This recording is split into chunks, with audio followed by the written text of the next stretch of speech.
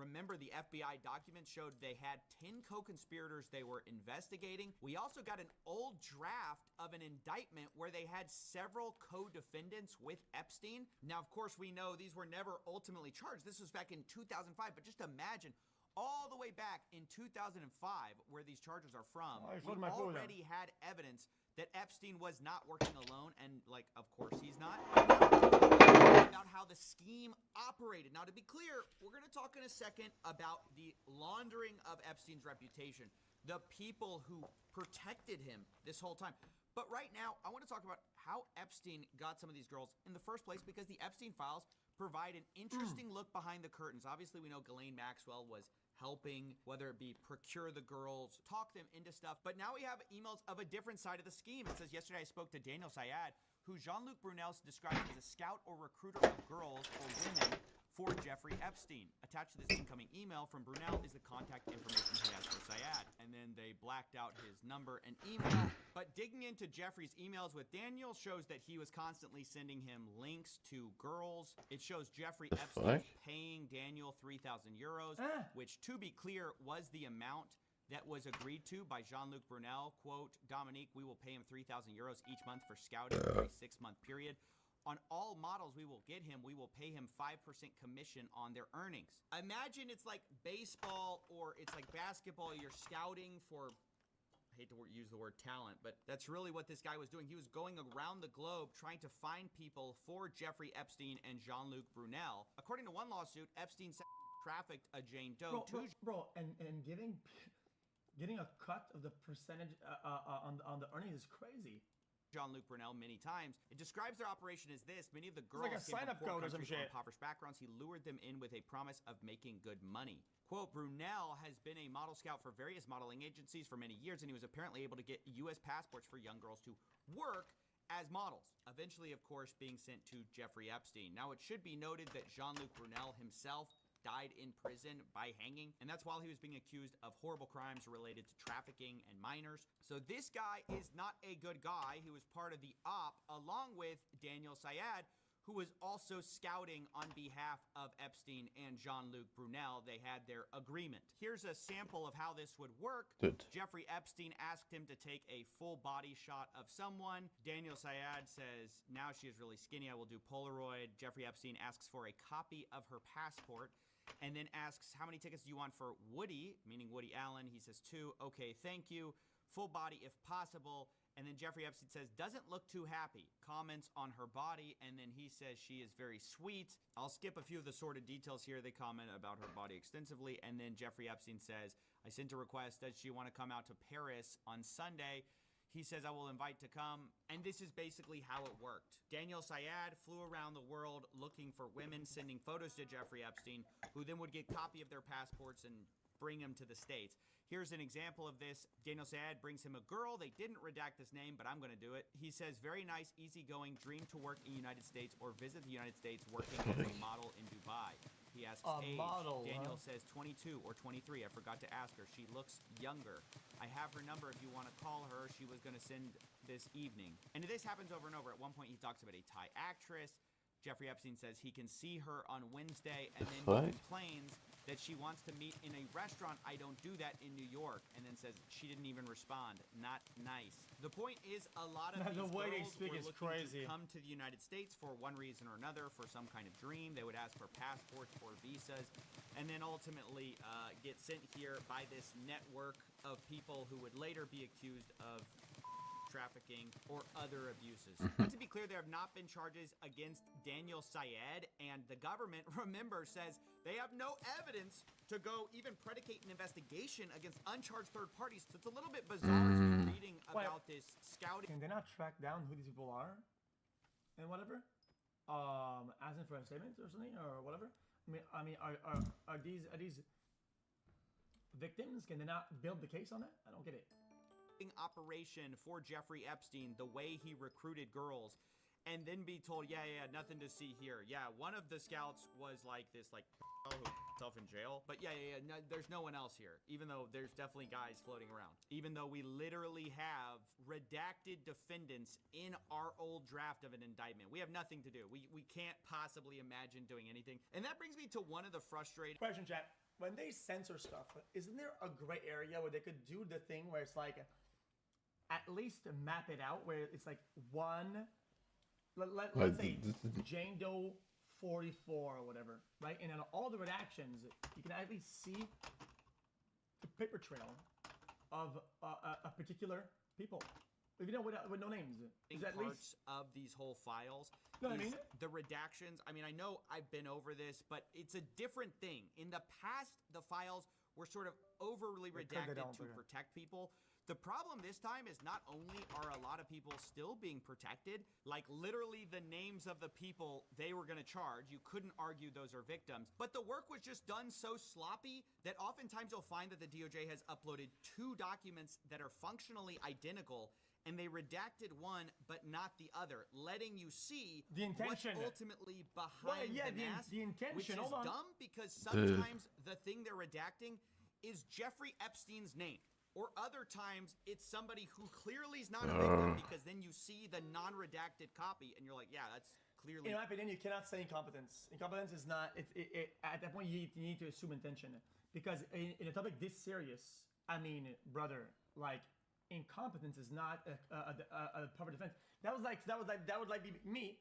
I'm being charged with tax fraud and I say, guys, skill issue, I'm dog shit at this. Cut me a break, and I get a break. This is awful. No, I can't do that. A victim. So it's a little strange what they seem to have done here. Let me give you a for instance. So we have this message from somebody whose name is blacked out, and we see participants, and then we see Jeffrey Epstein is involved, right? And it says, we need to work around your 38. We need to push back on the lies, then crush the pedo-trafficking narrative, then rebuild your image as a philanthropist. Now, I want to know who's doing that. Who's trying to rebuild Jeffrey Epstein's image, right? Well, we go ahead, we scroll down, and we see that Jeffrey Epstein sends something. He says, in any bar where drinking age is 18, and you see the participant is once again blacked out. But why? But underneath it, in a separate file, we see Steve Bannon, a famous political figure, is in here, and he's saying the same thing. He says, first, we need to push back on the lies, then crush the trafficking narrative, then rebuild your image as a philanthropist. Guys, why did you censor out his name? Or, like, why was that censored at all? I don't understand. And I certainly don't understand why Jeffrey Epstein's name in this one is censored. So, Jeffrey's not censored in this one. What are they doing? And then Bannon's not censored in this one, and Is this AI? And sometimes this creates the bizarre impression that they are censoring for victim names or for some like kind of victim status or for some reason. And then you see the other file and you're like, wait, why did you do this? It's just very poorly done throughout. That's just something I wanted to comment on is not only did they once again not fully redact things because they were sloppy, but also like victims' names got stuck in this. AI like, as in like AI censorship sometimes, and like I'm not sure are they supposed to be redacted because they're redacted over here. They're not over here. I can kind of figure out who it is. It's just kind of a mess. Does the government have to avoid slander charges? I think before they were trying to do the due diligence to not put the documents out there, to not cause some form of slander by crossfire. But now that I think the rules on the files doesn't include that anymore. Now it's like full on release, and I think I can be sure I could be wrong. Now they have to release the files with only victims being censored, so that wouldn't be true anymore. Yes, I needed to point that out. But other times we have things like this, like Brock Pierce, a co-founder of Tether, also known as the biggest stable coin in the world. He sent a message to Jeffrey Epstein with the subject line Anastasia, and then it's just a bunch of redacted stuff, with a few untitled JPEGs in here. And so, by the law, didn't they say that they could only redact victims? That's it. The only people that could be redacted is victims. Titled JPEGs in here. And so, you're thinking to yourself, what is this? Is he sending some illicit media? What is this? Ongoing investigations, national security. Where it wasn't redacted. I put that little dark square that I didn't know if this should have been redacted or not. It's like a bunch of JPEGs now. I'm actually looking. How could you go on a JPEG though? Of victims? I don't know because of the way the government did this. But underneath it says the Ukraine is now my favorite country. Smiley face Brock Pierce with the subject line Anastasia.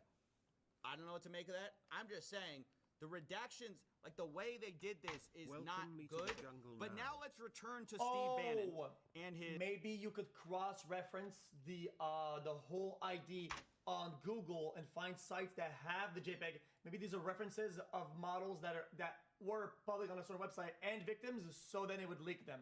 We're gonna crush the trafficking narrative. That would make a lot of sense if that was what it was. This guy, boy, has been revealed in the files to being like Jeffrey's right-hand PR man.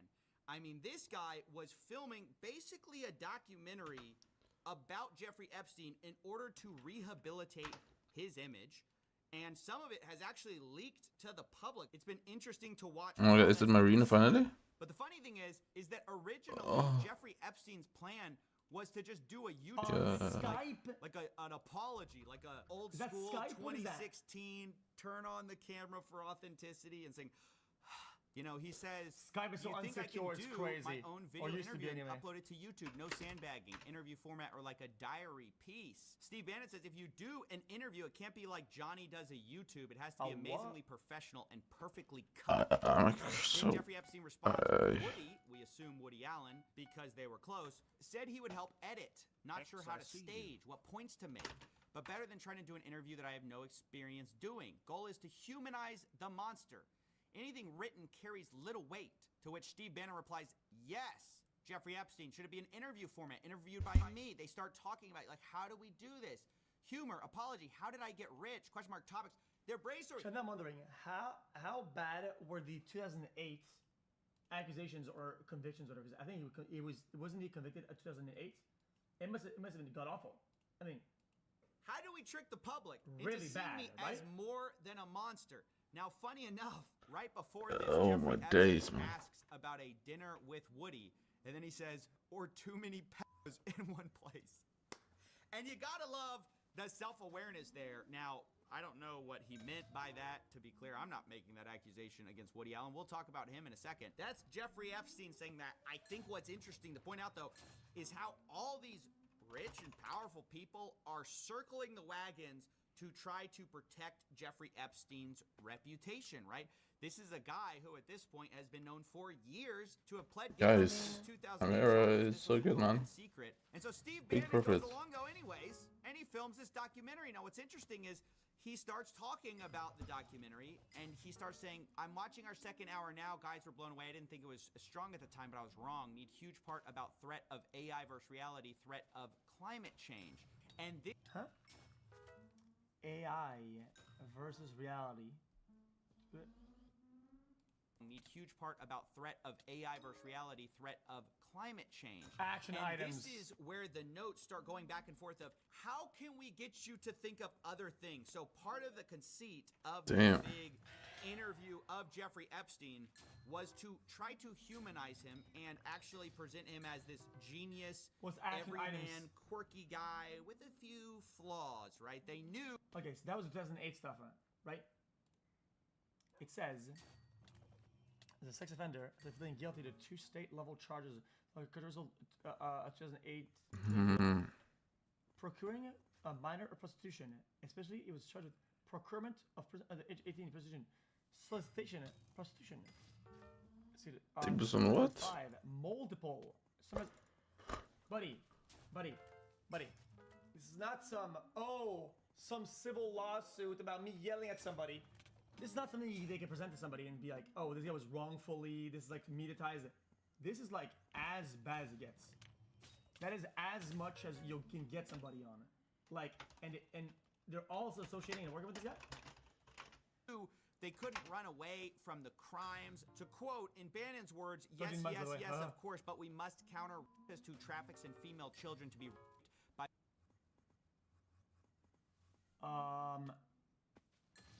By a world above, there's men that can't be redeemed. That's why... The world's most powerful, richest men. That can't be redeemed. Can't redeem the unredeemable. You are a lot of things which we will show, but you are not that. Bannon is aware that, like, they can't fully embrace the Epstein thing. They have to kind of make it about more than that. And if you see the YouTube clip going around, that's what that is. And it's been so interesting to watch the reaction because You see, even for people who've been prepped with the idea that this is basically propaganda, some of them still fall for it. They post things like, you know, oh, bro is casually confirming the world's conspiracies because he's talking about 2008. But guys, that's the whole deception. They're like trying to be like, hey, this guy, this horrible monster, he's going to tell you the secrets of the inside club. So you think more, that's the whole thing. Which one? How they're getting away with this. It's not some kind of, oh, he happened to want to talk about this. This is all premeditated. This has gone through revisions. They even called Jeffrey Epstein the smartest guy in the room. Look, you're the smartest guy in the room, right? You know that. It's honestly ridiculous anyone believes the false conceit of, you're obviously the smartest man in the room. You could tell us the world's secrets. I mean, this guy, honestly, he talks about some of his engagements, like with the Rockefeller. Wait, so was that the redeeming piece? Was that the thing that they were talking about, that to get his PR back? Board, and he tries to say that owning a calculator is why he got that. It was very advanced in those days to have a Texas Instrument calculator, where it could, by putting in the numbers, it would multiply for you to do square roots. And that was the first, and everyone who had a calculator was already advanced on Wall Street. The most important parts of business were really now going to calculation. Damn, bro, he's yapping. Rockefeller needed someone to say, look, we're entering a different world where numbers and the numbers of companies, portfolio management was going to be balanced. It was going to be statistical. Jeffrey, could you come on the board, potentially sit on the finance committee? So we're honestly supposed to believe that, that Jeffrey Epstein got onto this prestigious Rockefeller board because he had a calculator, but also that he's the smartest guy in the room, the smartest man on Wall Street. And let's not talk about those horrific crimes he committed, because, you know, he's not really such a bad guy after all. I don't get it. But it He wasn't was going to just say, Steve guys, we need to use calculator? I don't get it. Bannon He's a calculator man. that was trying to humanize or giving advice on how to humanize Epstein. It was also Richard Branson, the famous billionaire. He was caught emailing Jeffrey Epstein saying, "Dear Jeffrey, it was really nice seeing you yesterday. The boys in water sports can't stop speaking about it. Anytime you are in the area, would love to see you as long as you bring your hair up." I don't know, that's not that ambiguous, guys. I think we can imagine what that means. But anyways, he says, one, I think if Bill Gates was willing to say that you've been a brilliant advisor to him, that you stepped up many years ago by sleeping with a 17-and-a-half-year-old and were punished for it, that you've more than learned your lesson and have done nothing that's against the law since. And yes, you slipped up. Mm. buddy, the charges literally say, like, 14 under. Also, who slips up? Dude, only Betos slip up. Bro, yo, that's crazy. As a single man, you have a penchant for women, but there's nothing wrong with that. Anyway, something along those lines. He's giving him PR advice. How to get your reputation back. Hey, Jeffrey, privately, I loved you. You can come back anytime with your harem. Jeffrey Epstein responds, nice seeing you. Thanks for your hospitality. I appreciate your public relations thoughts. Now, according to the New York Times, a Branson representative said the two had a business meeting and stressed the women were adults and had not attended the meeting. All above board. That's what everyone says, by the way. Remember what Elon Musk... A slip-up is something that happens instantly. Some, let's say a word flies, but it's a slip-up. It's a slip-up. A elaborate scheme over days, weeks, as something that is multiple steps that take a lot of time. You cannot just say the slip up. That's like saying that cheating is a slip up. Said, right? That's the playbook. Admit nothing, deny everything. Speaking of, remember Howard Lutnick, who we showed on video saying that he had never seen Epstein since 2005? So I was never in the room with him socially, for business, or even for Cap. That guy was there. I wasn't going because he's gross. Although also that video is so cap. Blackmailer ever. That video, greatest blackmailer ever. Well, also this guy according is to the so Times, cap. Lutnick said he spent zero time with him. That's Capentosh. Even though there are emails basically to the contrary, where Epstein is saying, nice seeing you after the conviction. I mean, these people, not only are they lying, they won't even admit when they've been caught lying. But now let's talk about Prince Andrew too, who was caught. Yo, how is this guy not in bars though? Like, buddy, this guy's like a VIP. Just Bars. Like the other Bill guy. They're both VIPs, right? I mean, they were seen everywhere across all systems. I mean, lying over a woman at some kind of a party. I mean, just not. Oh man. this is not doing you any favors. You know, I know Prince Andrew soon will probably be on the comeback tour. It's going to be a bunch of highly paid PR execs. Maybe Steve Bannon can jump in, shoot another 5-hour podcast trying to rehabilitate him. Like, Prince Andrew, what's the secret behind the royal family? Look, you're the smartest guy in the room. But again, has he admitted anything? Has he denied everything? Now, we should also probably talk about Noam Chomsky as well, the guy behind the book Manufacturing Consent, which in hindsight, maybe we should have suspected something. But either way, he also sends some reputational advice to his buddy Jeffrey Epstein. He says, I watched the horrible way you've been treated by the press and public. It's painful to say, but I think the best way to proceed is to ignore it. When the vultures dearly want is a public response, which then provides a public opening. In general, I think it's best not to react unless directly questioned, particularly in the current mood. That's the best advice I can think of. No. Now, he sends that to Matthew Hiltzik of Hiltzik Strategies, who is a also famous PR guy, I guess, trying to help Epstein, I assume, who responds... I'm guessing the book is about finance or some shit like that, or some political system. It's not about consent in a sexual or interpersonal way. I think that is wise. Now, later About the talking with media, Bannon, okay, makes sense. Epstein loops in Hiltzik again. He says, Matt Hiltzik thought your idea was epic. Hypocrisy of the liberal left. And he says, yep, he would confidentially like to sit and help if you like. This is Matthew Hiltzik. You know, a lot of powerful people basically were bending over backwards, left, right, center, trying to rehabilitate this guy's image. And the question is, why? Why were all these... Yeah, but why were they trying to rehabilitate his image if he hasn't rehabilitated the person? I mean, I get it. People want to make money off of him, whatever. But, I mean, if the person is rehabilitated, I'm going to say, I don't think he can rehabilitate that type of person. That's my personal opinion. I'm not going to hold that against anybody. But actually I will, but that's another story. But, I mean, dude, to rehabilitate his image for why? The guy is so a maniac. interested in their precious Jeffrey Epstein if they had no involvement. I mean, that's the part I can't figure out it. Because all of them deny it. All of them don't admit anything. And so what exactly is the problem? But now it's time to talk about Elon Musk's brother, Kimball Musk. He was also in the files. Jeffrey was copied on an email talking about Kimball's 40th birthday, where the password to the secret party was Riot. And then in all caps, Boris, the sender of this email, says, I am not joking about... Chat, is that some... Chat, it's like a movement or a group or something like that? What is that? I thought it was something. Is that a band or something? Yeah. I thought I saw a video where they get arrested in Russia or something like that or something. No? Am I wrong? Oh, yeah, okay. Password. This was in 2012 in September. Now, that's important because a little bit later, Kimball Musk is emailing Boris Nikolic and Jeffrey Epstein, and he's talking to them about being connected with some redacted name and saying, I believe you both played a role, whatever that means. Now, whether this was at the party... Yeah, but dude, is that a victim, though? Believe you both played a role, whatever that means. Now, whether this was at the party or, you know, right after their meeting in October, I don't know. But what's interesting is Boris responds and says, Kimball, just FYI, you better be nice to redacted. Jeffrey goes crazy when someone mistreats his girls/friends, so better be very nice to her. Kimball Musk responds, message received, wide and clear. Then he says, seriously, I'm very happy with my time so far with Jennifer. Awful. She's great. Now, again, was that supposed to be a redacted name we just read? Like, I don't know. They've been redacting it in earlier emails, and all of a sudden you just get Jennifer. At the very minimal, a lot of people know about mistreatments, and I'm sure assaults of people. And how does that not make them lie? Isn't that illegal? You know something that bad and you don't do it? I don't get it. I can't really figure that out.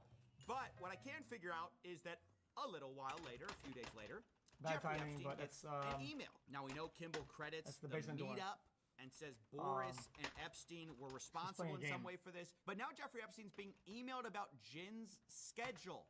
Is that Jennifer? I mean, it seems like it because Jen's schedule for the rest of the year, and it seems like the assistant has copy and pasted Jen's response because she says, Sue, these would be dates in November, and then starts saying, you know, this, she can go to New York. She says the 29th to the 7th, she's free. Kimball to New York. Then she says, Kimball, Jen, London. Kimball, Jen, London to Morocco, question mark. Then she has a break, and then it's Jen Kimball, St. Bart's. Assuming we're not sick of each other by the end of November. Now, I can't figure out why is she running this schedule about when she's hanging out with Kimball, who Jeffrey set her up with. Chad, they have the flight logs, though, no?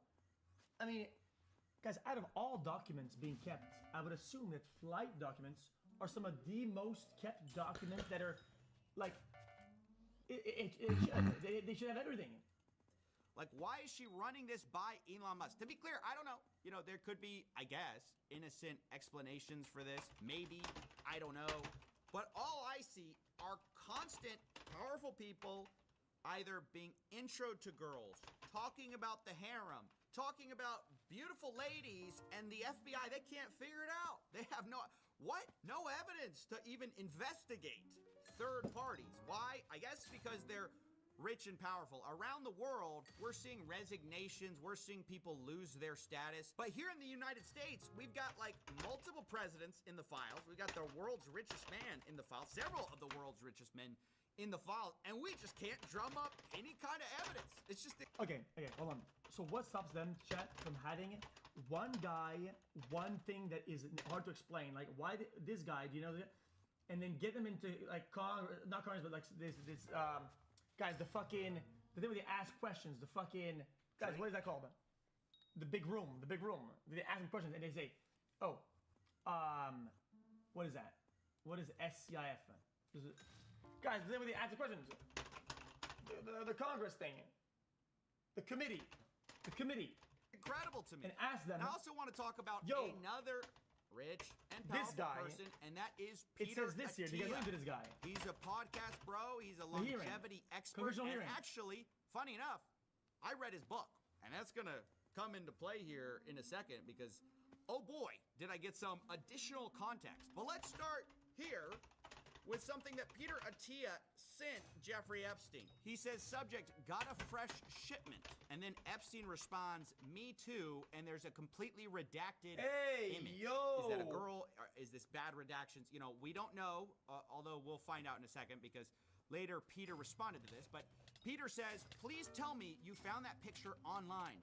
Jeffrey responds, got a fresh shipment. Afraid not. Peter responds, you know the biggest problem with becoming friends with you.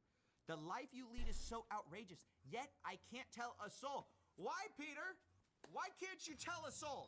Why don't you tell us now? Now that it's all out in the open, why don't you tell us why you can't tell a soul the secrets or the life that Epstein leads? And then we get another redacted photo. It just says, if they're 18, I don't care. Why would you say this? Bro, a fresh shipment. Brother, do you not understand the implications here? Come on, bro. Really? Oh, right? And then some more images, and Peter says, please tell me that's not where you actually are. Even if. And Jeffrey says, you can see the gym in the middle, just me and 4. And Peter says, I think you might have a more interesting life than the Dos Equis guy. Is this off the coast of France? No, it's my island in the Caribbean near St. Thomas. If you go to Google Earth and type in Little St. James. Beautiful. Isn't that nice? Behind closed doors, it's beautiful. In public, you know, we'll hear about what a monster this guy is, right? But behind closed doors, when nobody's watching, oh, it's beautiful. There's some other stuff Peter Attia said, which I'm not going to get into. I don't think it's very... This guy's convicted of all this. 14 under, whatever the fuck, right? The picture said, right?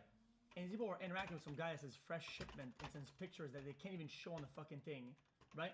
And these people can even interact. Guilty to everybody. I don't care. I mean, I'm appropriate for medical professionals to be saying such things, but you know, this wasn't all business, right? This wasn't just doctor-patient kind of stuff. There's a lot of guy talk, a lot of banter between the fellas about ladies, and maybe that's why Peter Attia says that hopefully Jeffrey Epstein is in town when I'm back in 2 weeks. I go into Jeffrey Epstein withdrawal when I don't see him. So guys, these two were close. I mean, apparently so close that, you know, Peter Attia goes into withdrawal when he doesn't see him. Peter Attia says... These kind of people that stick around the rich guy. I think the whole base of this is just the classic. A lot of this like their meal ticket or whatever, and also ways to keep in the circle or whatever. Like, it's all... I mean, are you on island? Jeffrey Epstein says Hollywood, Beach, all big industries. I mean, he this says, is like... what do you do when you get there? Jeffrey Epstein, old as time. Yes. Peter Attia, besides that, I mean, They're not even trying to hide it, guys. This is barely code at this point. You know, what do you do? Yes, well, besides that, you know, Jeffrey, we Not know anymore. what you do, right? So it's so funny that the FBI's like, we don't know. We can't tell what's out there. We have no evidence, right? No evidence that could predicate an investigation against uncharged third parties and then proceed to dump on us a ton of evidence. At least to investigate, right? I'm not saying these people are guilty. Obviously, all of them deny, don't admit, blame other people, say other people are responsible for everything. So that is taken as a given.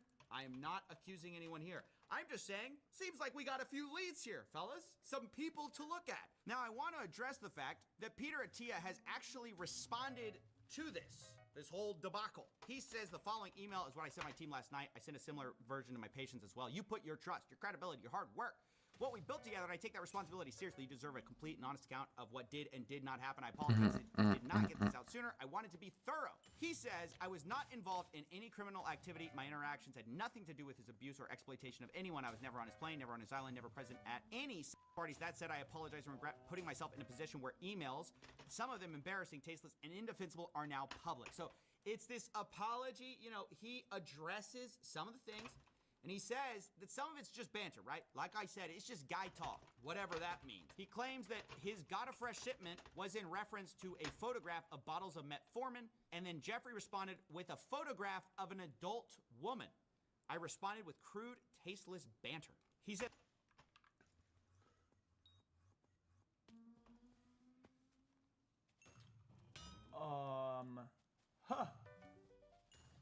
Wow. The convicted pedo guy, I bantered when receiving a picture of somebody. Come on, bro. photograph of an adult woman. That's cap. I responded That's cap. with crude, tasteless That's cap. banter. He says one line in that exchange about his life being outrageous and me not being able to tell anyone is being interpreted as awareness of wrongdoing. That's not how I meant it at all. What I was referring to poorly and flippantly was the discretion commanded by those socials and professional circles. The idea you don't talk about who you meet. I don't know, Peter. This seems like revisionist history. A little bit. I mean, personally, to me, as I'm viewing this, you know, third hand, right? Just from the outsider perspective. Now, Peter says he did ask Jeffrey about his 2008 conviction, because all this happened afterwards, right? He characterized it as prostitution-related charges. In 2018, I learned that this was... I asked him about 2008 conviction. He characterized it as... Yo, who cares what he says, though? Guys, who cares what the man who convicted something says about something? Bro, the law says something. What is wrong with this guy? Oh, yeah. Guys, I met with this fucking a world terror guy who bombed 70,000 people. He characterized it as bullying somebody who bullied him. So we moved on and we ate dinner. What? was I don't get it. grossly minimized. I was incredibly I naive don't to understand. believe him. And then later explains that in 2018, November, he read the Miami Herald investigative article, told him he needed to accept responsibility for what he did, and said he even asked Epstein to provide therapy to Epstein's victims, which is an interesting approach to have here. Now, the funny thing is, there are some more emails between Peter Attia that we need to read, because remember that he said he read this 2018 article from the Miami Herald. I believe it's this one by Julia K. Brown in November 28th. It's about Jeffrey Epstein assembling a large cult-like network of underage girls. But in December, Peter Attia says, home is very good, work stressful, making some changes. He asks him, what's the fallout from the recent story? Apparently talking about the Miami Herald. So now, he knows. maybe I just didn't see the emails, you know, that where he was demanding accountability. I don't know what that's about, but Jeffrey Epstein says, same as usual, just tougher. Peter Attia says, legally, any change. Jeffrey Epstein, 0. So, you know, I mean, I don't know. Maybe this whole you gotta provide therapy to, you know, these victims happened. I haven't seen it yet. I definitely could see it. But it's just kind of shocking. I just kind of don't buy it. Like the whole, is there any change legally? That more sounds like you're covering yourself. I mean, just to be honest. But maybe I could look past all of that if not for the thing we're about to see, which just in my mind is maybe the worst thing I've seen in the files. Not for its, you know, explicitness, the amount of simping that people did for Jeffrey Epstein. Now they all say, oh, it was a personal mistake, blah, blah, blah. I regret it. I didn't look into it enough.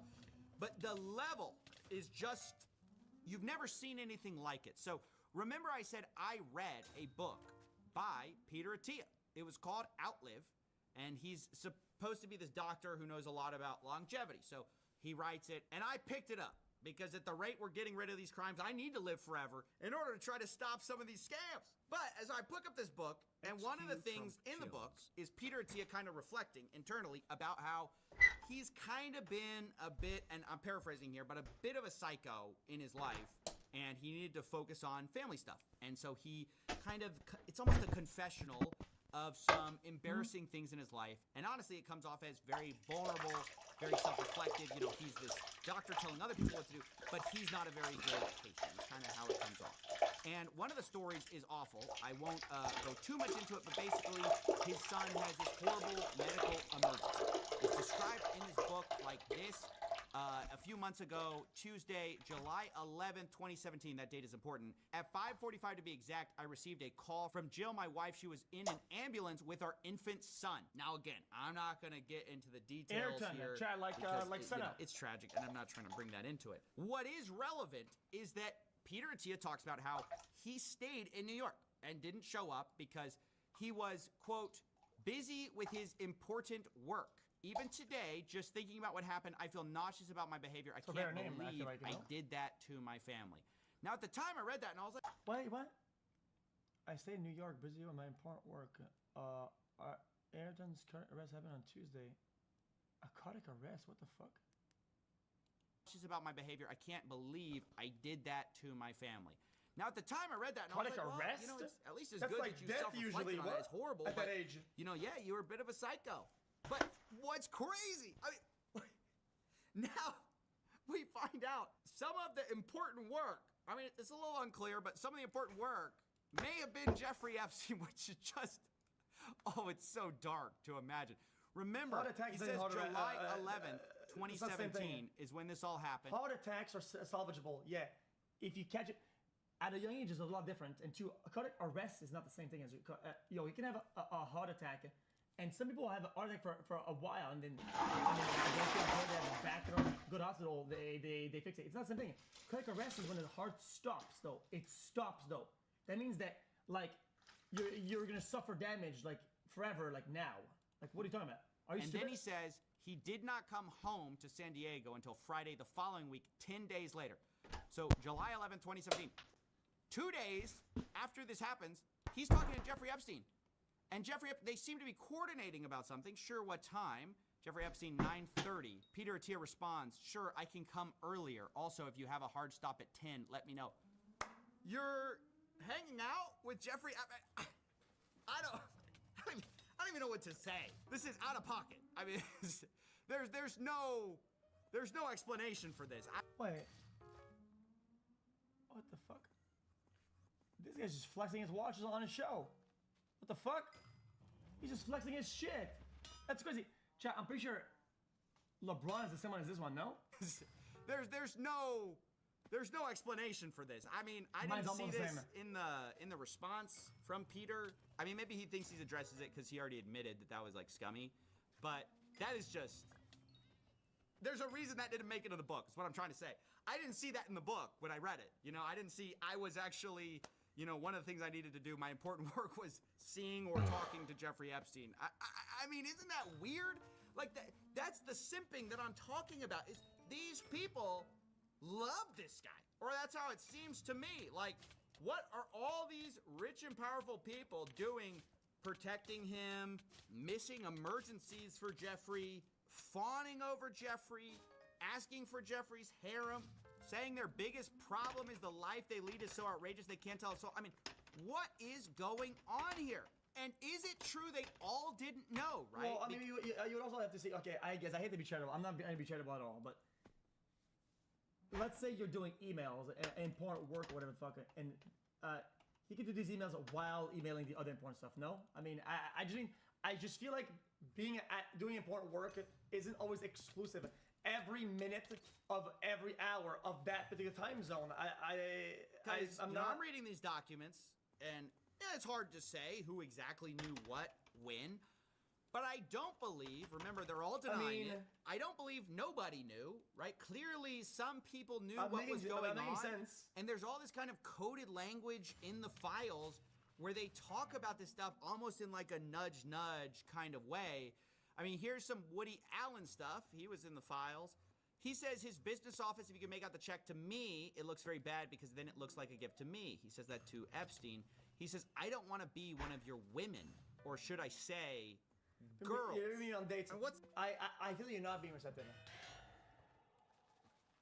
The medical emergency, was it in another state? Was it somewhere else? Was it nearby? If it's nearby, then this guy's fucking brain dead. Then I'm against all of it. I'm saying, if it was in a different, let's say a different, if somebody's booked for work, said San Diego and it was New York City. Okay, hold on. I'm not even being charitable. I'm just trying to understand the scenario here. If let's say you're booked professionally for something important at 8, 10, 5 p.m., whatever, right? In between two meetings or two important things, you can be doing things that are unimportant without having the time to change state and attend something else. Do we agree with this at all? At least. Do we at least agree with this or not? Guys, I feel like it's a level of screening that you would apply yourself. If you're friends say, oh, why didn't you go to the library and study whatever, and then you go, well, I was busy with stuff because you had a dentist at fucking 10, and you had something to go at 5, right? And you had time in between. Like, I'm just saying, if you're booked at a place professionally, you cannot be somewhere else at the same time. You still do unrelated shit in the middle of it. One of your women, or should I say, girls. And what's that? Oh, how do we? Yo, being his son, he should have went automatically off the rip and changed state. That's where he's wrong. 100%, of course. What? And a story. Come on, guys. Woody says, I would be much more expensive than your girls. You wouldn't be able to afford me. Jeffrey responds, yes, the price to pay would be too high. Woody says, this will be a beautiful friendship. And then Jeffrey says, as long as I follow orders, smiley face. Woody Allen sends a message saying Woody says the exact same thing, but in a dirtier way. Jeffrey responds, what did he say? Woody Allen, are you kidding? I can't put it in writing. I mean, no evidence, guys, no evidence. How? Come on, I think I see a little bit. Married his stepdaughter and their adopted kids, really? But I think I can see a little bit of evidence. I mean, guys, like he did Jeffrey Epstein. What? Hold on. Actually? What's his name? No, there's no shots, right? Is that this guy? This guy or the other guy?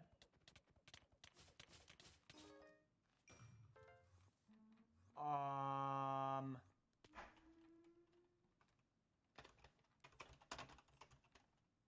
about personal life. Where's personal life at? Yo. Is it this one? Blah, blah, blah, blah.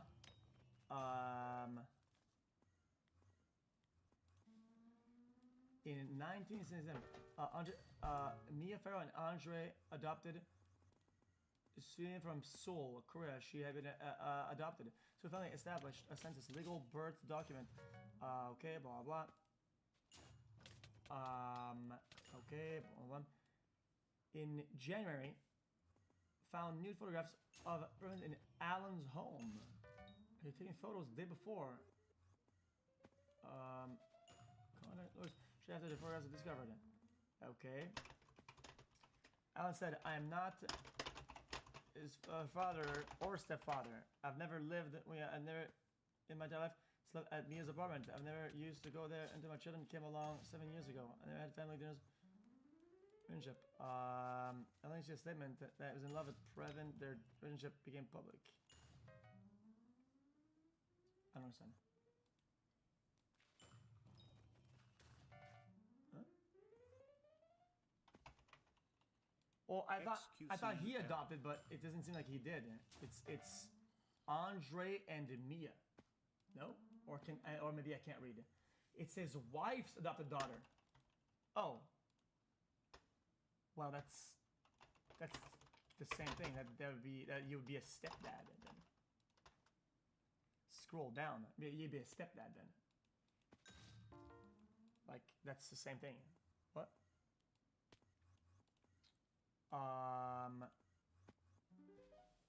Sexual allegation. Jesus Christ.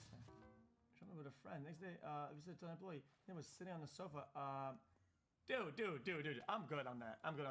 Yeah, I mean, okay, awful person, fucking evil. I don't. Right here, fuck this guy. where he's talking to a guy. He says Paris with Woody. I don't want to read this and shit. the person responds for le guilty. file I don't care. convention.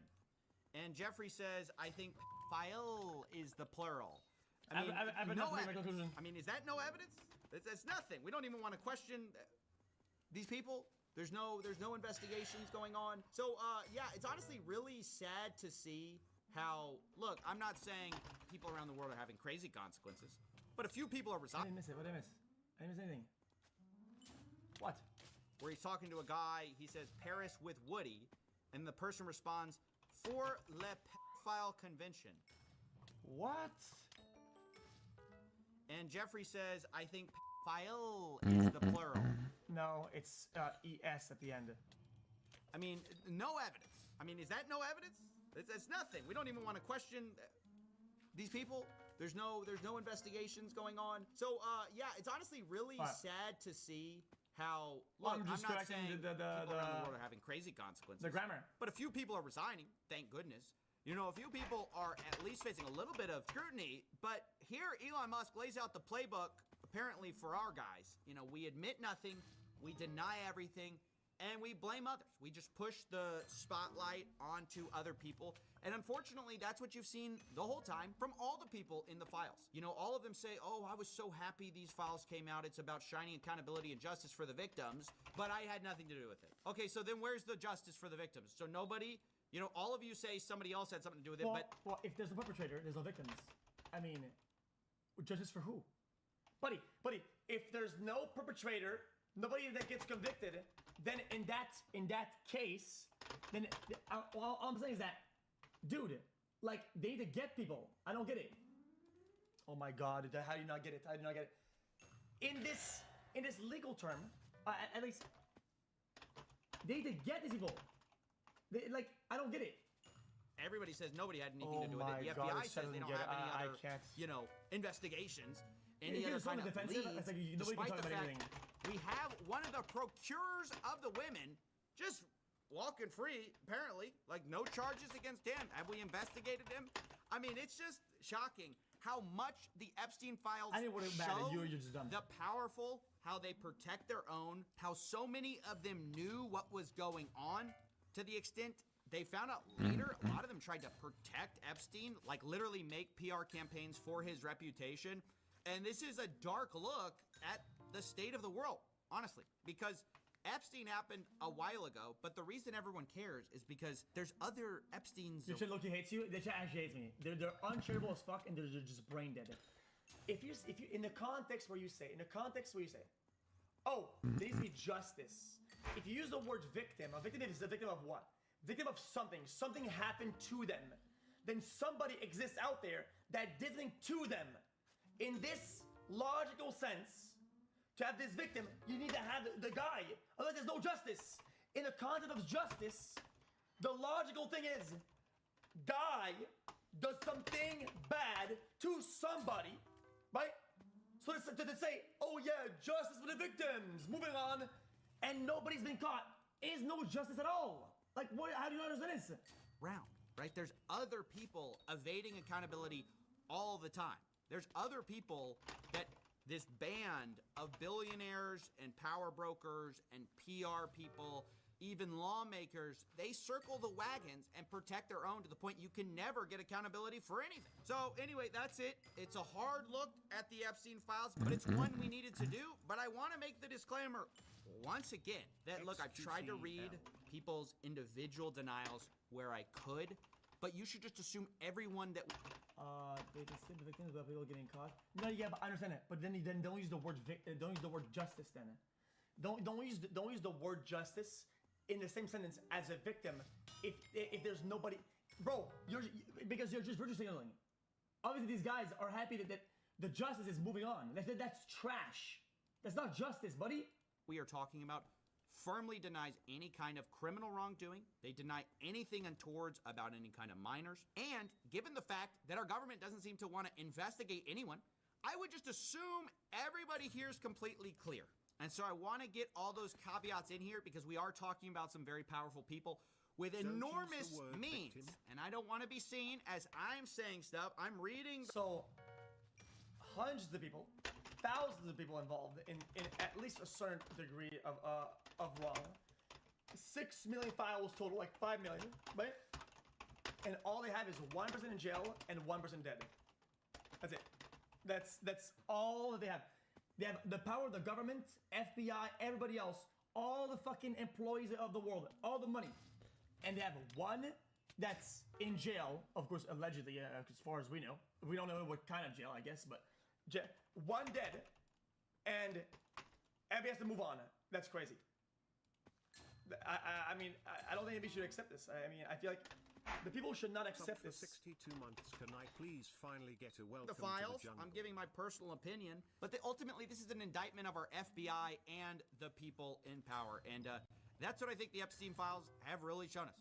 This has been a long road. Can you believe it all started over here, and we have come all this way with all these files coming out. I'm surprised And they even it seems managed like to get Epstein with all his connections, but everyone else got away with it. Yeah, well, He's not dead. these are the type of guy, right, who will cancel one another. It's even made a tweet that isn't politically correct or goes with public opinion, and then they have these skeletons where they were trying to help some guy that they know for a fact, knowingly, was convicted of fucking trafficking and having sex or R-wording underage, 14 and under. Like there's some sort of illuminated being. I mean, what is happening? I don't understand it. The question is on the table. Are there going to be consequences? Is there any chance that any of these individuals who partied with Epstein and engaged in, relations with minors will be prosecuted? Well, Any look, chance? I'll never say no, and we will always investigate any evidence of misconduct. But as you know, it is not a crime to party with Mr. Epstein, and so as horrible as it's not a crime to email with Mr. Epstein. And some of these men may have done horrible things, and if we have evidence that allows us to prosecute them, you better believe we will. But it's also the kind of thing that the American people need to understand, that it isn't a crime to party with Mr. Epstein. It isn't a crime to have Didn't look like that's all that was going on some of those photos. I mean, if the photos could speak, some of them look pretty bad. That's right. And unfortunately, photos can't speak. Wow. Oh my God.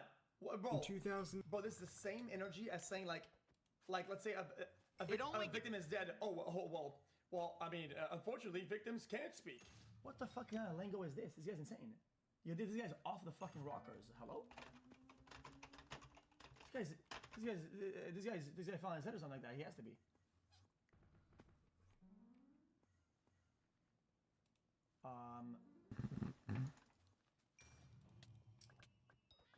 Crime to party with Epstein will mark. Brother, I understand that the basis of what is said, look, oh yeah, partying with this guy isn't, yeah, that's not inherently wrong. But he knows exactly that this also indemnifies all the people that were there at the bad times, in correspondence with those people that were there, and accusations being made over there, and some of them that actually, like, I don't get it. I don't get it. This is like propaganda. Very interesting. How am I sheltered? Explain how I'm sheltered.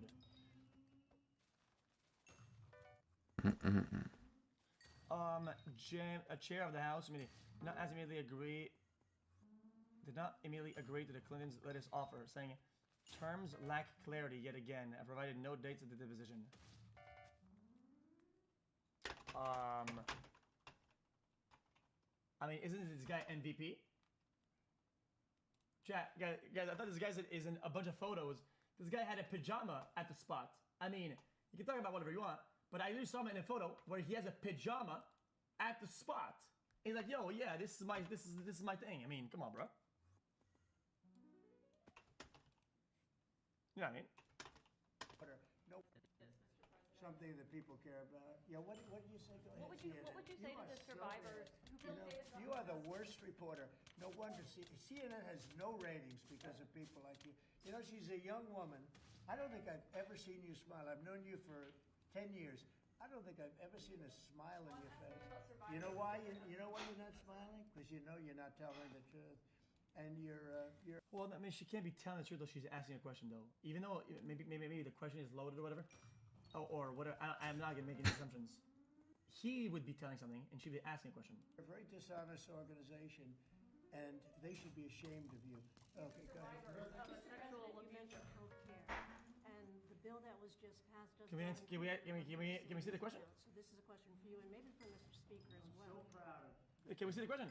something that people care about. Yeah, what did you say? Go ahead. What would you say to the survivors who feel She interrupted in mid-speech. Yeah, I mean, I would be receptive to that if he wasn't such a yapper. Buddy, it's like you've never seen this guy speak. This guy will ask, some people ask half a question, and he's gonna do a speech for the next 30 minutes. Buddy, that is part of his political skill, or what he's apt in this department is trolling the dialogue. This guy's a professional troller. She hijacks dialogue to talk about some unrelated shit for 30 minutes until it's time to go home. So what was the question? Somebody linked it. Okay. were in there? Yeah, what do you want? On the Epstein files, you talked about Democrats who were in there. Elon Musk was also in there, and so was your Commerce Secretary Howard Lutnick and correspondence that he had with him.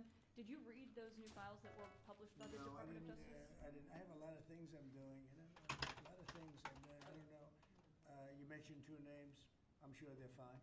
I'm sure they're fine. Otherwise, it would have been major headlines. A lot of women who are survivors of Epstein's are unhappy with those redactions that came out. Some of them, entire witness interviews are totally blacked out. Do you think that they should be more transparent? They thought they released too much. You know, I heard that, and you tell me something else. I think it's. Huh? They thought they released too much. You know. Unhappy with those redactions that came out. Some of Epstein's are unhappy with those who are survivors of Epstein's. Yeah, survivors. Yeah, sorry. Redactions that came out. Some of them, entire witness interviews. Hello. Do you think that they should be more transparent? They thought they released too much. You know, I heard that, and you tell me something else. Bro, he's talking about some people that would be involved or whatever that are mad it wasn't too much, but she's speaking about survivors that are mad at things. I am absolutely furious. I just can't believe they would do this. Oh, some victims said it.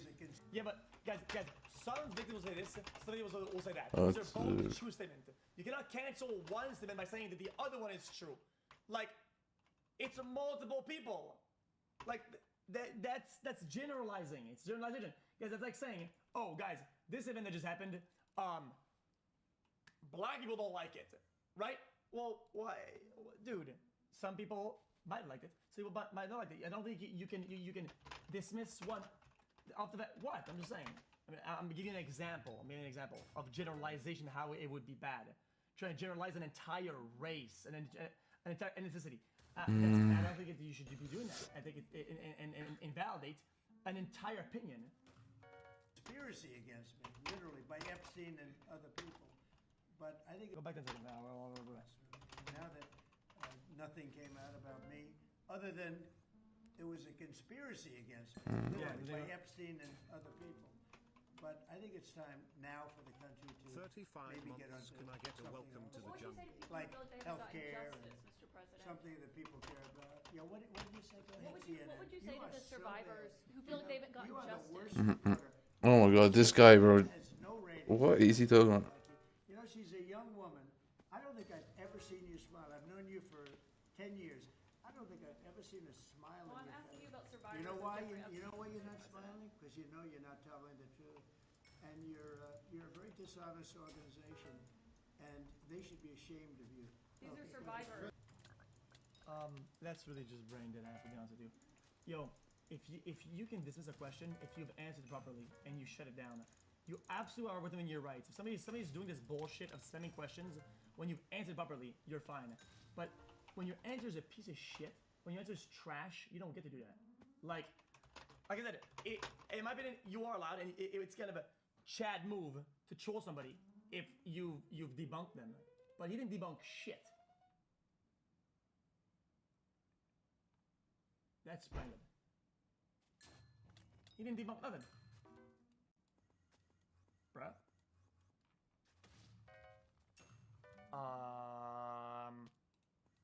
Yeah, also,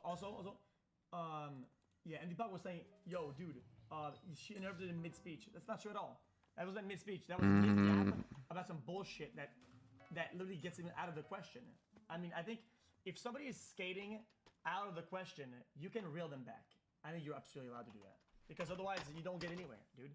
It's like fucking the congressional hearings and shit all over again. Do you have Wi-Fi at home? It is to the best of my understanding that when I was young and I used to go to the computer, we would go on some website. No, your buddy, that's not the question. That's not the question. Learning.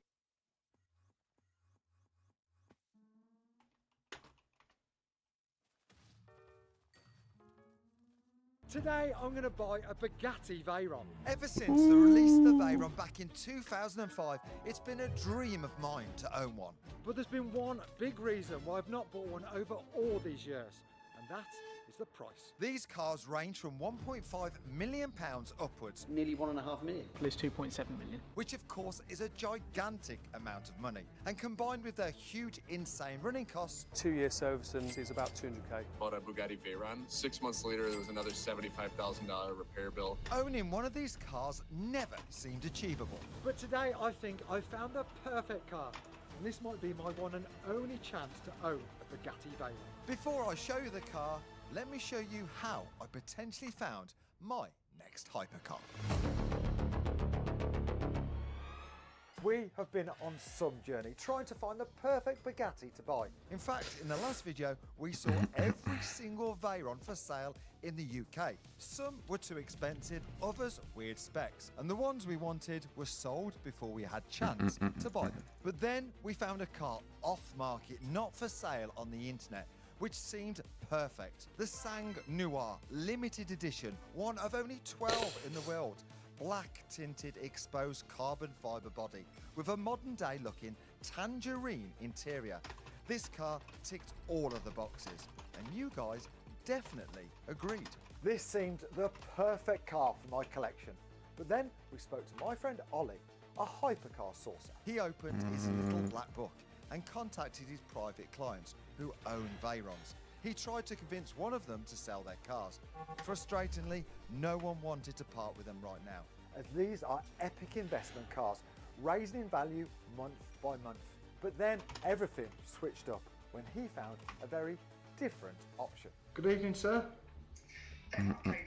Right, I've seen your text. What's interesting mean?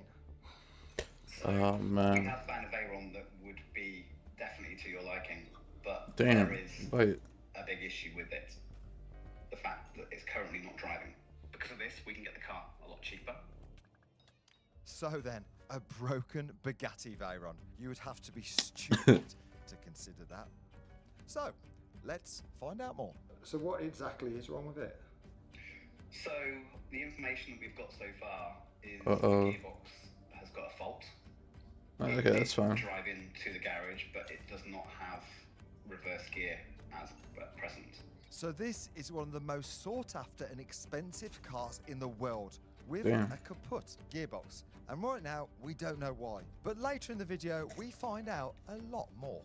But the car has been worked on for, I believe, over a year now. Yeah. So I think the gearboxes The fuck? have been taken out to be fixed, but it could be an exciting project. I think if the price is right and we can negotiate on that for sure. If it's cheap enough, I'll turn it around myself. I'll push it around. All right, mate. Well, look, I'll send you some pictures. Let me know if it's something you like, and then we can take things further and see what the next steps can be. Either going to go view the car, or potentially, get some more information from the owner about the history of the car as well. Perfect. Right, I'll ring you back. So, Ollie sent us over some pictures, and what we saw, I was not expecting. That is beautiful. Mm. On carbon fibre, that's cool, that is.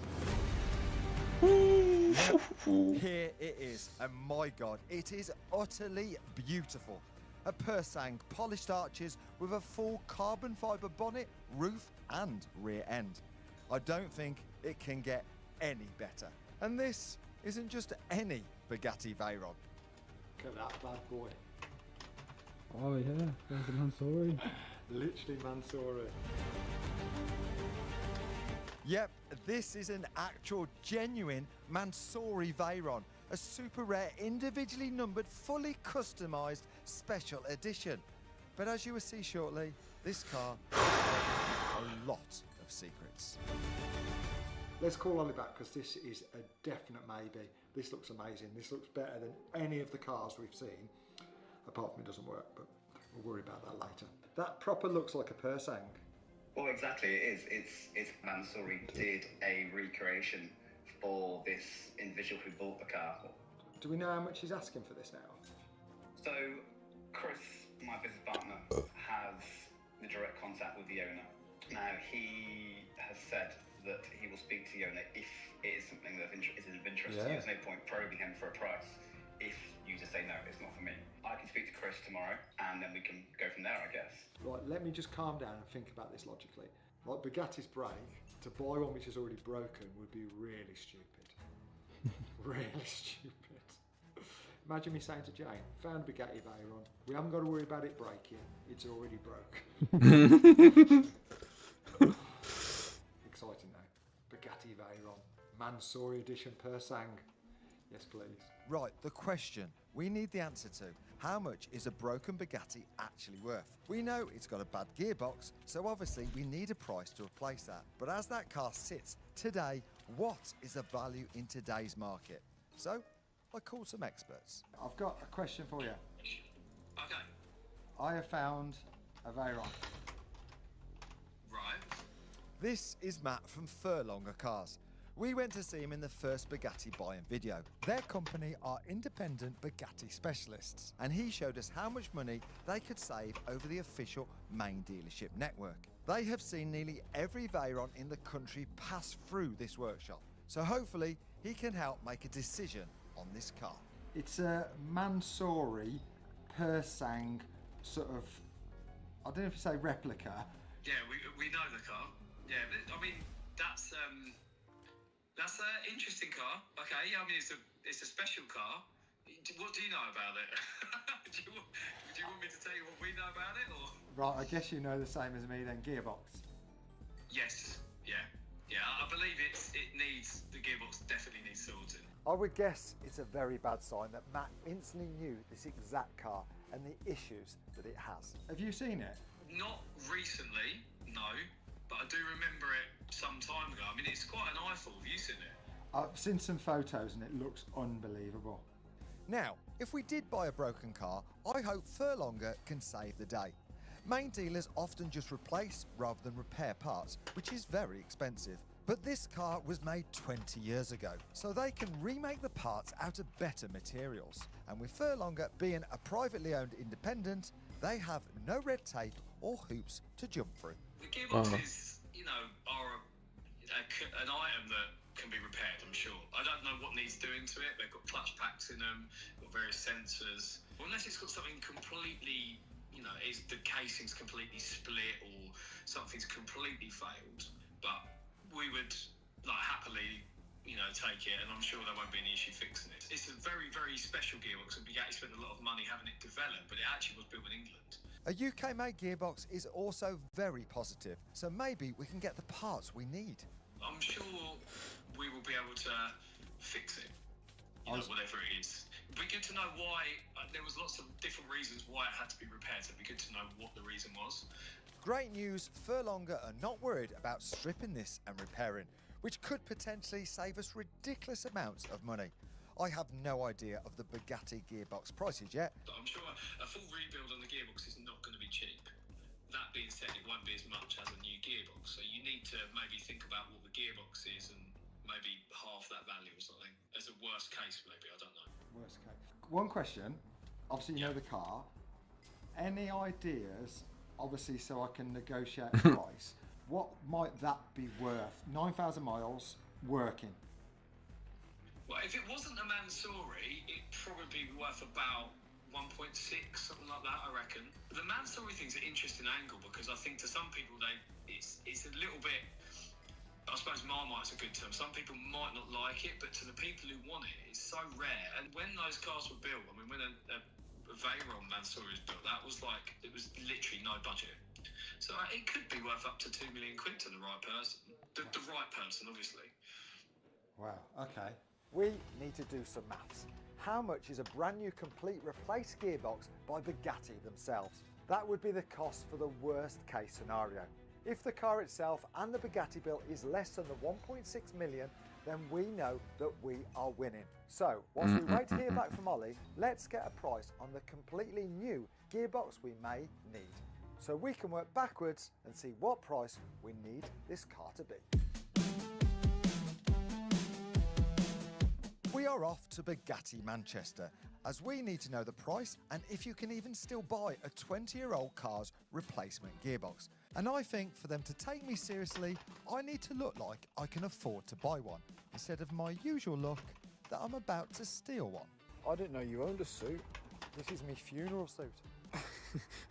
Did you wear them to the funeral? Oh no, these are my turkey specials, so I bought these as a joke. I didn't think I'd ever wear them, but today, because we come to a posh shop, I think they will fit in perfect.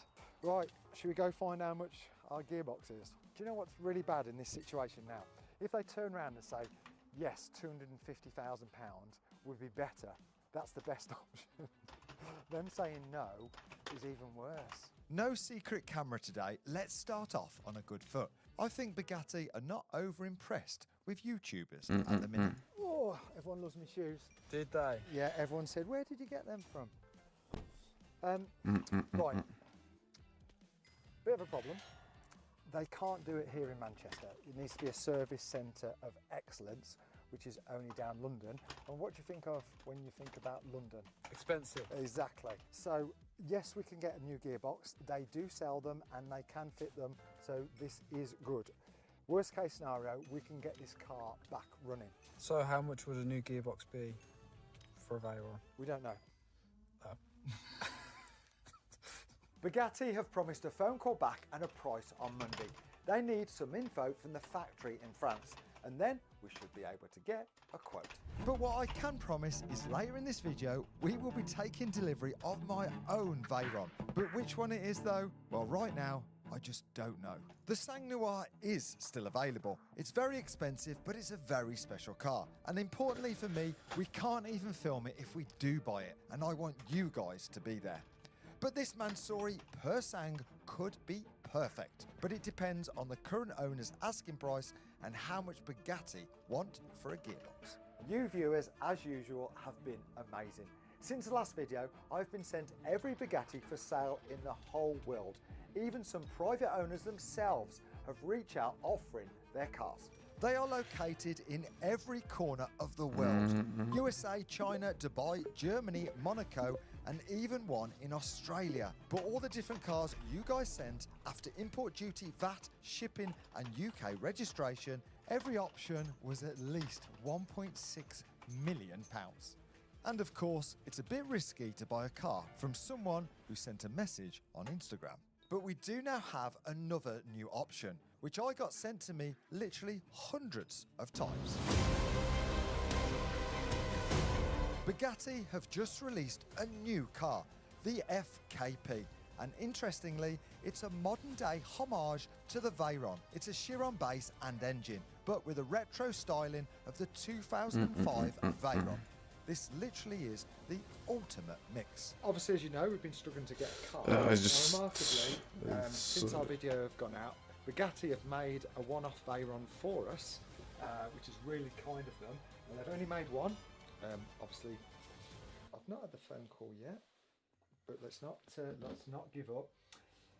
There is one small downside. Yeah, they're saying about €10 million. Do you know what though? I think what this is saying is this proves what a car this was. You know, for them to even now to do a homage 20 odd years later when they've got a Chiron. Damn. And they've got the new model coming. Let's go, man. Tourbillon. The fuck? But one thing, I tell you what we have learned is how to say the word. 20 years after the Veyron defined. So from now on, it's Veron.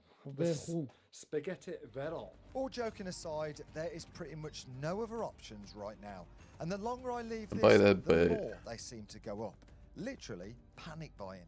So do we go Sang Noir or Mansouri Veyron? But whilst we're waiting for the calls and prices for the Mansouri, Olive of course. and Bugatti, in the meantime, we did some digging on the history of this broken car. Good morning. This is Chris, my friend Ollie's business partner, and very importantly, he is Mansouri UK, and he knows every detail about this actual car. So the car originally was a grey and Italian red spec base Veyron, which delivered new to Italy in 2007, I think it was, or 6.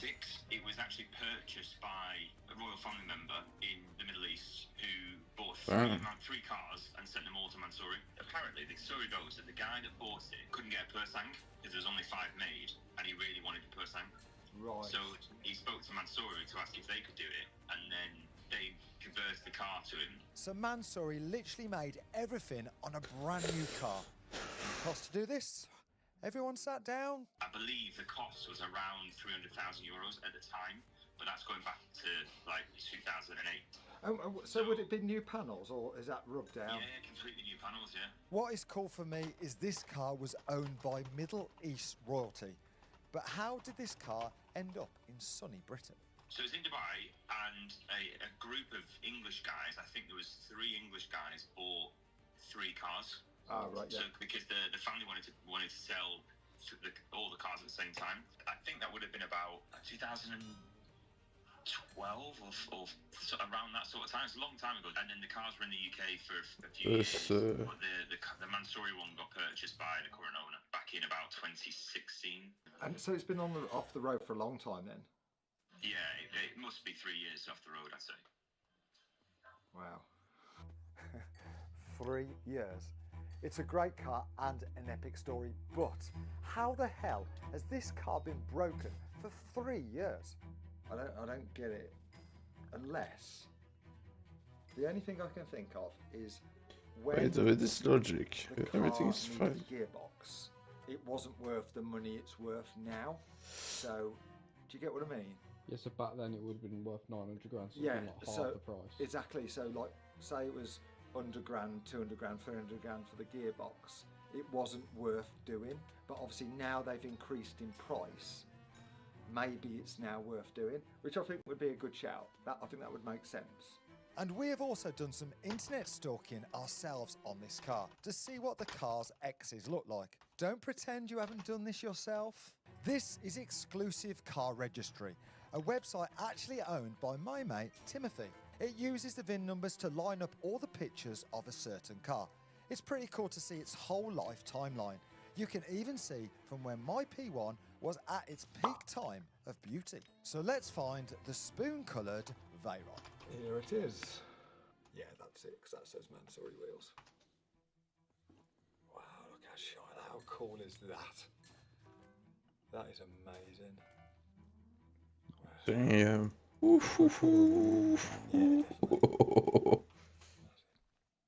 Oh. Never mind. That's not normal.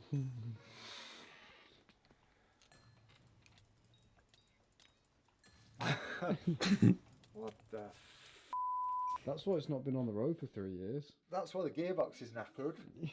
Well, that's the end of that then. Well, do we know that that's definitely the car? Well, that was on the road in 2025. Oh yeah, well this isn't the car, is it? That was nearly a curveball. Wrong car, luckily. Eventually, we found the one. Right, that must be it. I'll tell you before we start doing that, let's see. If it says anything. Right, fake. We'll have to get him to take that off. Right, this is it though. Right, so converted the Mansouri in 2007. Right, let's see the crash photos. Please don't be crashed. Right. Oh, look at the carbon. I prefer that. Look, to buy plate. Yeah, it's not sports seats. But there's that carbon there. The tinted windows. Ah, look. Yeah, look. Red. This is the one, look. Right, so that's the colour it started then. Horrific. That is horrible, isn't it? No way, look at that. That was 2022 as well, so that lines up with 3 years. So that's sort of like when it broke then. Obviously, he parked so he could drive forward. I like it with the blue accents as well. We also found the old registration numbers, UK, and even when it was in Dubai. And with a bit more of Googling, we found a video. Ah, so this is the London car spot. There it is. Fuck, bro. Oh, Let's go. is that it? Oh, there she is. Listen to that. It's not knocking. Oh, look at that. So I bet that must have been before it was registered in the UK then. That's when it was doing donuts. I think we found it. I think we found our car. And we can all go, which is cool. But before we get ahead of ourselves, we don't know the asking price. Hopefully it's greatly reduced because this car is broke. This would leave us a bit of wiggle room to buy a new gearbox. We know in total this car, damn, bro, and sparkly shiny, should be worth at least £1.6 million. Finally, we know how much a Bugatti gearbox is. Right, I have a price. I'm going to have to sit down. £300,000. What is it? Magic. How can it be that much money? For £300,000, I'd expect somebody to change gear for me. Does it arrive on a magic carpet? Is it made out of gold? You could buy a house. I need a bag race. Wait, what? As you can tell, that's a lot of money for a gearbox. Right, time for some good old-fashioned man maths. Car is worth 1.6 million. Gearbox cost ridiculous £300,000. So we need to get this car for, I reckon, about 1.2 million. And then we might just end up with the cheapest Veyron in the world. And remember, this is worst case. I have a lot of faith in furlongers, so hopefully we can get that gearbox reversing without having the need to buy a new one from Bugatti. So, how much does this owner want for this broken car? Right, good news, we've heard from Ollie. We're going to ring him now and find out exactly how much this Mansouri edition, Persang edition Veyron is. This is the chance that we've been looking for. This is a chance to get the bargain. This is good news. Like, this might be the one because I love the colour scheme on this car. Right, fingers crossed. Hopefully it's 300 grand. Good luck. Hey mate, you okay? Yeah, got some news. I have got some news. Good news or bad news? I think it's okay. It's exciting. Spoken to the owner. He would like 1.1 for the car, which seems pretty good. That's it? £1.1 million. Well, it's a ridiculous amount of money, but that is great news. That is lower than we needed it to be. Worst case, gearbox 300 grand, car 1.1, total 1.4 million. When we know this car is worth 1.6 million at least. But imagine if we repair and recommission a gearbox with furlongers for say 150 grand, then that would be a Mansouri Persang Veyron for 1.25 million. 350 grand less than the 1.6 million that we know that this car is worth. What a deal. Now, I haven't seen the car, apart from pictures that we have seen. I always like to go and see cars beforehand to make sure, no, I'm not wasting your time if you're busy. No, you've got lots going on. We'll come with you, if that's all right. You want to come? Let's just take the gamble and go and see it. All right, well, I'll speak to him and see if we can go and see it in the next few days. Is your diary looking good for the next couple of days? Like we can go this afternoon. Literally, we can. Like, this is like a dream come true. Mansouri Veyron. Mansouri Veyron. Veyron. Let's go, let's go, let's go. Spaghetti Veyron. Like Mansouri. Like Mansouri is so cool. Love it. Veyron, Veyron, spaghetti Veyron. So, today is a day we're going to see maybe the channel's new car. And good news, Reese has his camera with 2 batteries. And we are all going along together. Veyron, Veyron, spaghetti Veyron. But what we didn't know is we were about to walk into Veyron, Veyron, spaghetti Veyron. maybe the biggest mistake of my life. We are 2 minutes away from seeing, hopefully, a bargain. Oh, that's interesting. Don't think this is Bugatti main dealership. Let's go with it. Just keep an open mind. This is bizarre. I wonder that says Porsche. Oh, there we go. That's us. That's it. That's yeah. This is it. There's a scrap car on the roof. But imagine, this odd location for a £1.1 million hypercar was nothing compared to what we were about to see. It's like my house. All paid for. Oh yeah, you're right. Oh yeah, thanks. It's in two pieces, Ollie.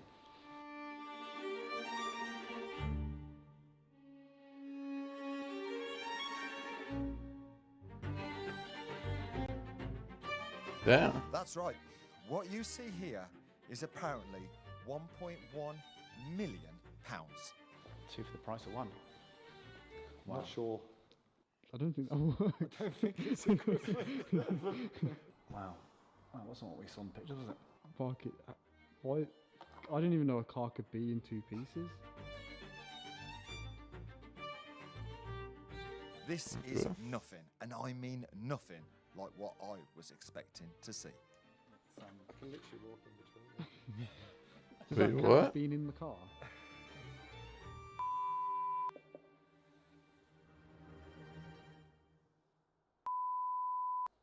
So the gearbox is definitely not there, is it? So that's So that's been where that goes. Yeah, the gearbox has been removed.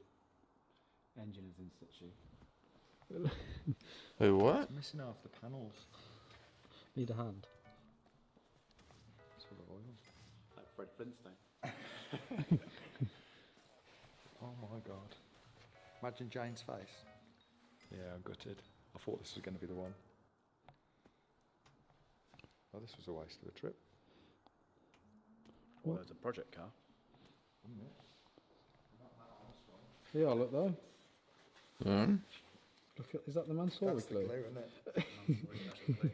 it? Trouble is, this looks like Matt should be working on this, not us.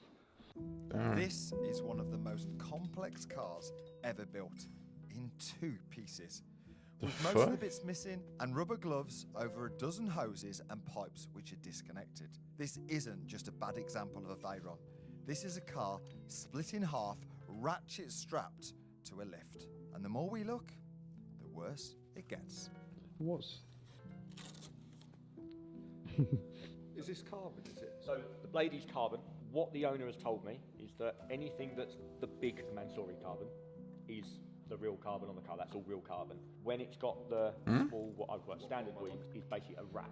And as we all know, with a wrap, sometimes it's hiding some dark secrets. And judging by the rest of the bodywork, there could be anything under there. This car was once shiny spoon colour, which right now is pretty much impossible to imagine. It's horrific though, look.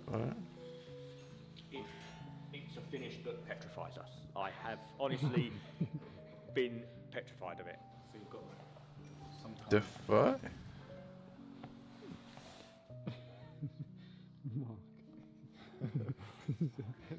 Have you ever seen a Bugatti like this before? In two halves, yes. In this finish, no. This is not a painted finish. This is aluminium, painstakingly polished for hours and hours, till it's literally like a mirror. And that means there is nowhere to hide any blemishes, any marks, any scratches that you see smash you straight in the face. So if you look, there's a dent going right down that rear panel as well on the aluminium. Oh yeah. Well, how would you get that out? The dents, I do not know. Because you can't exactly just fill it. No, no.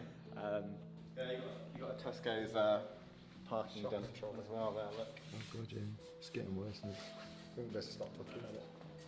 At 1.1 mil for this? How this Bummer. would ever be back to its former glory, I just don't know. And it doesn't get any better inside. You might look at the seats. See where all the seats have been sat. All the seats are all. Oh god. All Do you reckon leather. that's damp or?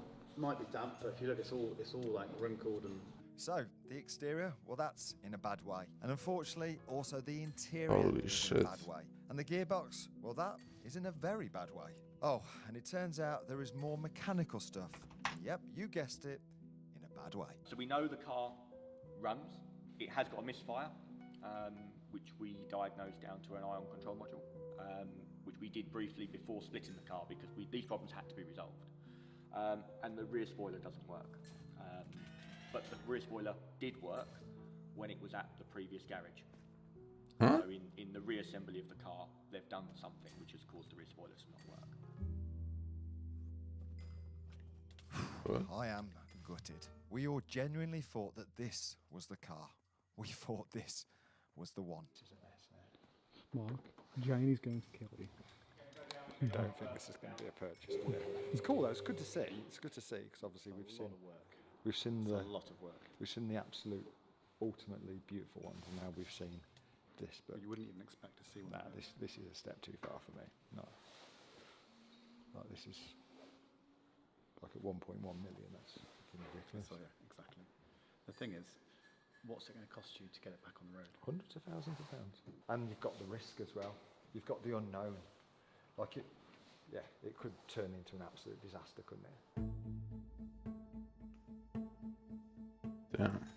But before we completely make the right decision and obviously walk away, everything can be repaired. And I can't get this out of my little brain. It's like tidying Reese's mum's bedroom. You have to make more mess before it gets perfect again. So does this look worse than it actually is? Let's just figure out just what we know, what's broke, and how much progress has been done already to fix it. So how long's this car not been working for? So car was at a previous garage for about 2 years. They supposedly replaced lots of parts in the gearbox, put the car back together. And How do Uncle at that point, the car Crankle? got pulled from that garage and went to Hey, somebody man. else, where the car sat for what I believe a couple of months. We picked it up from them and then we split the car. Amen, amen. Yeah, the problem is still an internal fault with the gearbox. We suspected it to be a clutch fault. We then got told that it had a clutches put in it by this previous garage. When they stripped the gearbox, it was evident straight away clutches hadn't been replaced. So then we was like, it got ripped off, did it? It appears that way, yeah. We didn't then think this was actually the problem with the gearbox because they're still working, yeah. Normally when we take the clutches apart and they're no good, it's evident straight away there's a problem. They took the gearbox apart further, and then when they started going into it, they started finding like bits of metal, bits of debris. fuck? It had blocked up these oil galleries, which had then caused the selection of the gear. We then got told they basically done a general service on the gearbox, and it was done by a race team somewhere. They'd done nothing wrong, but the sump plug had pulled the thread as they undone the sump plug on the gearbox. The fuck? Would they have drilled that sump plug out? They'd have drilled it out and helicoiled it, is I'm guessing how they would have done it. In the repair of that thread, that's how the debris got into the gearbox. So yeah, This is unfortunately, Skamas, this one, man. rather than it actually being a mechanical problem with the gearbox, it was actually almost like an external problem. So there's no caused the like fault. gears smashed to pieces or No casing gears, knackered no, or... So, by the sounds of it, there hasn't been a catastrophic failure, simply a human error which has resulted in some swarf entering a very expensive area. But the big question, why the hell has it not been fixed? And the reason it's taken so long is because when they split the valve body, and there's lots of very intricate little O-rings and seals, the shapes to go around the Yeah, why are you fixing it? None of these parts are available to purchase. So there's not a single part for this gearbox that we can walk into Bugatti and say, can we have this? Even at Bugatti? Even at Bugatti. So everything we've replaced, every seal, every O-ring has had to be manufactured. This is the way that some brands work. Main dealers have parts on their system which are blanked out. No matter how much money you have, there is no option to buy the smaller individual pieces. You have to buy the complete big assembly. 10 years ago, I had this exact issue with a Lamborghini. I needed a rear left light lens on my Aventador, but they only sold the complete whole light assembly, and even worse, in pairs. So for years, I had a right side light listed on eBay. And in this world where we try and recycle, be green, save the planet, it just seems wrong. And this complete gearbox, which in theory we might need, is very expensive. And it does sound like a lot of the work has already been done. Save the gearbox at planet. moment is sat on a workbench. The gear cluster is assembled. The casings are basically ready to go back on. The O-rings are now produced for the hydraulic block, so that just needs reassembling. And the final piece of the puzzle is really the clutch packs. He's just waiting on the manufacturing of the actual friction plates of the clutch itself. Is that money still to be paid, or is that... There's still a balance to pay the final payment on the But up until now, has it been paid? Up until now, it's paid to complete, yeah. And what about your bill? My bill, we are not owed a penny for this car currently. So to me it sounds like this gearbox is salvageable and in theory nearly fixed, and importantly for maths, mostly paid for. But the problem is there is no way of knowing until it's fitted and tested that it's even working. And if it's still wrong, it's back to Bugatti to get a new gearbox, which is the same price as a house. But another big question, do we even have a complete car? Well, I mean, like all of the parts. Are all the bits here? We've got all the large items, so all the floors, the engine covers, everything that I could see wasn't fitted to the car, wheel arch liners, I could account for when we were given all the parts. What I can't account for are all the nuts, bolts, washers, clips. Which doesn't sound too bad, until. So I bought a set of under tray fixings for one of the cars we've done. A few days later I got a delivery from HRE, turned up in a little van, which I thought was impressive because they're nowhere near here. And he handed me a little box. I was like, no problem. Oh, that's the under tray bolts, perfect. And in there was the invoice. And the invoice was £6,000 for these bolts. So I was... And the bolts for this here? All the nuts and bolts we've removed from the car are in... Very easy to get to, but they're in basically pots on here. Oh, okay, love it. Wiring pots on there. Good one. And that there is the grey area, Yeah. the unknown, the wiggle room. We know we might need a new gearbox, but when there is bolts, hoses, clips, bigger pieces missing, those parts could be tens, if not hundreds of thousands of pounds. Oh, and there's the small fact that they won't sell them to us. We all like a cheeky gamble, but this would be crazy. Do it, talking out loud, of course. I don't think that the price, the asking price, is in any way worth the risk of this. The thing is, the risk, as we were just saying then with the bolts, you know, just means a few bolts missing, one trim panel, before you know it, without even thinking. I think we need to get some unbiased advice from a true Bugatti professional. Got an interesting one for you. I know you love Bugattis. Not bad. What are you doing? Not bad. Yeah, What is it into? Is it fully chrome? yeah. Basically, it's a Mansory version. I'll show you Mansory glues. Look a bit of that. I love Mansour. Yeah, but let's ask look at that glue. Oh my days. What do you reckon? What's missing? A gearbox. Damn. So, are you going to put that together, Mark? That's your job. I can train you. This will blow up your channel. You've been looking for something. This is the one. It's interesting that could be missing one thing, which costs you £150,000. Are we talking walk away? If it was me, I'd be buying it. but if you were Mark from Redditch, If I was Mark from Redditch, I'd be saying, see you later. That's not for me. but I know what you like, so I don't know. Maybe you just want to buy it and look at it for another 2.5 years. And if they've got all the parts and the gearbox is there, I think it'll be put back together. But it would take a long time. you're the man to get Bugatti parts as well, aren't you? You've got insight. Oh yeah, they love me.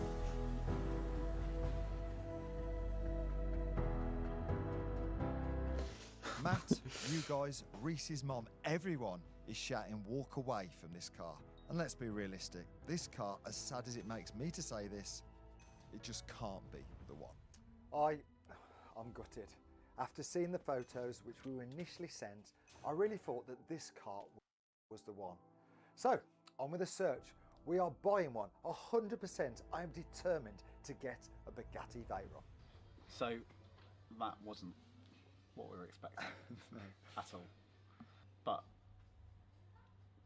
don't discount it just yet. What? If we can get it at the right price, but it would have to be a lot cheaper. It would have to be a lot cheaper, of course. Let's kind of work out what actually needs doing. Like if we said to clean that as well, fix the back spoiler, a few things like that, like massive figures now we're talking, but if we said 100 grand. I think more than that, personally. What, to fix it? Without a doubt. I think you need to allow 150, I would say. 150. I would, to be conservative. So with the 300, if we say worst case scenario, 450, He wants 1.1. So which we need to negotiate. So that's done. Yeah. But if we could take a chunk off. Exactly. Let's twist around the other way. We repair the gearbox. Yeah. 50. What's the Mansory interior cost? We'll speak to Chris, but I would say probably 25, 30. Okay, so let's say we're up to 80. Yeah. Get it working. Let's say we spent another 100 on it. 180. If we could get that car for well under $1 million. So, where do we go to start with? Where do you think we offer cheeky, and where do we think we'd be happy to pay? With the maths, I think you should offer 850. My gut was going with something with an 8, starting with an 8 for sure. I don't think he'd take go 800. I don't think he'll take it, but hey, you can always be. But the value is in the car. I imagine the story with channel, with your viewers, part of it. And I suppose as well, what excites me as well, to a certain extent, like it's like a blank canvas. Completely. So I feel like if it's scrappers and you were spending the money on it, at least you're going forward. And it would be a really special car.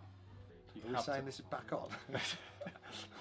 So, as stupid as this sounds, saying it out loud, if we can get this car for under 1 million and pray that we can repair it for a reasonable amount of money, then we might just pull off a masterpiece. And it costs way less than any other Veyron in the country. In fact, the whole world. But of course, it could all go terribly wrong. But I reckon we save that thought for another day. So I wanted to run this by my teammates in life to see if they would even entertain this. The McCann's buying a broken Bugatti, obviously depending on the price. Right, let's go for the options where we are now, okay? So that's the Sang Noir, the one which we all loved last week, which is 2 million. I've not got my glasses on, but how's that entered the room? It's 10 mil, How has that entered the room? How many are they making? just the one. But I reckon we're going to get a phone call.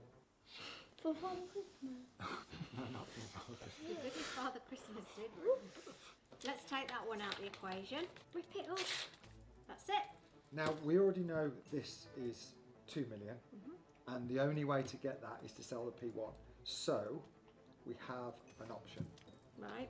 So, Ollie knows this car. It's called a Mansory Persang. This is for sale now at 1.1 million. Is this one a lot older then, seeing as it's a lot cheaper? No, there is a bit of an issue. The gearbox doesn't work. Oh, here we go. It's not perfect, right? It doesn't like. It's not like. It's not. It's not like exactly the same as that because it's been taken apart to take the gearbox out. Worst case scenario. Let's go worst case scenario. That might be about 300 grand to fix. Right. Maybe a little bit more. Right. But then does that make that overpriced for the year and mileage and everything? 9,000 miles, super low miles, and we've been told that this range is anywhere between 1.6 and 2 million pounds worth when it's fixed. Right, okay. You're the one that knows best in relation to things. Like, if you've got Damn. an option to have what you want and also keep the P1, which you want to keep, then obviously that's a route to pursue. But I know that you like to get in cars and drive them straight away. So the fact that you're not going to be able to do that, to me, is a bit concerning. But if you're sure, then I'm with you. Well, just because that's a special car, but this one's more special. It's more special, but it's a lot more money. If you have Yeah. that, Daddy's got to sell a P1. Yeah, just sell it. Just sell it. Don't you like the P1 anymore? No. Why not? Because I do not like the wheels. I hate the wheels. And I hate the... Right, let's have a team vote. It's not a family vote, it's a team vote this time. 10k Jane. And we also have special guest for the channel tonight. Everybody's been asking for her.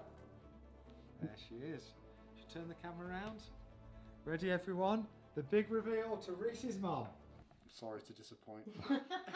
So, we have a vote.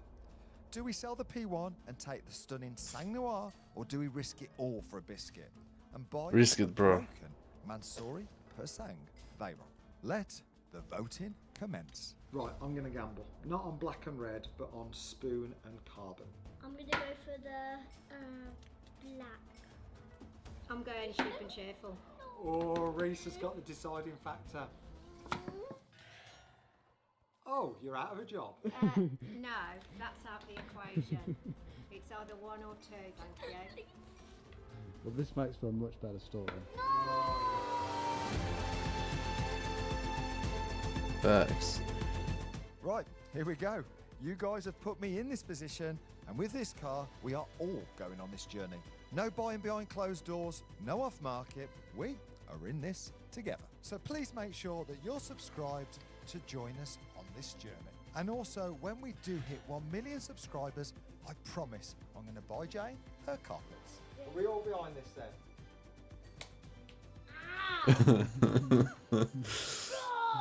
But we can't celebrate yet. We need to do some hefty negotiations Facts. to get this car for under $1 million. And if we can, this car is coming home to the Las Vegas of the UK, Redditch. If not, back to square one. Hey Mark, you right?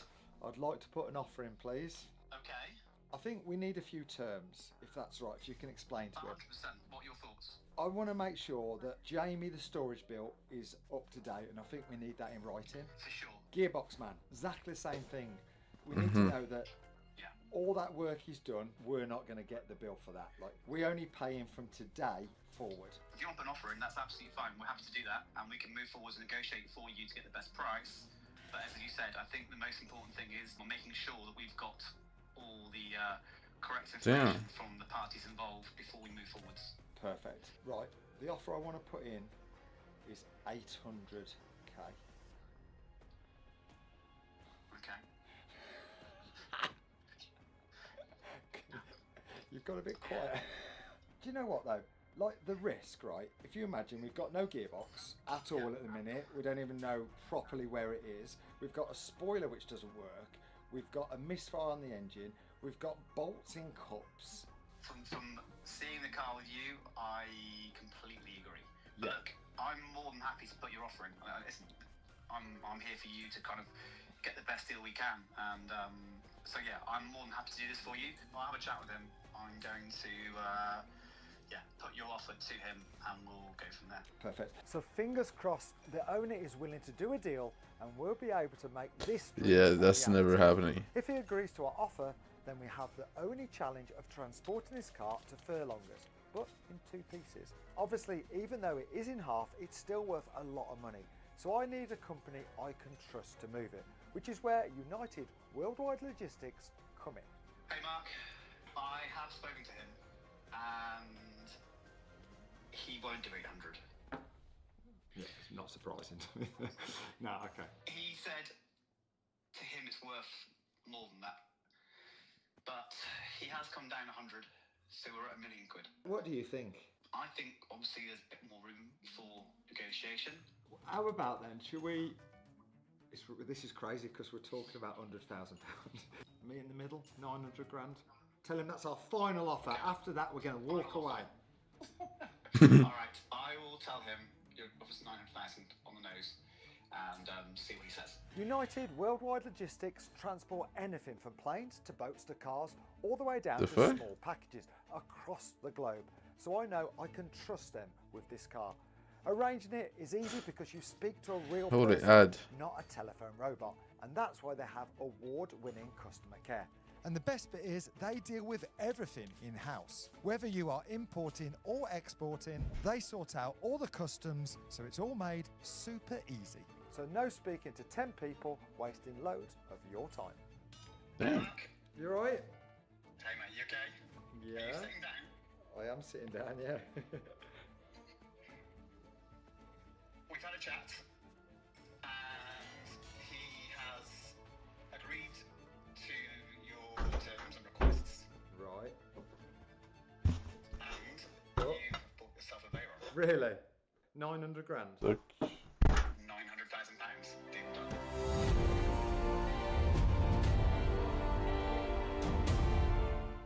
Jane, we bought ourselves a Veyron. Oh, Jesus. All going to be okay. This is amazing news. This is our very own Bugatti Veyron. But there is one issue still, which you will see later in the video. 10K Jane's reaction is pretty priceless, as I might have forgot to tell her that the car is in 2 pieces and looks like a barn find.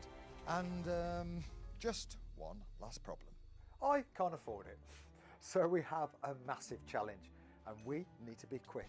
We need to sell some of the current cars, and the easy route would be to get rid of that P1 to car. But that's the last resort, as we know it's going up in value each month. I'm happy to give you 100 grand profit on the P1. Wow, really already? And I don't want to miss out on that profit. And I love the car. It's got huge sentimental value for our family. But I have another 84 cars in the collection, and many I literally never even start, and they are worth some big chunks of cash. We have agreed on £900,000 for this car, so I need to get to that figure. I have 300 grand already, so I need to sell cars to make up the balance.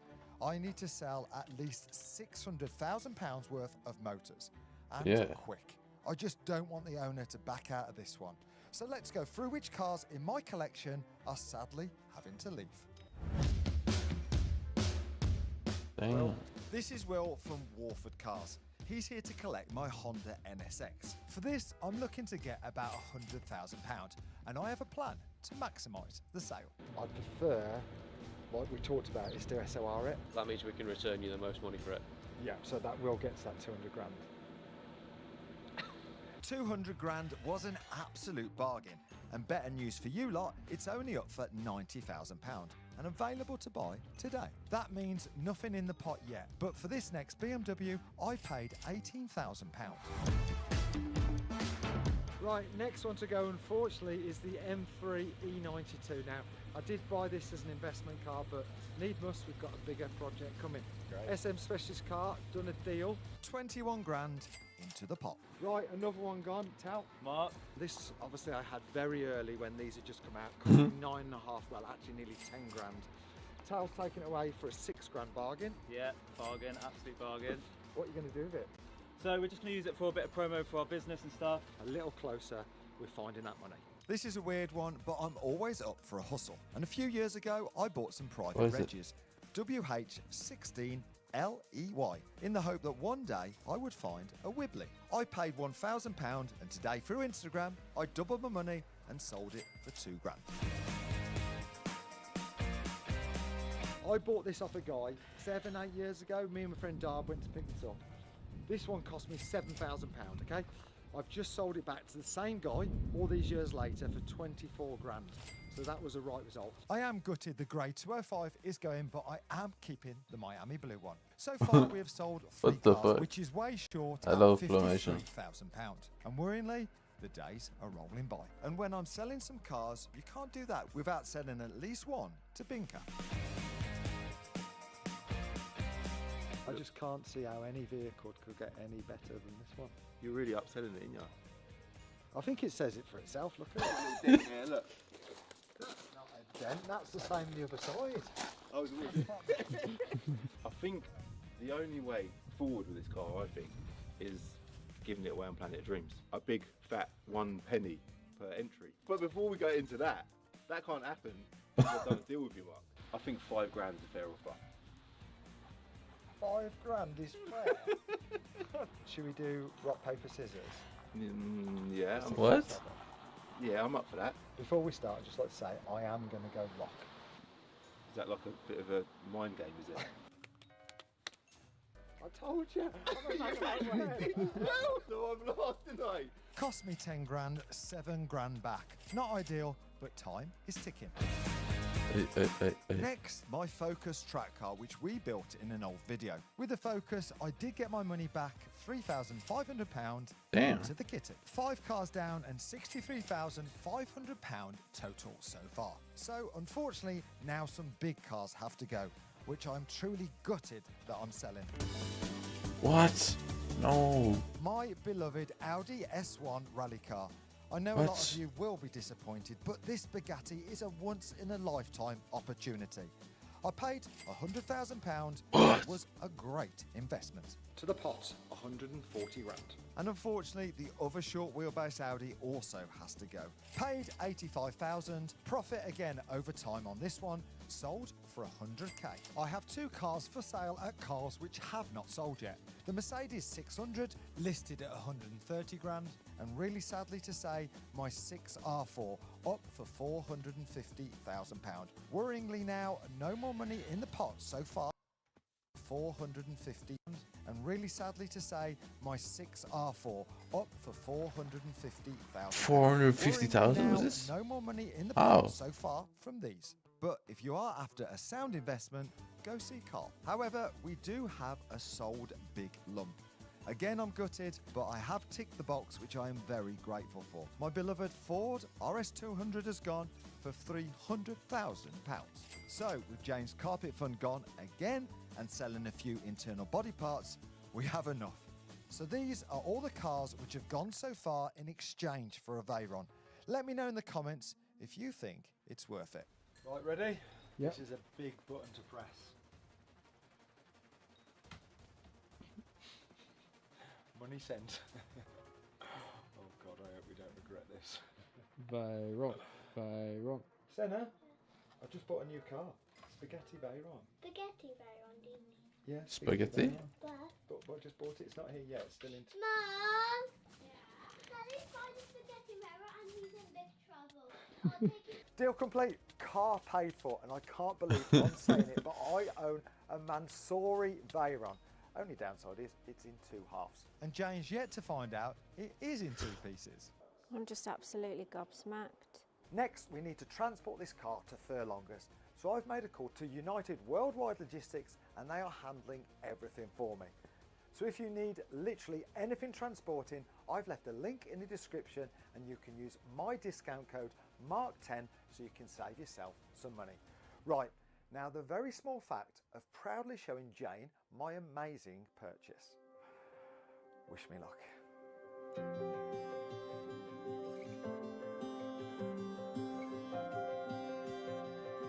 Jane has seen some lovely photos of this car. Unfortunately, that was from 4 years ago. But we all know everyone loves a surprise. Now this is a very special moment. In life, I'm not trusted with many decisions, but with cars, I do know my stuff. We've been together forever, and we do so many things together. We work together, hustling, buying, selling, grafting for our future, and ultimately, a little bundle of happiness, Senna. But one of the biggest parts of our lives is cars.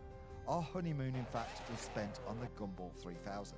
And we genuinely share appreciation for the motor car in all sorts of shapes and sizes. Jane even shared success in racing as my co-pilot, despite the fact she doesn't know her left from her right.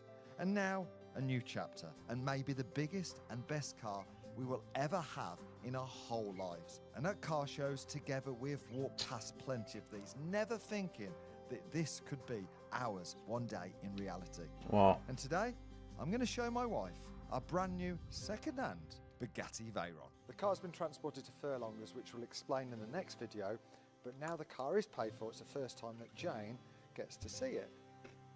There she is. It looks even worse than before.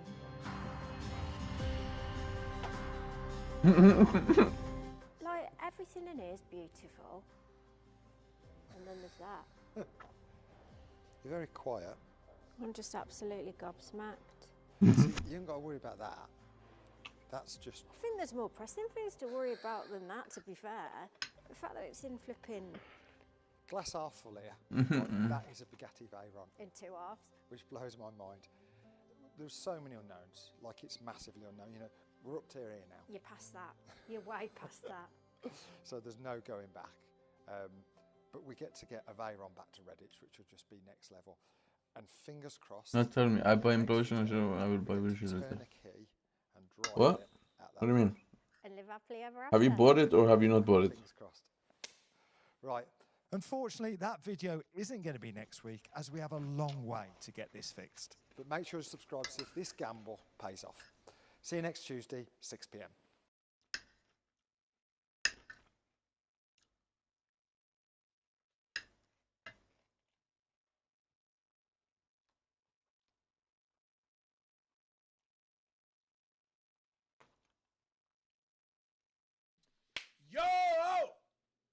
big shout out to the big Big money boat. Ladies and gentlemen, the hunt for Chicago's deadliest serial killer. Shout out to Tommy G. You know, we react to all the videos, man. We're big supporters over there.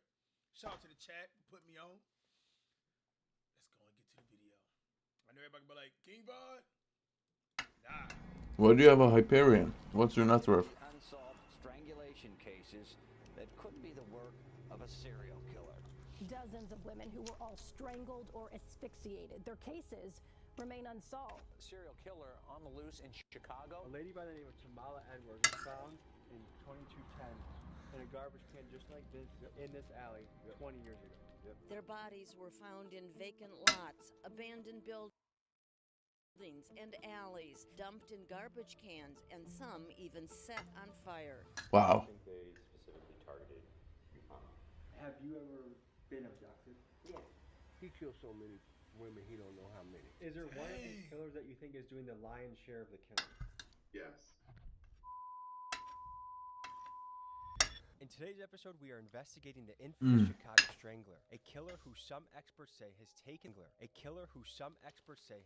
the lives of between 50 and 70 women over a nearly two-decade period, making this person one of the most prolific serial killers in American history. The killer's MO seems to be this. He tends to hunt primarily black women, many of them who are sex workers, and he kills them by strangulation after he lures them into alleyways on the south and west sides of Chicago. The question right off the bat is this: why isn't this being discussed more? Because I'm guessing for many of you watching, Why did you buy a Hyperion?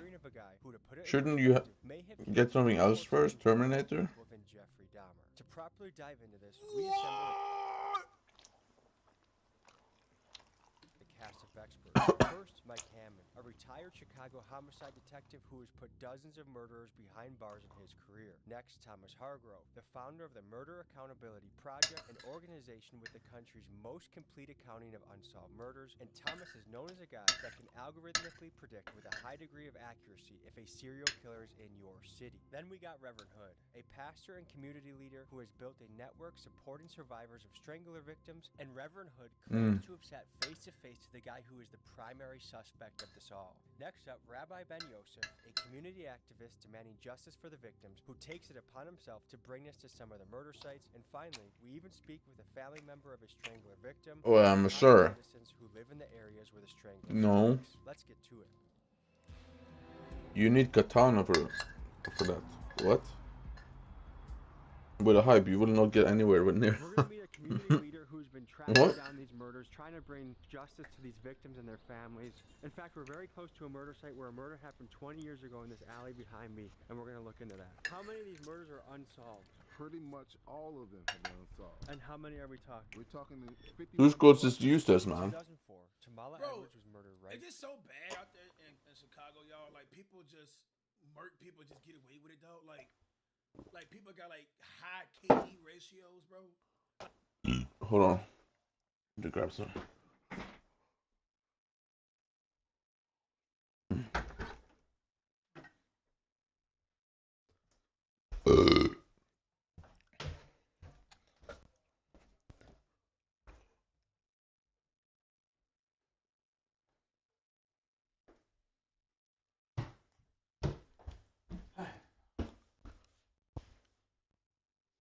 Han tog en pommes frites här, oj.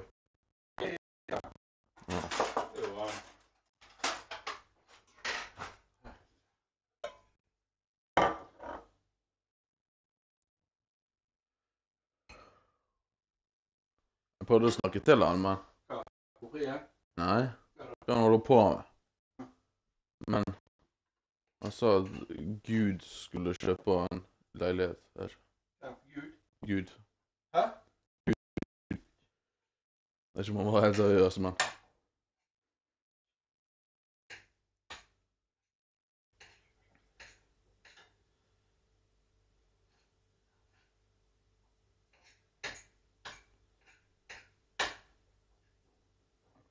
Han sa i hvert fall til meg at han skulle på jobb neste uke, så... Ja. Ja? Ok, spennende. Det er dere blir.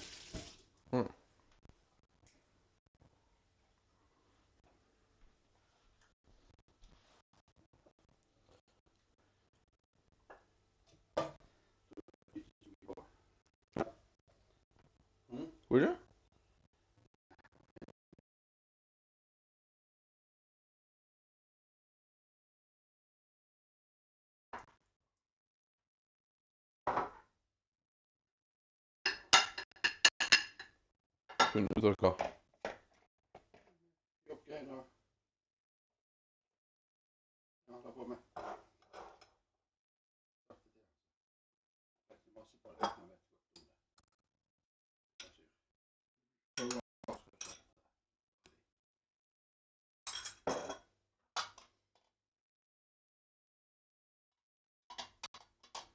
Hvorfor han bare blir sur? Det får gå fint.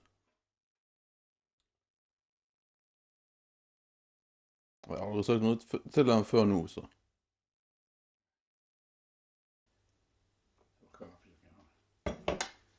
Ikke jeg er og i krangler. Det bare holder kjeft.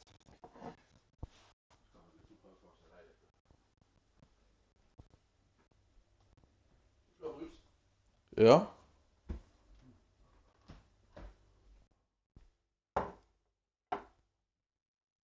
Men skal han bo med noen da? Skal han bo med noen? Skal han bo med noen?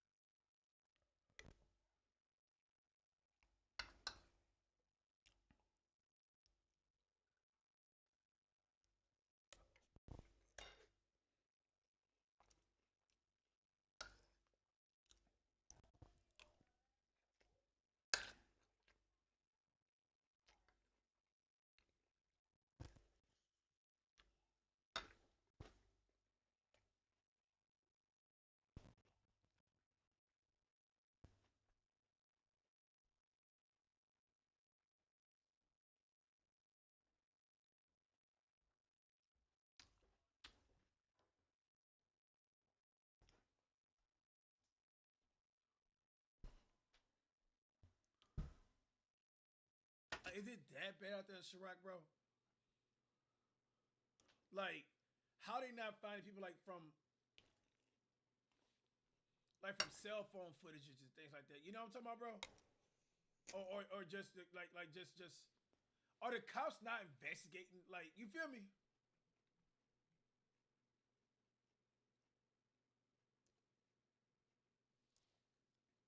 Cops don't care.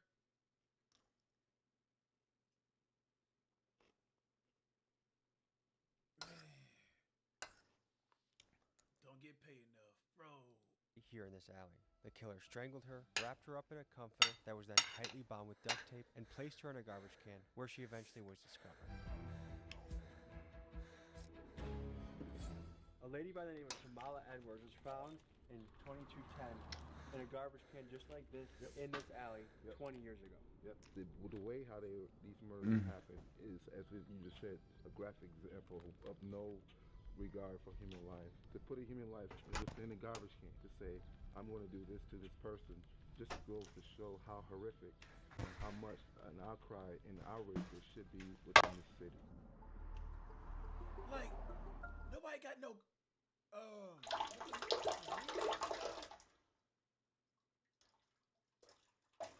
you know, like, is it that bad out there, bro?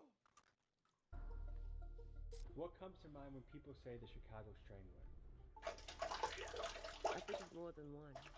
We believe that it's more than one strangler. I would have felt better if it was said mass murder, something to culminate that more than 51 women got killed. There's certainly not one. We know that for sure, because the 51, there's 21 different DNA profiles.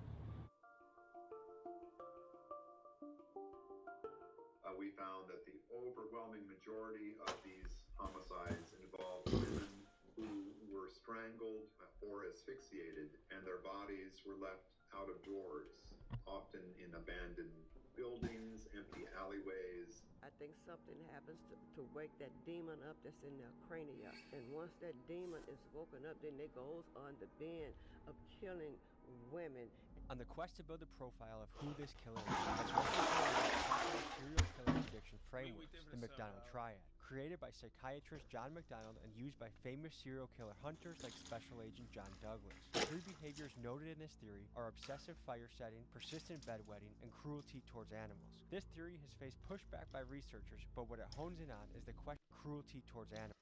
Hey. High key. High key. I can see this. The bedwetting is crazy though. This theory has faced pushback by researchers, but what it hones in on is the question on everyone's mind, which is if we can determine the common factors of serial killers, will we be better able to stop and apprehend serial killers before they go too far? And they won't stop until that bend in their brains settle down. Her life matters, that there should be closure for her. That she should not be silenced because of this, that the community should rally around her because her voice has been silenced. It's very strange to be in a location, the exact location that you know someone has lost their life in a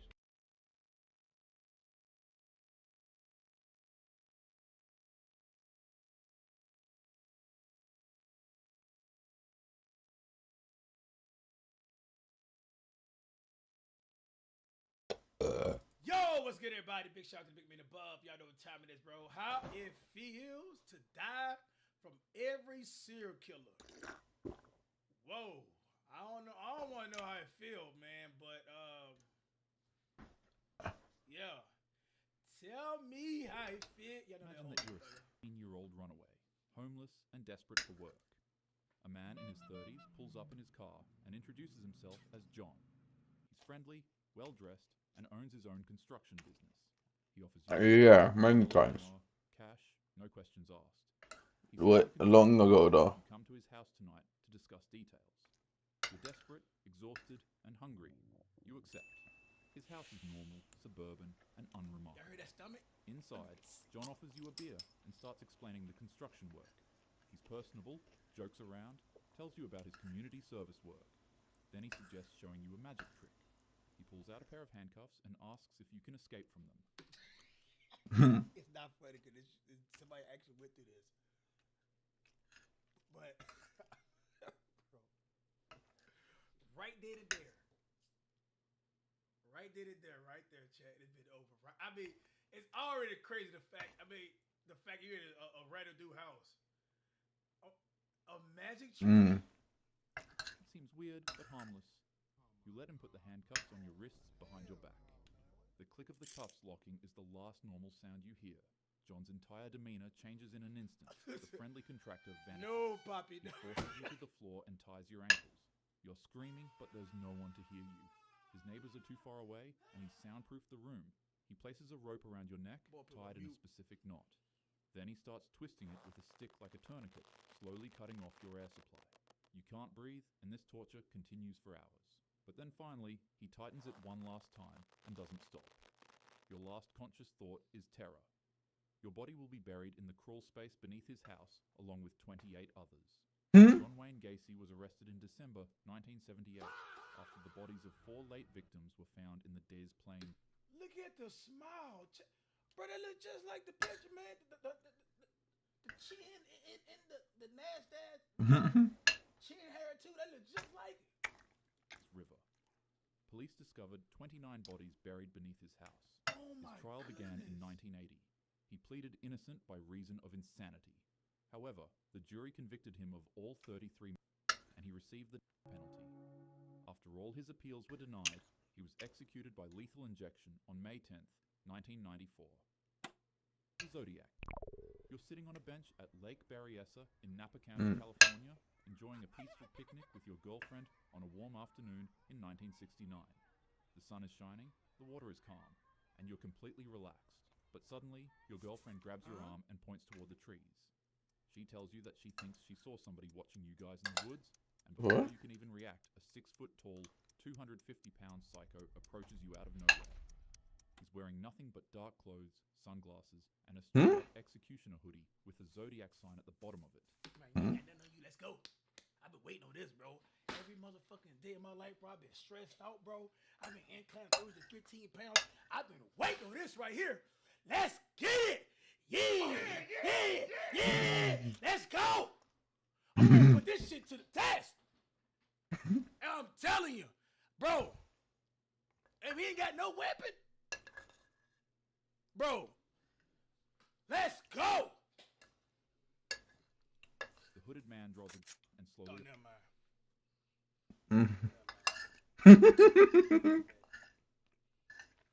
Approaches you. Instinctively, you position yourself between him and your girlfriend.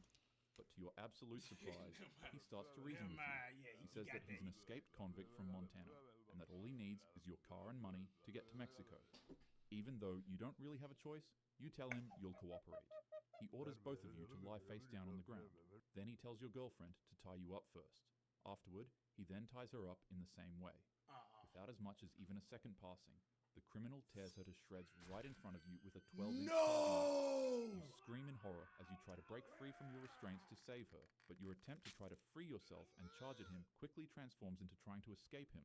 Once you realize he turns his attention towards you, A plunges his weapon into your lower back, then your upper back, then above your ribs. And he doesn't stop. Eventually, as you lie on the ground gasping for air, you watch as the man leaves a note on the side of your car.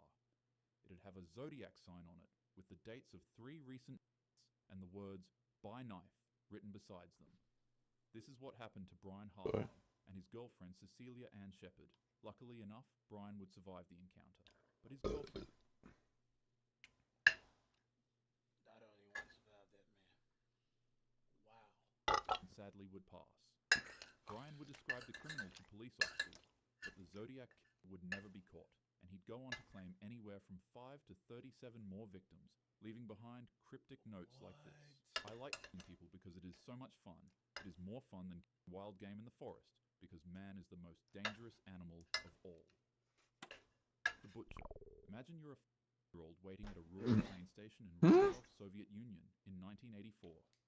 A middle-aged man in glasses approaches you, soft-spoken and grandfatherly. He says he knows a shortcut through the woods to the next town and offers to show you the way. You're running late and he seems harmless, so you follow him. The forest path gets darker and colder, and you begin to feel uneasy. Suddenly, he grabs you from behind. His strength is pretty shocking for his mild appearance.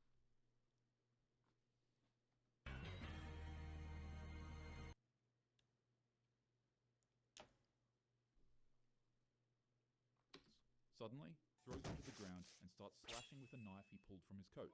The attack is nothing short of animalistic. The butcher sees your hands, chest, mouth, skull, eyes, and face. God dang. You try to scream, but pain cuts your voice short, leaving only faint, rattling breaths. The attack lasts only minutes, but feels like hours. As you're losing consciousness from blood loss, you see him doing something unspeakable with the knife to your body. Your last sensation is the indescribable horror of understanding what's happening, but being too weak to stop it. Andrei Chikatilo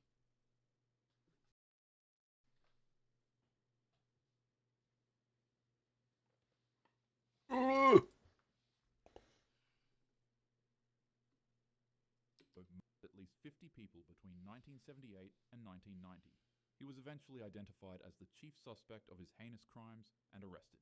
While in court, he was kept in a cage because of his erratic behavior. On one occasion, he pulled down his pants and in front of the court. He was executed in a Moscow prison in 1994. Jeffrey Dahmer. Now imagine you're at a bar in Milwaukee on a Saturday night when a blonde man in his late 20s approaches you. He's charming, good-looking, and well-spoken. He introduces himself as Jeff and offers to buy you a drink. He mentions he's a photographer and asks if you'd be interested in making some quick cash by posing for photos at his apartment. We all seen this. He offers you $50. You're broke, and he seems harmless enough, so you agree. His apartment is at 924 North 25th Street. It's neat and surprisingly clean. He offers you another drink, a strong rum and coke. You take a few sips, and within minutes, you start feeling dizzy and disoriented. Your vision blurs. You try to stand up, but your legs won't work. The room spins. Jeff is still talking, but his voice sounds distant and distorted. You collapse onto the couch. Then you wake up hours later. But something is wrong. You can't move your arms. You're handcuffed to something. Your head is pounding and your mouth tastes like chemicals. Jeff is standing over you now, and his demeanor has completely changed. The friendly photographer is gone. What remains is cold, empty, and calculated. He doesn't yell or threaten. He just tells you calmly what's going to happen. He's going to strangle you until you pass out. And then his freaky ass is going to take advantage of your unconscious body. If you wake up, he'll do it again. But eventually, you'll stop waking up. Your last conscious thoughts are of panic and confusion as his hands wrap around your throat and the world goes dark for a time. In the same manner, Jeffrey Dahmer 17 young men and boys between 1978 and 19... Y'all, you know what's crazy is, bro? I heard, like, females was leaving, like, they drawers and stuff, like, from his door after they, like, captured him. They were sending him things in the mail. Like, women was, like, loving the fact he was doing, like, this freaky ass shit, man. Like, it's literally a fan base. What? No, don't say that. He didn't even want y'all.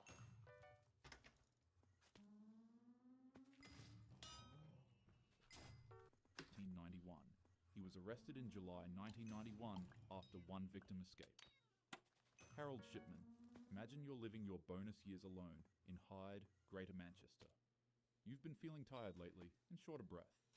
You call your family doctor, Dr. Harold Shipman, a respected general practitioner who's been practicing in the area for over 20 years.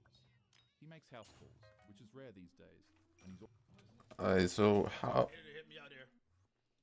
I need to mine, I think. He arrives at your home within an hour, black medical bag in hand. He takes your blood pressure, listens to your heart, and asks about your symptoms. He tells you it's likely just a circulation issue, nothing to worry about, but he'd like to give you an injection that will help. You trust him completely. He's your doctor. He prepares a syringe from his bag. You barely feel the needle go into your arm. Within seconds, a warm sensation spreads through your body. Oh. You feel relaxed. Oh, really? Almost euphoric. Dr. Shipman is asking you questions, but his voice is getting farther away. Oh, never mind. Tired suddenly. Your eyelids are possibly heavy. You try to respond, but the words won't come. Your breathing slows. Vision narrows to a pinpoint of light, then disappears entirely. You sit in your armchair peacefully, never knowing your trusted doctor just you with a lethal injection of diamorphine. Harold Shipman was convicted of 15 patients in 2000. Why? Investigators believe he killed between 215 and 250 people over his career. Bro, who can you trust, man? Well, shit. I don't want to take a syringe anymore. I go to you at my lowest.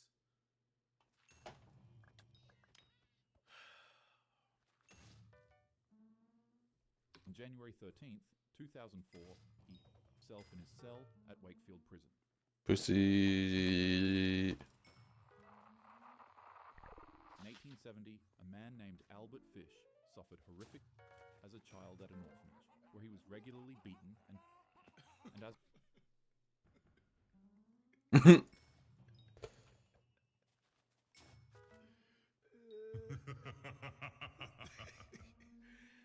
result, he exhibited troubling behaviors that would escalate over the years of his life. Fish would lure with promises of work, candy, or both. And in 1928, while pretending to be a wealthy man visiting a family's house to hire their son for work, Albert would convince the parents of named Grace to let him take her to a birthday party. He didn't spontaneously do this, however. He was only able to take them after building trust and warmth with the family. What the fuck? As you could guess, there was no party. He took her to an abandoned house, strangled her, dismembered her body, cooked her, and ate her.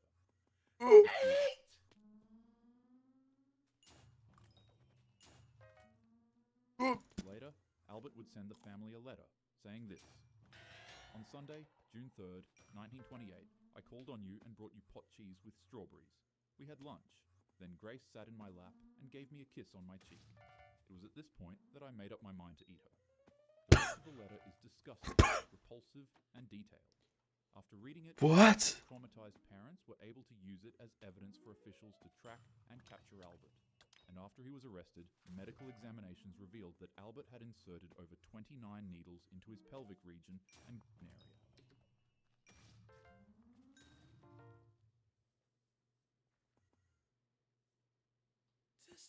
just sick, bro.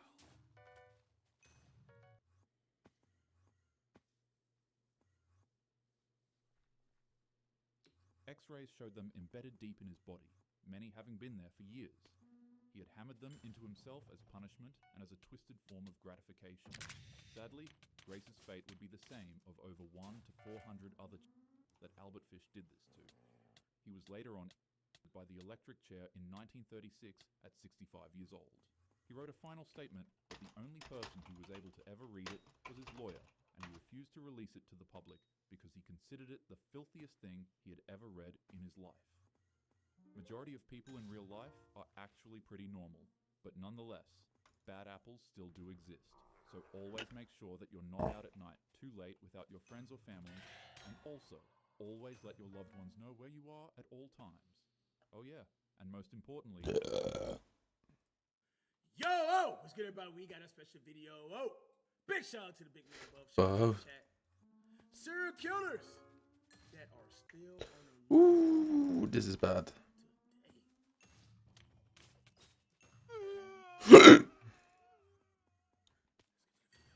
Machine killer. On April 30th, 1985, a 45-year-old truck driver stopped near a vending machine in Fukuyama, Japan. He was exhausted from work and was looking for an energy drink to help him power through the rest of the day. When he approached the vending machine, however, he noticed something surprising. A bottle of Oranaminsi energy drink was already in the pickup tray. Thinking he'd lucked down on a free drink, the truck driver wasted no time chugging it down. Donated $2. All praise to the Most High because he saved us.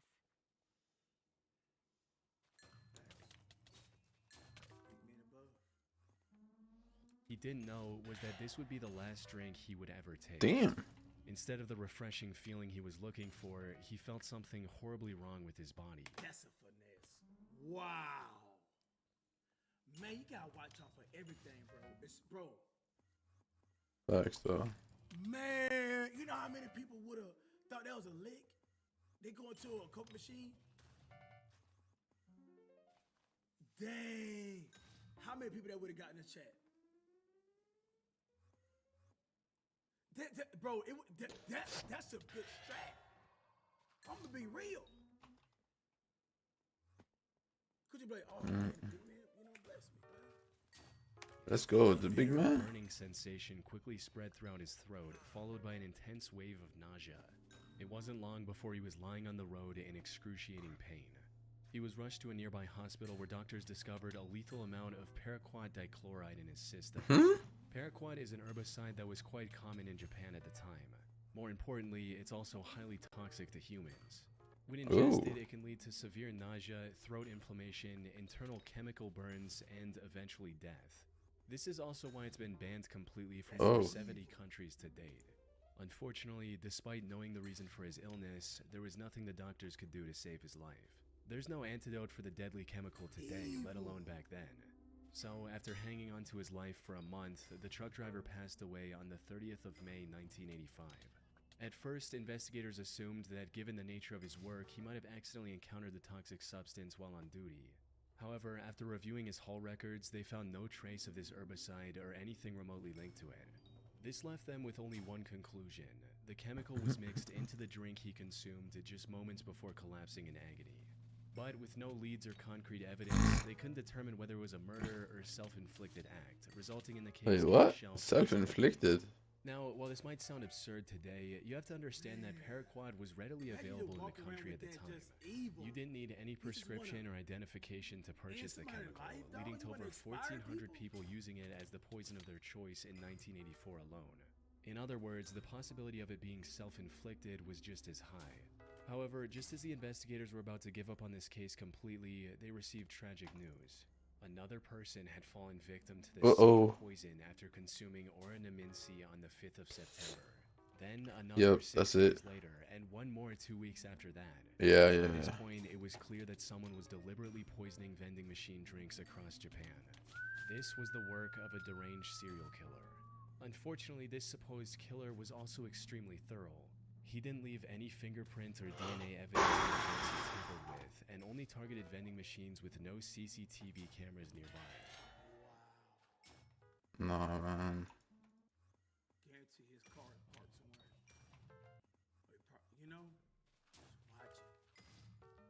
watching his victims.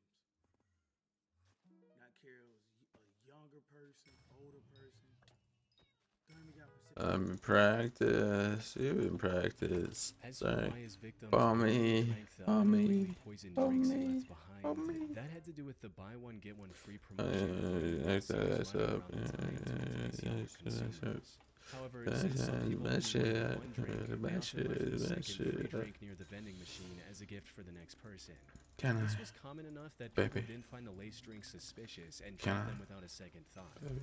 Sadly, this method was Shut it terribly down, effective. By the end of the down, year, down. this mysterious vending Shut machine it killer had down. claimed the lives of 12 victims and had severely injured 35 more. But as I mentioned earlier, this killer was a master of hiding his tracks. He operated all across western and central Japan as Bam, you moving. He's Shut it down, down. He's a smart one. Just pure evil, y'all.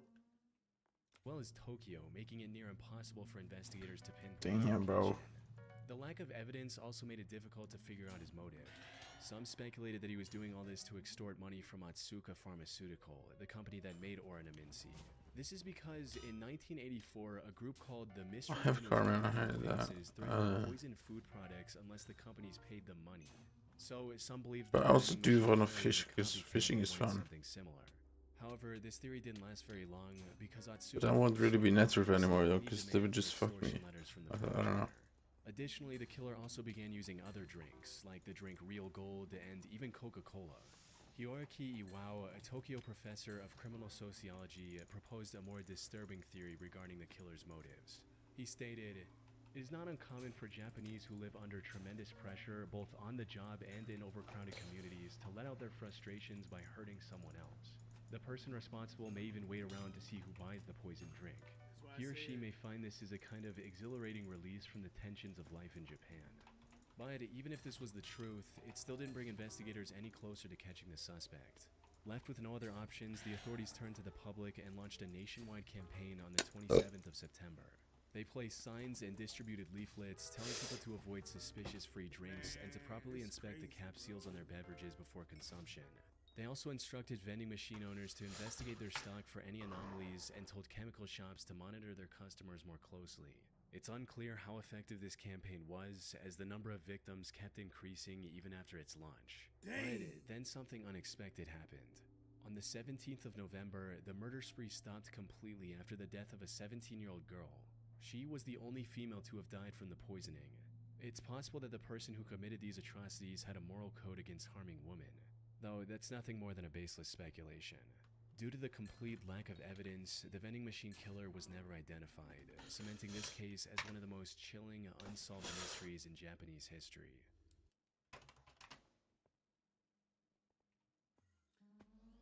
Yup, vending machines just lost sales because of this for me, bro. I ain't trusting nothing in it, bro.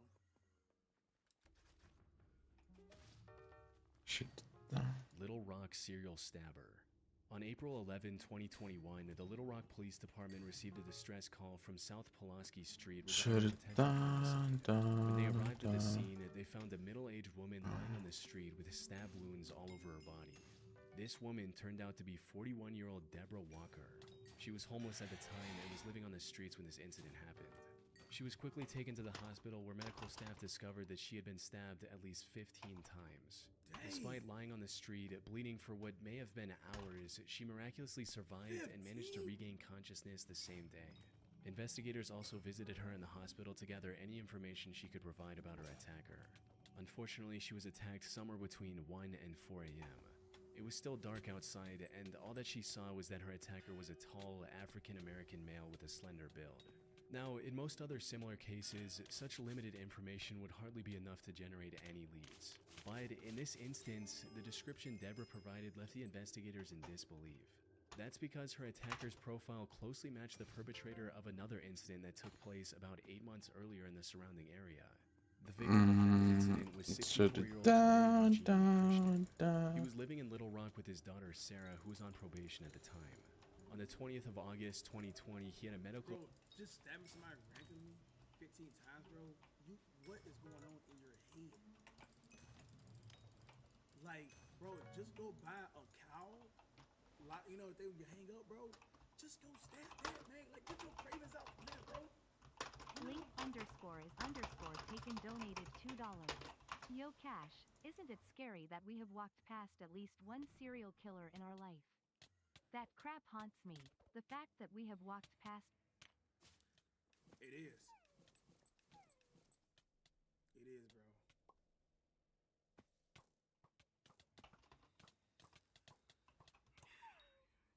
You probably friends with one.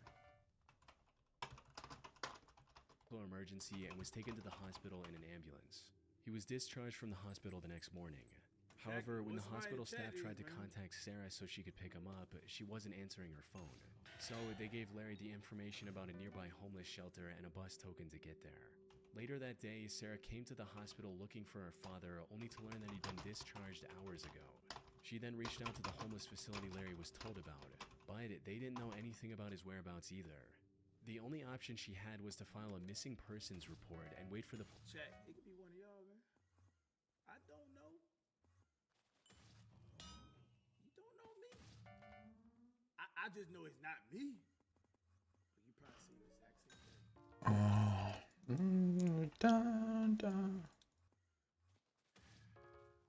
How we gonna find it out?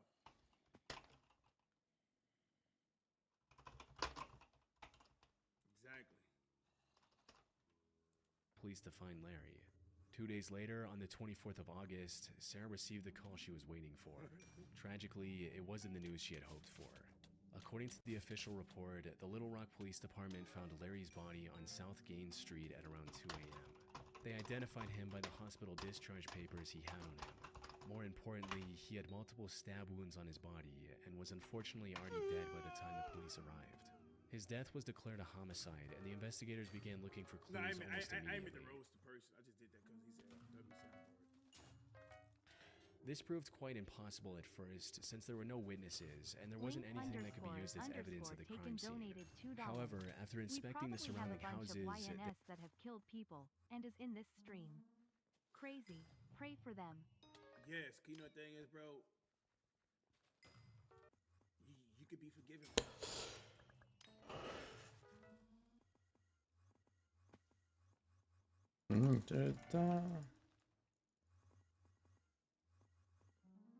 They had a major breakthrough. The CCTV camera outside a nearby house had captured the suspect walking down the street when suddenly he spots Larry and begins walking towards him. After committing the crime, he tries leaving the area only to stop, go back, and stab Larry one last time before fleeing. As mentioned earlier, this man matched the profile Deborah gave to the police, leading investigators to believe she was attacked by the same person. While looking into older cases, they also connected the same killer to another murder that happened in the area on September 23rd, 2020. The victim of this incident was 62-year-old Jeff Welch, another homeless man who was living in an abandoned home. On the morning of that day, Jeff's friend found him on the porch of his house with a stab wound on his neck. By this point, the investigators knew they were dealing with a deranged serial killer.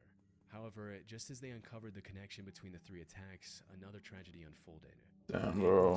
This is so fucked. A day after the attack on Deborah Walker, another one of his victims was found on the Wright Avenue overpass. The only thing in common with these 4 attacks was that they all involved homeless individuals, and they all happened between 1 and 4 a.m. There seemed to be no clear pattern on how the perpetrator selected his targets. This left the Little Rock community... Homeless ain't paying bills, man. The government ain't got no surveillance over them, man. They ain't paying taxes. So it's so easy to get away with that. That's why they're doing it. To them, he knows choose. You shut it down. Fearing they might become the next victim of the serial killer on the loose. After realizing the potential danger of the situation, LRPD began spreading awareness about what is now being referred to as the Little Rock Slasher. They also turned to the public to ask for any information they could provide on the matter, and even announced a $20,000 reward. We also need your help. If you have seen anything suspicious, surveillance cameras on your homes. Boy, if I was a homeless person, bro, I'd turn to a homeless investigator. Bro, I'm snitching. Unfortunately, despite having CCTV footage of the suspect, the Little Rock Slasher was never caught. The case remains a mystery to this day. Shut it down. While researching this case, I came across an Arkansas-based blog called the Snarky Media Report. The authors of this blog did their own investigation into the slasher case, and what they found was shocking to say the least. Put simply, they claim to have found the true identity of the killer after talking to multiple locals and Deborah, who, according to their blog, already knew the identity of her attacker.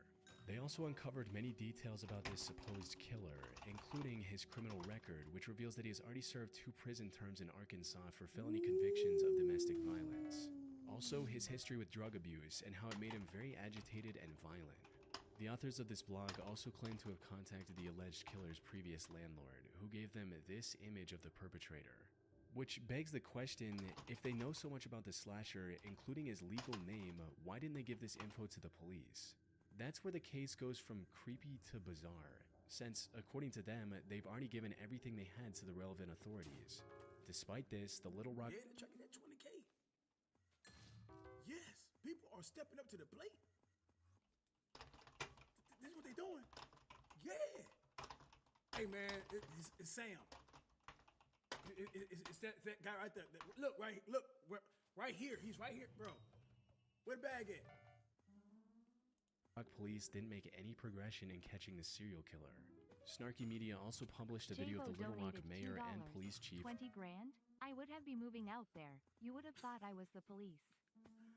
Fam, get a 10 out there, bro. refusing to answer questions about the case.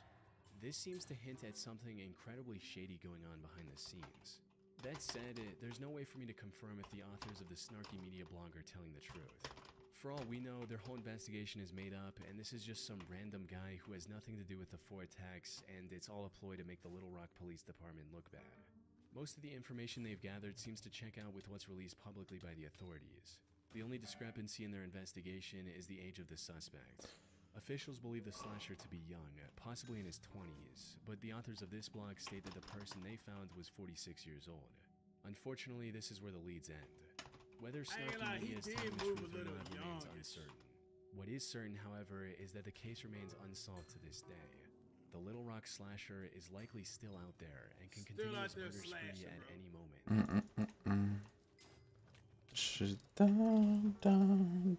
Thanks to Trade Coffee for sponsoring this video. I did personal was super this one recent special with select. On February 17, 1997, 21-year-old Patrick McNeil went out with his friends. He spent the evening out drinking with his friends in the Dapper Dog. Just wanted to give you and Chad a quick blessing as it is Easter already. Lord, I ask that you keep Cash and everyone watching right now safe and in your arms and continue to bless us as you do every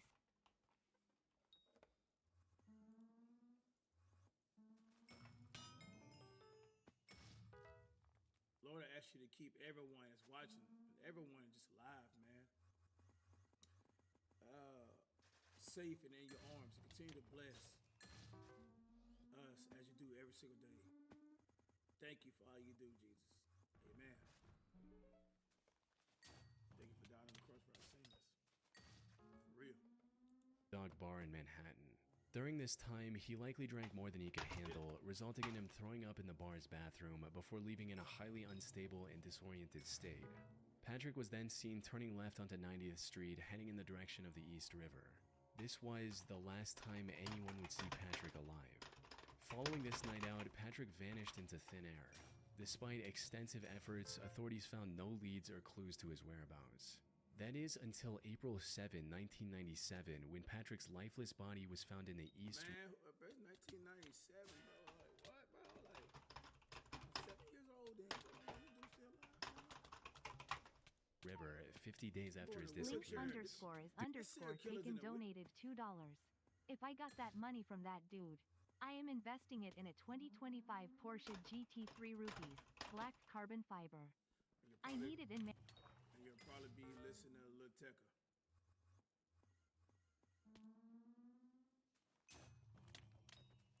Duty Sergeant of the NYPD's Special Investigation Division, Kevin Gannon, was called to the scene to assist with the body's recovery and examination. Kevin had been a seasoned detective for years, and by this point, there was little that could surprise him. However, the circumstances surrounding Patrick's death disturbed him to his core. The more he looked into it, the more strange the situation became. For instance, Kevin noted that Patrick's body wasn't decomposed enough to have been floating in the river for a week, let alone the past 50 days. He also found burn marks on Patrick's body, hinting at the possibility of him being restrained prior to his death. Kevin knew that something wasn't right. Unfortunately, due to the complete lack of evidence pointing to the contrary, Patrick's death was ruled as an accident. Kevin kept thinking over this feeling for the next year before coming across a case that reinforced his suspicions even further. On February 13, 1998, another body was found in the same stretch of water. This body was later identified as 22-year-old Lawrence R. Andrews, who had gone missing on New Year's Eve after celebrating the event with his friends in Times Square. After getting on the case, it didn't take long for Kevin to notice eerie similarities between the two cases, as both bodies were found within yards of each other. Both of them were also young Caucasian males and were on track to have successful careers. They both disappeared in one of the most crowded cities in the world without any trace as well. God damn, busting out this Hollister shirt, bro. Most importantly, Kevin also found similar oddities in both cases, where the bodies were a lot less decomposed than they should have been, and there were burn marks indicating possible restraints before their death. Lawrence's case prompted Kevin to look for other similar cases across the U.S. He enlisted the help of fellow detective Anthony Duarte and a criminal justice professor, Dr. Lee Gilbertson. Together, they began investigating these cases, and soon a chilling pattern began to emerge. In total, they found 45 different instances of young men dying under shockingly similar circumstances as Patrick and Lawrence. Most of them went out for a night of drinking, became more intoxicated than usual, disappeared shortly after, and were later found dead in some body of water. Almost all of them were also Caucasian and on track to have a high-paying career like engineering after college. Most disturbingly, however, they also found graffiti of smiley faces near the bodies of at least a dozen different victims. This led to the three investigators creating the smiley face murder theory. According to this theory, these 45 and possibly many it's other like these deaths... serial killers, bro, they love the thrill of wanting, like, to be known for something, bro. Bro, you know how happy he was, bro? You probably seen it on the news, bro. The happy face serial killer. You know, they love that thrill, man. Look, bro, crazy. From the 1990s to 2010s weren't accidents in the slightest. Instead, they were murders committed by a single deranged person or an organized group of serial killers. This is the only logical explanation they could find to justify the many oddities and similarities in these incidents. That said, while this theory makes complete sense to some people, others aren't convinced one bit. Criminal profiler Pat Brown, for instance, called this theory ludicrous. She believes that the idea of connecting smiley faces, one of the most common graffiti symbols, with murders is just absurd, stating, "It's not an unusual symbol. If you look in any area 5 miles square, I bet you could find a smiley face." The FBI also completely denied this theory in a statement, reading, "The FBI has reviewed the information about the victims provided by 2 retired police detectives who have dubbed these incidents the smiley face murders and interviewed an individual who provided information to the detectives. To date, we have not developed any evidence to support links between these tragic deaths or any evidence substantiating the theory that these deaths are the work of a serial killer or killers. The vast majority of these instances appear to be alcohol-related drownings." However, despite these setbacks, the 3 men have stuck with their theory. They're still working on finding evidence to back their observations. That said, if their hunch is correct, it would mean one of the most wicked serial killers in American history is still at large today. That is crazy. People are still to this day getting away with murder. Serial killers, bro. Like, and my thing is, bro, like, he target white Caucasians who are smart in the tech. Like, what? There's so many possibilities. Like, Link _is_ taken donated $2. If I was a killer, I'd be leaving out Lil Tecca CDs by the bodies. I would be known as the Lil Tecca Killer. That don't sound tough at all. No, bro. No. Bro, you need a punch in the head, bro. And you need to be cracked. Bro, Leak, relax, man. Bro, I think take her like women, bro. Sheesh.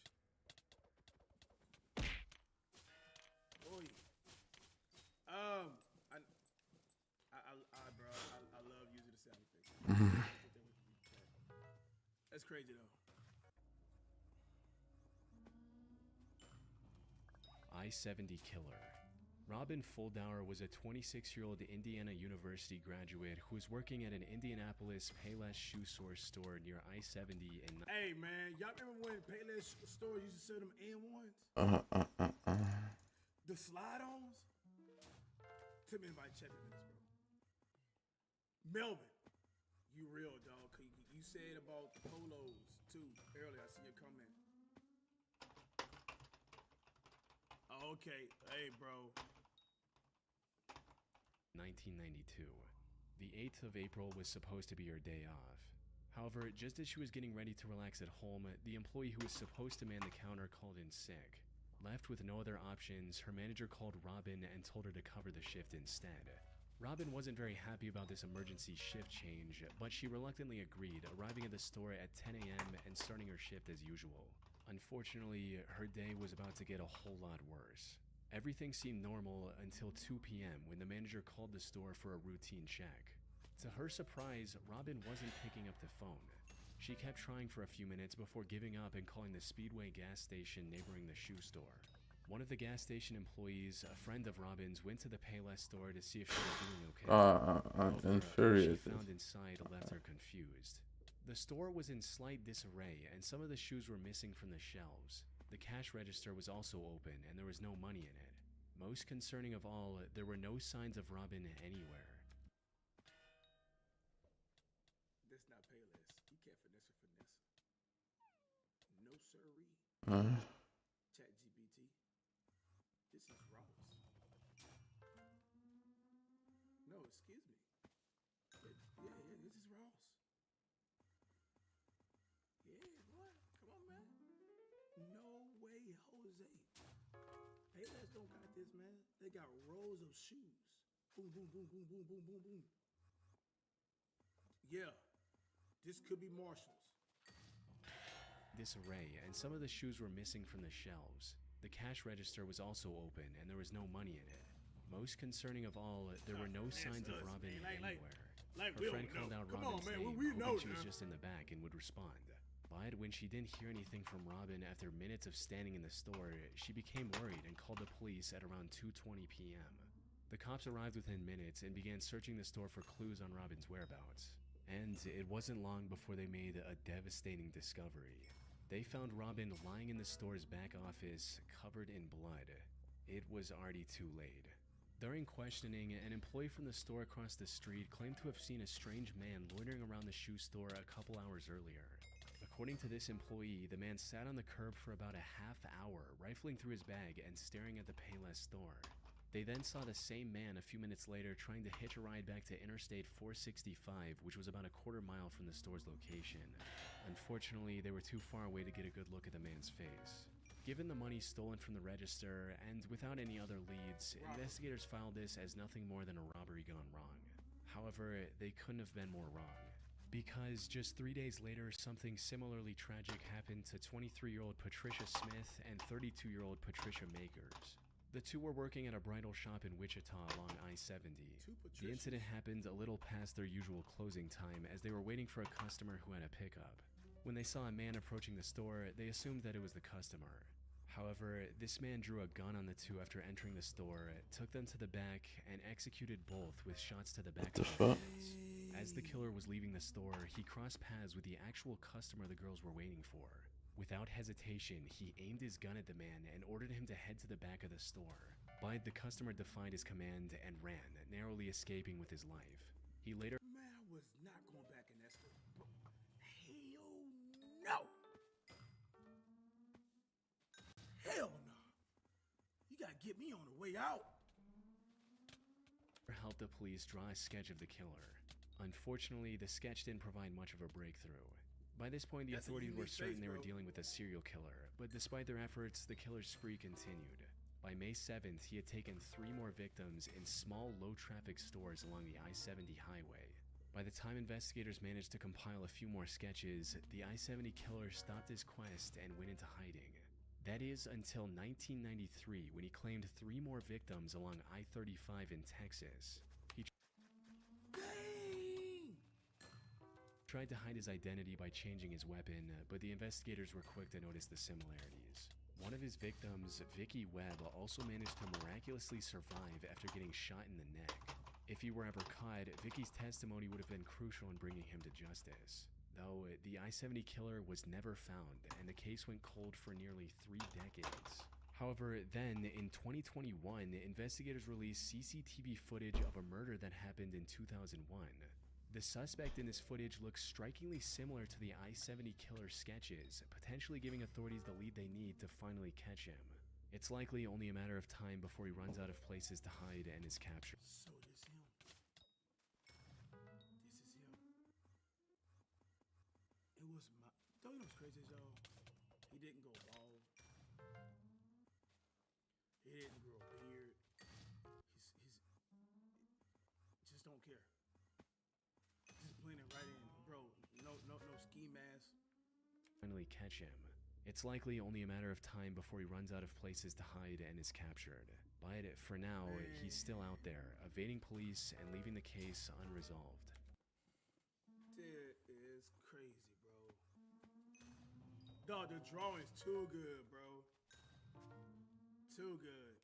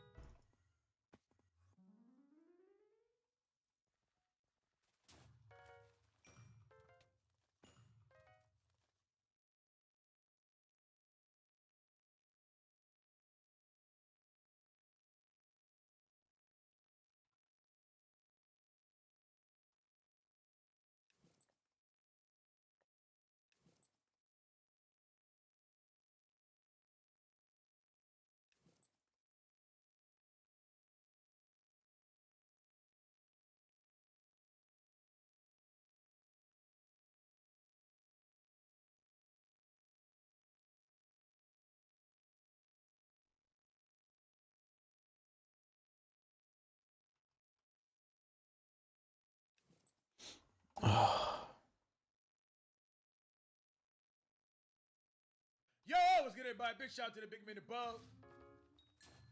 Shout out to the chat. When killers live stream their murders. Woo! Let's get to the video. Hey, no, you ready? Dang! Got right into it.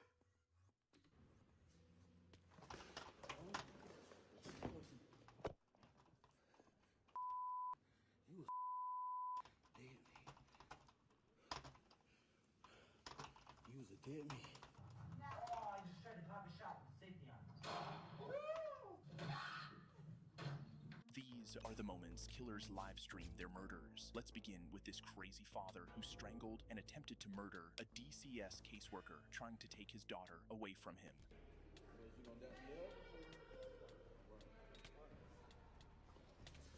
You was a dead man. On November 5th, 2024, 32-year-old Denadre Terrell Johnson, while live streaming himself the entire time on Facebook, visited the Arizona Department of Child Safety to meet the caseworker handling his ongoing custody case for his 9-year-old daughter. Upon learning the caseworker had spoken to his daughter without his knowledge and had already obtained information that might cost him custody, Johnson became enraged and went into full beast mode. With all this DCS, I want to introduce you so that we can have a fact. You definitely ain't getting your dog back after this one.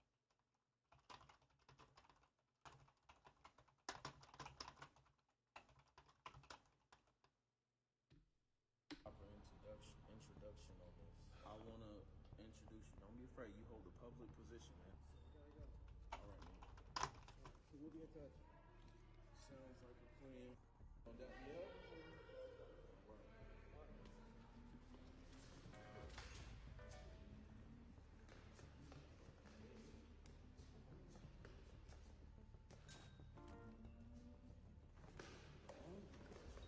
Chad, the fact he's so calm about it.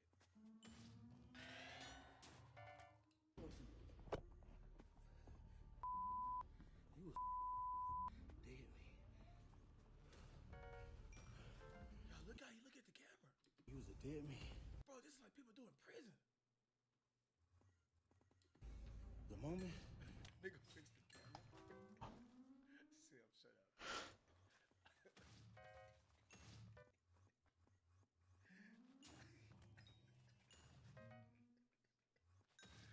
Dog. You took my daughter in that room and you couldn't tell me, you couldn't show me video on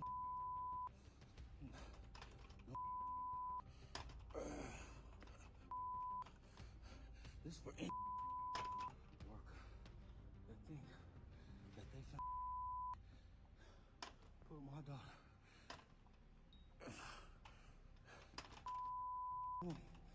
and think they ain't gotta talk to me. You was a dead man. He used Dog, he's crazy, Chad. Bro, don't play with people's offspring, bro. the element of surprise and choked the caseworker until he was literally unconscious, all while live streaming. And it wasn't until a colleague of the caseworker arrived in the building's lobby, where the assault was taking place, that the caseworker had any chance of being freed from the chokehold.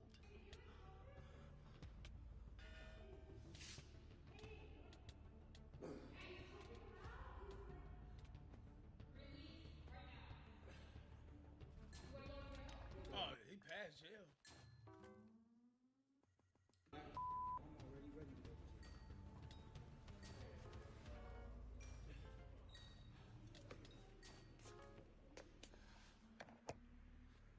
Go ahead, call the cops. I'll be waiting. Anybody else think it's okay to take these brothers in the room? Hey, y'all, we don't know the full story, dog, you know, but hey, bro. Hey, bro. For my daughter, bro, and my son, dog, I'll crash out. Yeah. I'm ready to meet the big man above, bro. For mine, bro.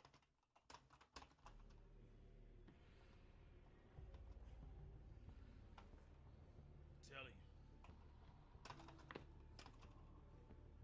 Anybody else think it's okay? Huh? Is it okay to take those brothers in the room? It's not. I don't know what position y'all hold. You take my in the room, this is what will happen to you. You still breathing? Back up.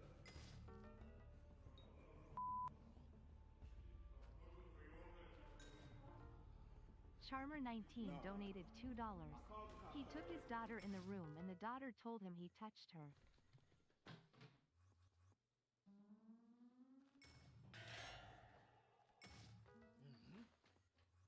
If that's true,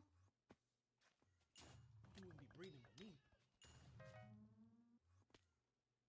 Bro, you had to get cops off me to get me off him, bro.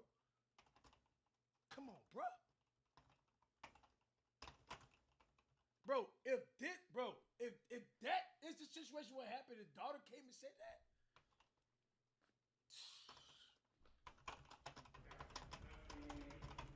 You can't prove it.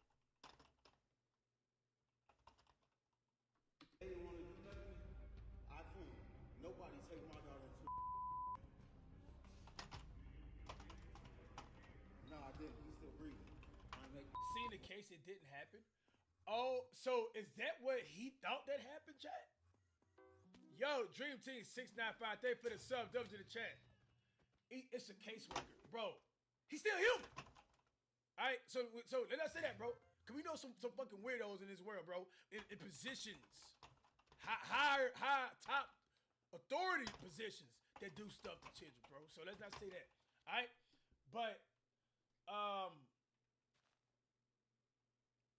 don't know, just trolling.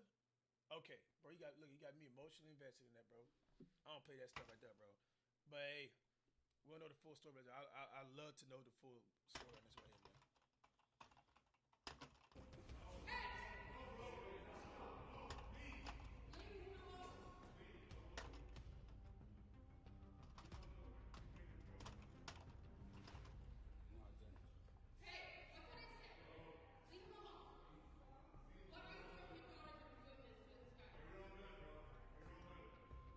Incredibly, Johnson returned to continue choking the caseworker, only stopping when the victim's colleagues screamed at him. Despite boasting that he wasn't afraid of the police, he fled before they arrived and was captured 3 hours later. The caseworker sustained life-threatening injuries, but survived. Johnson was charged with attempted first-degree murder, aggravated assault.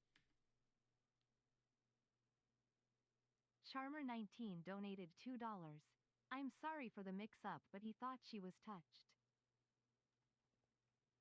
Oh, he thought. So it's proven that he thought. That's what he was going in with. Look at it's showing his past. He has been arrested before for aggravated assault and drug possession. Life-threatening injuries, but survived. Johnson was charged with attempted first-degree murder, aggravated assault, unlawful flight from law enforcement, and disorderly conduct. At the time of this video's production, he has not yet been convicted. Next up, a man live streaming on Facebook broke into a home and murdered a married woman who had rejected his sexual advances. Oh, I just tried to pop a shot with safety on.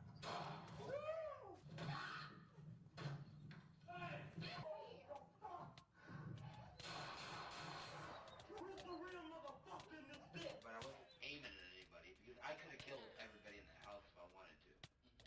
November 8th, 2016, 20-year-old Anthony Giglia, who was live streaming himself heavily intoxicated, drinking, brandishing a handgun, and making several threats, took it a step further by breaking into the home of a married woman to whom he had previously made unwanted sexual advances and who had rejected him.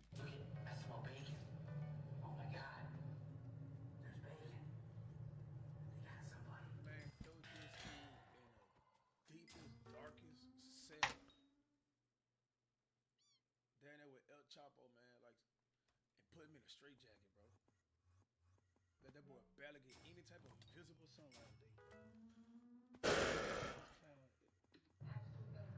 know what's funny? I could go over there right now and pop a pig in the fucking head. I could go pop a pig in the head.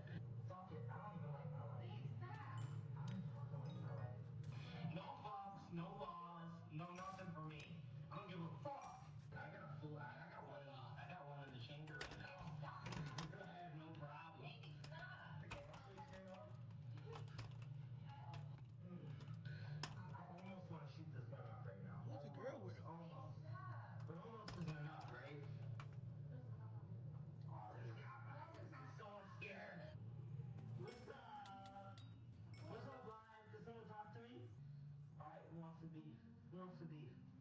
Alright, if there's just one of you, then I'll fight you. But if there's more than one, I'll fucking shoot. What's up? What's up? I'm fucking crazy.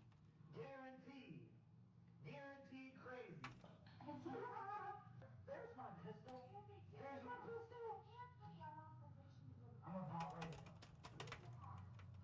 Oh, I just tried to pop a shot with safety on. Woo! Holy cow!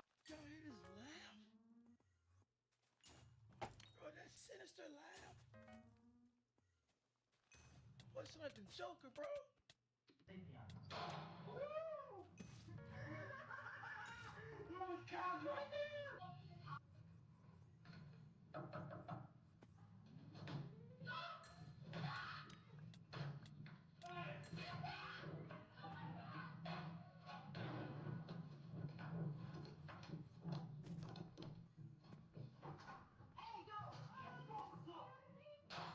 getting nothing done today, but that's bro.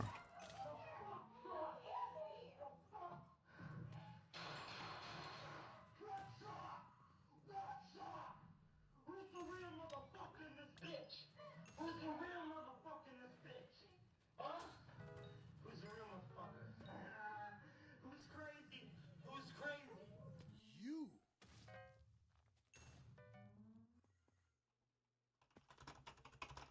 Who's crazy? Who's crazy?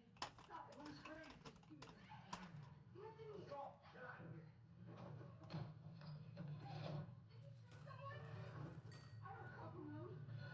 You're dumb. You're being dumb. What's up? What's up? See me in the Aryan Brotherhood prison. See me there. Gilia broke into the home of 26-year-old Brittany Southwell, the married woman who had rejected him. He went down to their basement, where he opened fire on Brittany, her... So he had his girlfriend with him because she kept saying, "Babe, stop." He went to a mad woman's house that denied him?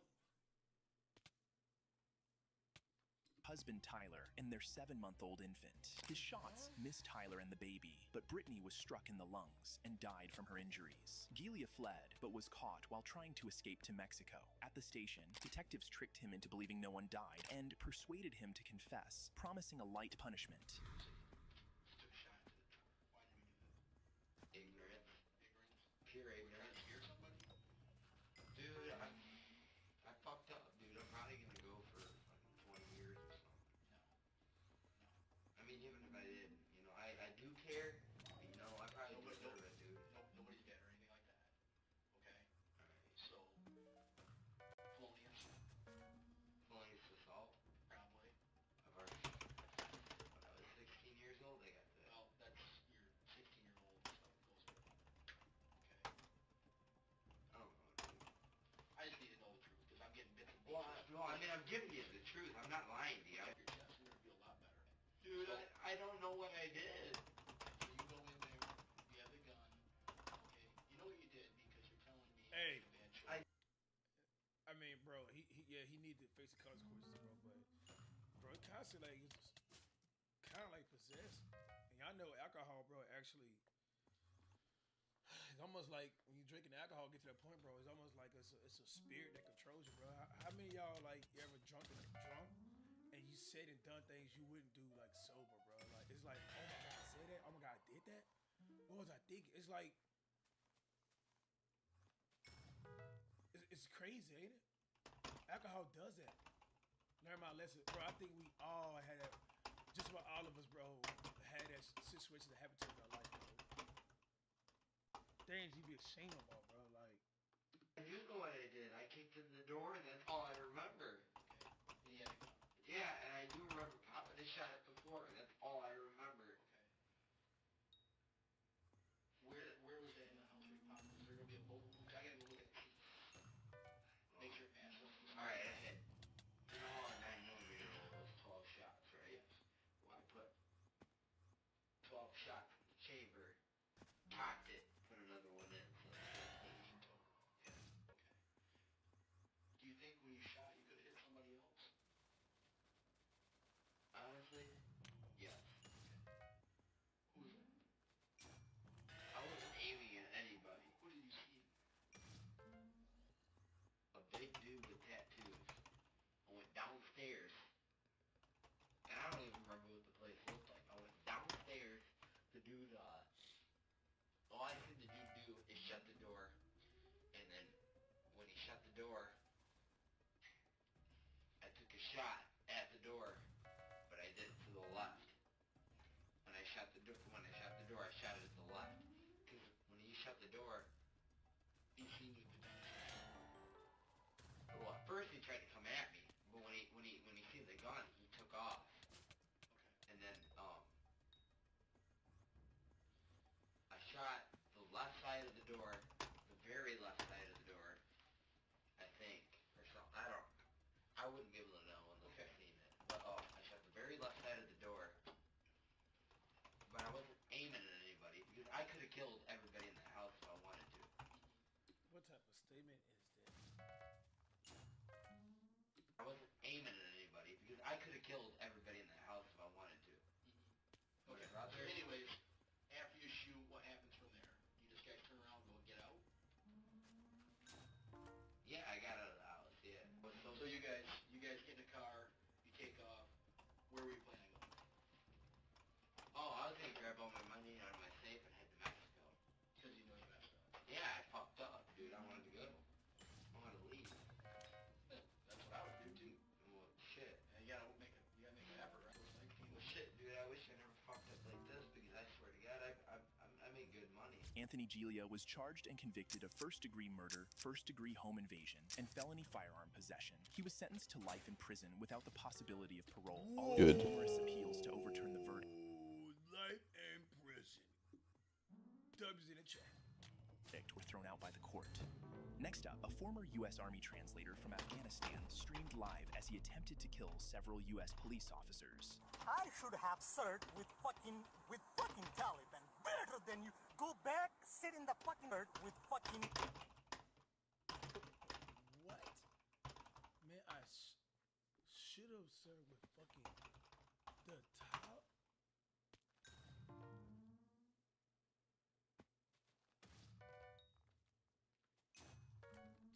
With fucking Taliban. Better than you. Go back, sit in the fucking car and leave. No, sir. No? It doesn't work that way. Okay. So now you want to give me that? Hey, don't you reach it? No. The Taliban. Fam, and he got, bro, I'm believing it. Y'all hear the accent, huh? Y'all hear the accent? Hey, don't you reach it? What? 2023, Fairfax police pulled over 36-year-old Jamal Wali, a former U.S. military translator in Afghanistan, who was live streaming his entire drop. Jamal Wali, a former U.S. military translator in Former U.S. military. He's a translator? Afghanistan, who was live streaming his entire drive. He was stopped for having an expired safety sticker on his front window, a typically minor offense, usually punishable by a ticket. But watch as Wally takes the situation to a very dangerous level. That was a heck of a stop, sir. I have a gun and I'm armed. I'll let you know. So why did you pull me over? Your inspection sticker expired Yeah, they know. last... Call Joe Biden or call... No, there's no...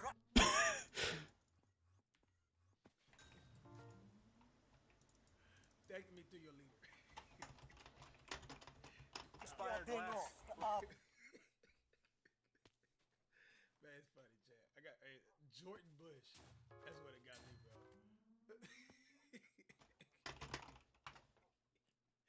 Call Joe Biden or call George Bush. What's your driver's license? No, there's no... I don't have a driving license. Why not? Go back, sit in the fucking car and leave. What? No. Why are you so No. hostile? It doesn't work that way. Okay, so go ahead, do whatever you want to do. Can I get your name? No, No? no. You're fucking killing me. You fucking people don't get a disability. Fucking... Oh, I have kids and I have a lot of fucking bullshit things. You having a bad Why you day, fucking Chad. treat me this way? A terrible Get a day. supervisor to my location, please. You fucking dumbass The, fucking people. You fucking asshole. Majestic. I can't even go Northbound back to my at fucking country because of you fucking Greenbrier people. Shopping I Center. started in fucking Harlem. Every time you come and fucking pull me over. Every time. Do you have the registration to the vehicle? Nothing. You got nothing? Nothing. All right. Yeah. I died when I was serving you with you liars, with you people with American status. I served as well, sir. Yeah. So you brought me to you fucking people brought me to this goddamn country, and I'm dying every fucking single day, and I have 4 children. Yo, them bills. He said them bills are suffocating him, bro. He can't believe how much we tax. Like, and boy, suffocating over these real talk, bro. Boy said he feel like he's dying every single day over here in America. Everything being taxed, bro. You buy a car, you get taxed. You go to the store, bro. Bro, you pay taxes. But then you go to the store, you got to pay more taxes. Ain't it crazy? You go to the gas station, you buy some Skittles, that getting taxed. But then when... And we wholly survive because you're a fucking racist people. Okay. Yeah, because I can't get a job, I can't get a disability, and they took my fucking license because I'm not able to pay the insurance. Bills! So why are you fucking trying to kill me? Damn fuck. Subjects armed, refusing to give ID. Don't reach for anything, No, dude. Don't unbuckle that. I'm telling you, don't reach. I'm telling you, don't reach. I don't give a damn fuck. I don't give a damn fuck. If you fucking do anything, don't do anything. Well, it sounds like you're going through a really rough time. I should have served with fucking Taliban better than you. I was concerned and a fucking dumbass fuck when I was concerned about Taliban, but in America, since 2014, I'm concerned about more about you people. What is he saying, bro? What the fuck is he saying? These are my partners here. They're coming up. I don't want you to get rattled, but it's because you were reaching for your weapon. No, I'm not reaching, sir. Hey, I watched you do it. I'm not. Bring as many people as you can. Browser, if I can slow down. Hey, so listen, American. This is take it. Take this with you, okay? So now you want to give me that? Hey, don't you reach it. Hey, don't you reach it. Woo!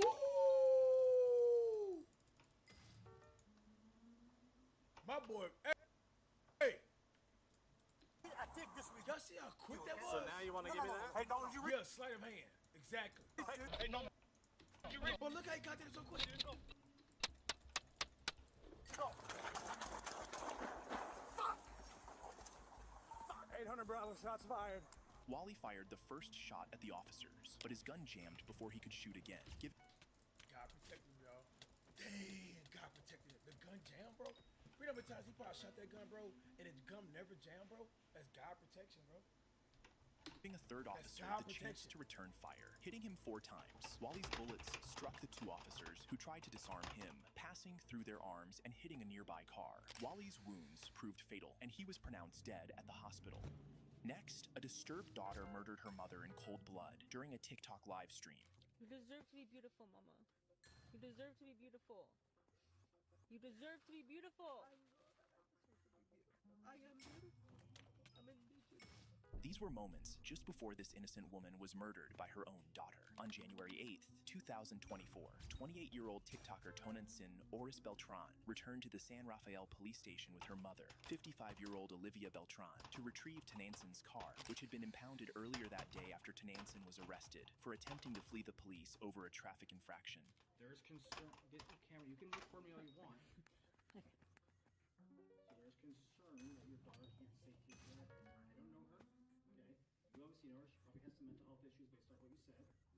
So in her current state, I'm not totally comfortable with her driving. I haven't observed, like, if she just got mental health issues, it is. Look at that nice pistol. Okay.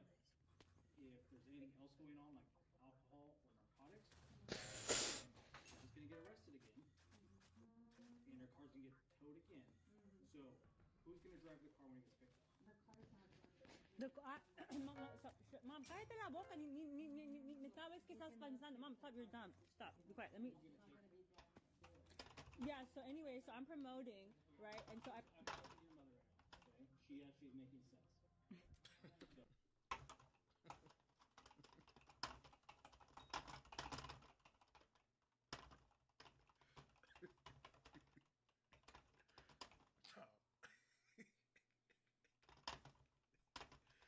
Dog, that's crazy that he would say that. So, the tow truck's gonna pick it up from the tow yard, and you're gonna take it from there? Yeah. Okay. It's gonna be for. That was real racist, though. It was. Why not? I got things to do. It is drivable. Just have someone randomly. Okay, hold on. So whoever would like to come to the party on Friday, who wants to invite on Friday, which is gonna be lit. Toxic right here, man. Just right here, bro. The eye horse, what you gonna call it, bro? Yeah, I got my third eye open. Reading tarot cards and all right here. Yeah, the star line with Sagittarius, with Aquarius, and when the moon go down to rise the sun, it's toxic, bro. Oh, bro. Some hell. Tonantzin held a pocket knife in her right hand, casually waving it inside the police station without anyone intervening. Given Tonantzin's long history of addiction and mental health issues, information her mother had shared with the officers, the knife would likely have been confiscated if it had been noticed, potentially preventing the disaster that was to come. After being told the impounded car would be returned home, Tonantzin and her mother left the station and returned to the mother's vehicle, where Tonantzin's erratic behavior got worse. Clear warning signs her mother should have taken very seriously. Who's ready to catch him slipping today. Who's tiptoeing? Who's tiptoeing? Oh, Lordy. Oh, man. Man, oh, man, oh, man. You have no clue what is waiting for you, buddy. Do you like the way you look? Of course, I love myself, Vanessa. No, but when you see who you are now in the mirror, do you like what you see in the mirror? I am her mom. I am Donati's mom. I am a woman of color. Why do you say that? You know? Why do you question that? You gotta go to the doctor. You gotta get yourself out. Okay, Mama. I'll help you. You want me to help you? Yes, I promise you will sleep tonight. You gotta sleep. Yes.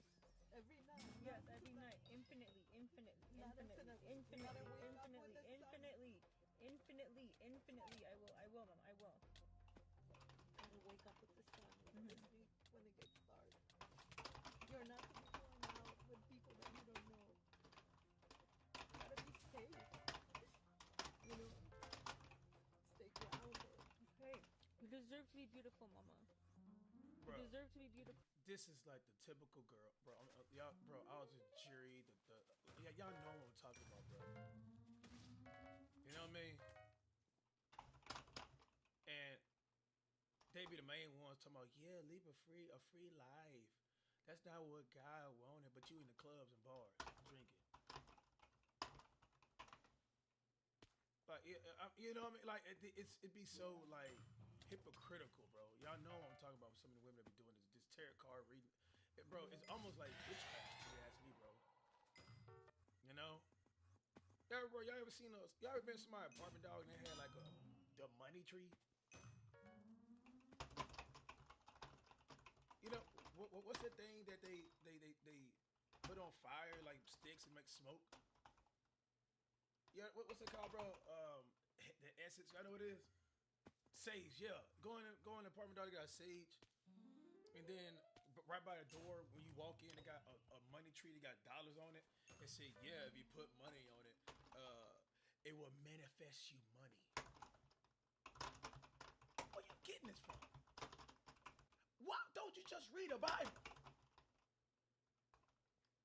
We're trying to find all the answers to everything except from just reading the Bible. Or get a job. You deserve to be beautiful. I am beautiful. I'm indigenous. I am beautiful. Do you remember what you used to look like? I'm Indian, Nancy. I know that I deserve for you to just calm down and stay grounded. What seemed like a heartfelt moment between a mother and her mentally ill daughter, perhaps even a breakthrough, was in fact a prelude to tragedy. After arriving home, Tonenson, still live streaming on TikTok, pulled out the same pocket knife from the station and repeatedly stabbed her mother. Terrified viewers called 911, but by the time officers arrived, her mother had bled out and was later pronounced dead. TikTok removed the video, and it is no longer available online. Tonenson was arrested and charged with murder and assault. Her lawyer pleaded not guilty by reason of insanity, and the court ordered a psychiatric evaluation. That's gonna be evil, y'all. He be playing with this. BG boys and the R's right here, bro. These tarot card readings, bro. And don't be understanding, bro. It's literally demonic, bro. Literally, no ifs, ands, or buts about it. Listen, and then they go talk to they dead relators, bro. Yo, my great grandma told me to do this. Bro, it's in the Bible, dog. Like, the dead know nothing. That's not your great grandmother. It's not. As much as you want it to be, it's not.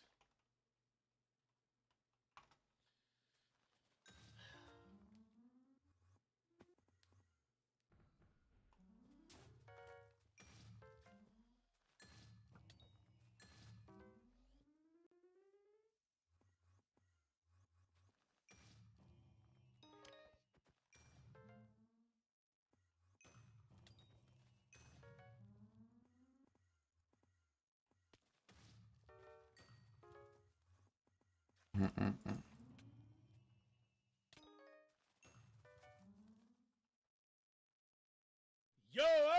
Big shout out to the big men above. This is a special highly requested video. When they realized the severed head was real. What the hell? Chat been telling me to react to this. Let's get to it. Is this blood? Could possibly be blood. Hey, who did that? You got blood on your hands here. Nobody's armed? Nobody's armed. You sure? Taylor Shabiznis, a 25-year-old woman, pretending to be insane to cover up one of the most disturbing crimes Wisconsin has ever... Pretending? Bro, just this alone, bro. Yeah.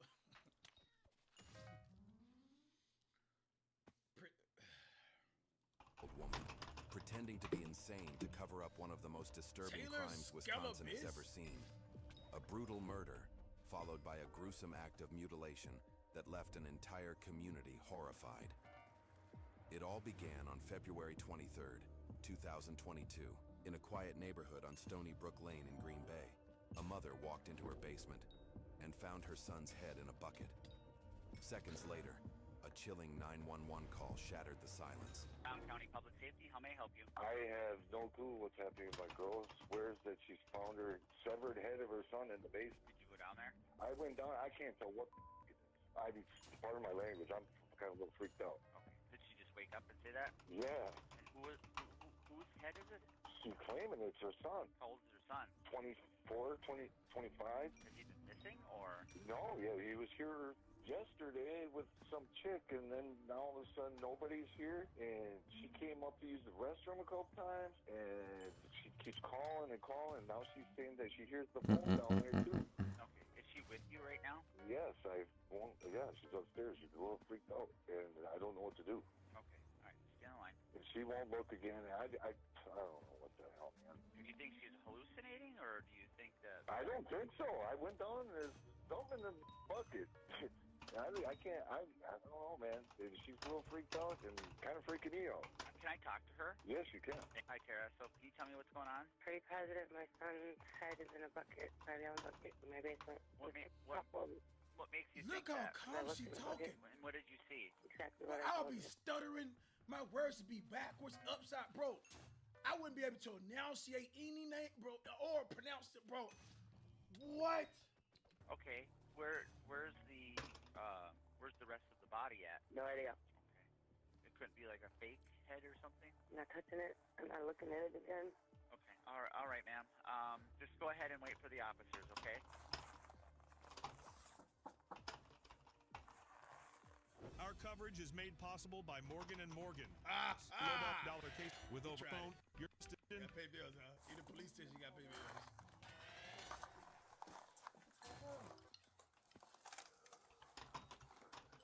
Did you both see this? I opened the towel, I picked up the towel and dropped it because I don't know what it is, man. I have bad vision. And Bro, this some cartel stuff, y'all. Is that what I think it is? I don't know. What Do you want to stay with those 2 hours? Go see it. These are things like cartels do. Where's it at? Go right there. Look right. There's a bucket with a towel. Just keep an eye on this too.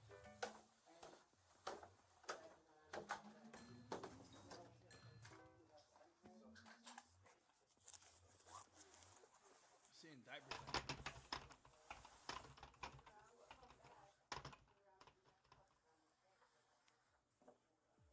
The deputy can't believe what he's seeing, still trying to process the horror. Dude, it is.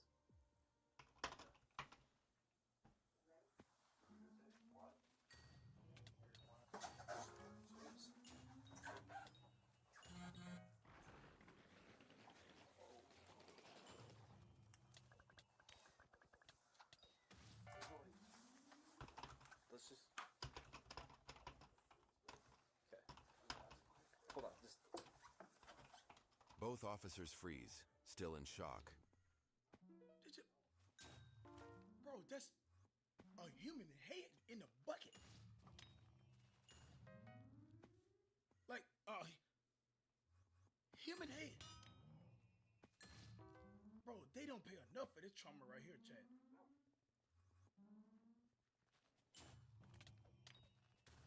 Struggling to believe there's an actual human head in that bucket. That's real, right?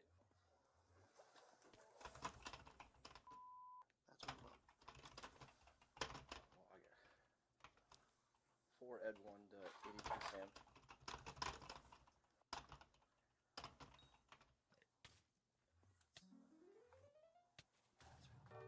They gotta do their job.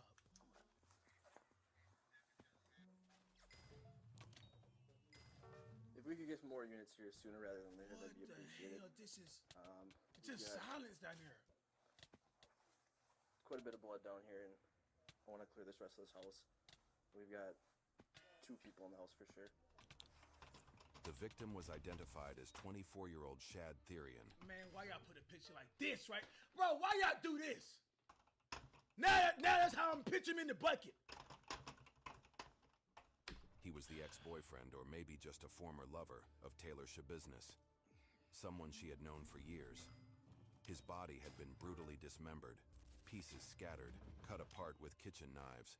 Investigators quickly traced a possible location for Shabusiness, a home on Eastman Avenue. They also flagged a possible location for Shabusiness, a home on Eastman Avenue. They also flagged a van connected to her name. Please nobody, please nobody.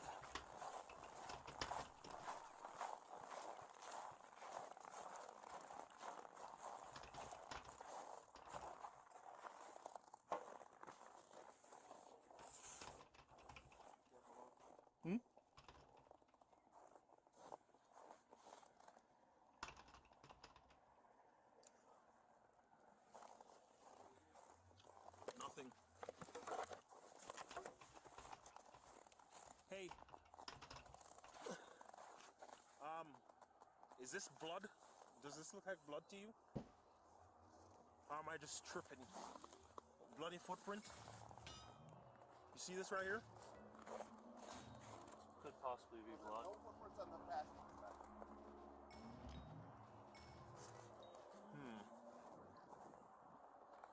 Hey, who did that?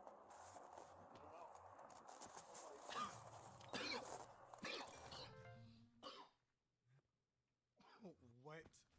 Somebody trying to lock the van, the Scooby-Doo van, right where the cops looking at the clues. Hi, Taylor. How's it going? Officer Russell with the Green Bay Police Department. Just make sure you ain't got nothing on you here. With Taylor. Contact with Taylor. Taylor, you have a warrant for your arrest. Just put your hands behind your back quick. That's how they catch her. Up to your apartment.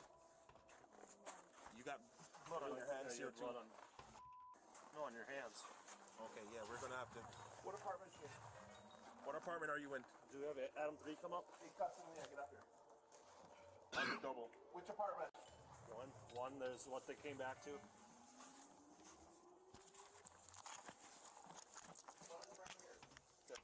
Yeah, go. Guys, hurry up and get here now.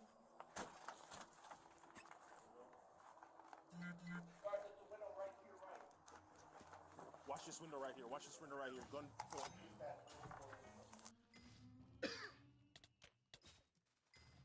Bro, this person had the audacity to put that long ass last name on the cap with the lids and put that long ass business on the cap.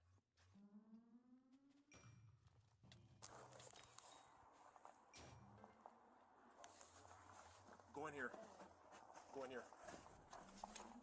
Come to the back of the apartment. That's where we are. You, come over here.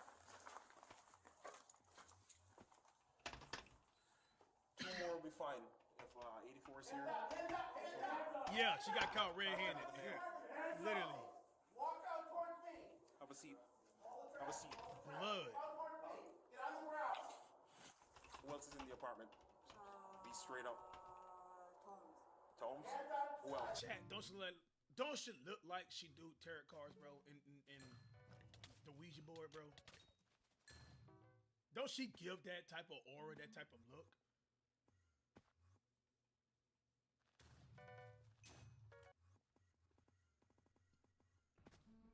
Just Tomes? Is he armed? Nobody's armed? Nobody's armed. You sure? I'm sure.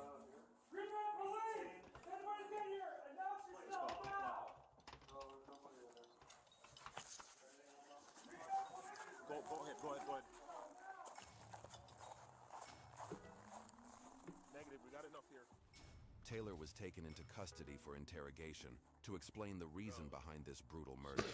She kept denying the allegations, but what she didn't realize was that this case was about to explode nationwide, all in the name of justice for Shad Therian.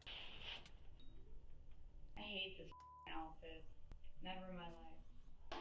Well, a few hours ago, police were dispatched to an address on Stony Brook, the parents' house of Shad Therian. Do you know Shad? And how do you know Shad? He's my ex. He's your ex-boyfriend? Yeah. Well, they found a kind of disturbing stuff at the house there. Oh, really? Yeah. A lot of blood, basically Shad's head. And then, so we know you were there. Got blood on your hand. With Shad.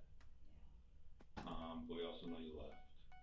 Now that van, is that your van? No, that's my neighbor's. Your neighbor's van. Oh, the guy I was staying at? Okay.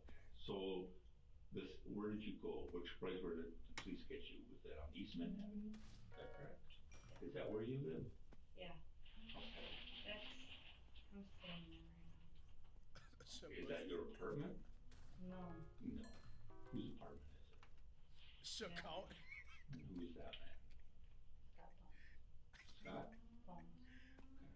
So, that's his van? Yes. And so, did you leave from Shad's house and go to Scott's house at all sometime today? Yeah. Well, they found part of Shad at his house, his mom's house. Found his head. Where's the rest of his body? It's there. It's at his house. It is in the house? It's at his house. Okay. Can you tell me what happened? It's a good question because I blacked out during that time. Do you think the body is still there? I don't see why not. Unless it's just up and moved. Which it could have. You don't know. Where do you think the body is? I was right there by the bed. By the bed, you think? Yeah, I was cuddling it by the bed. You were what? I was cuddling it by the bed. You were cuddling the body? You think the body would be? I was right there by the bed. By the bed, you think? Yeah, I was cuddling it by the bed. Sick!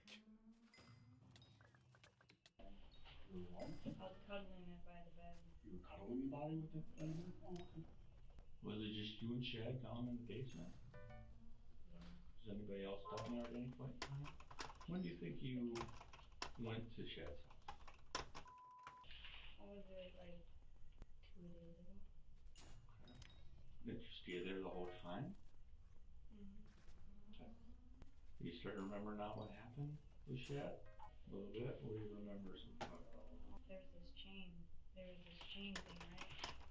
Yeah, like I was playing around with it. Okay. And like we were smoking the right? I'm terrible at explaining things, so let's see here. And then here comes the chain, right? And then he put it around his neck. Well, we were like playing around and then I don't know, I was tugging on it and then You say you're smoking, what would that be? Ice.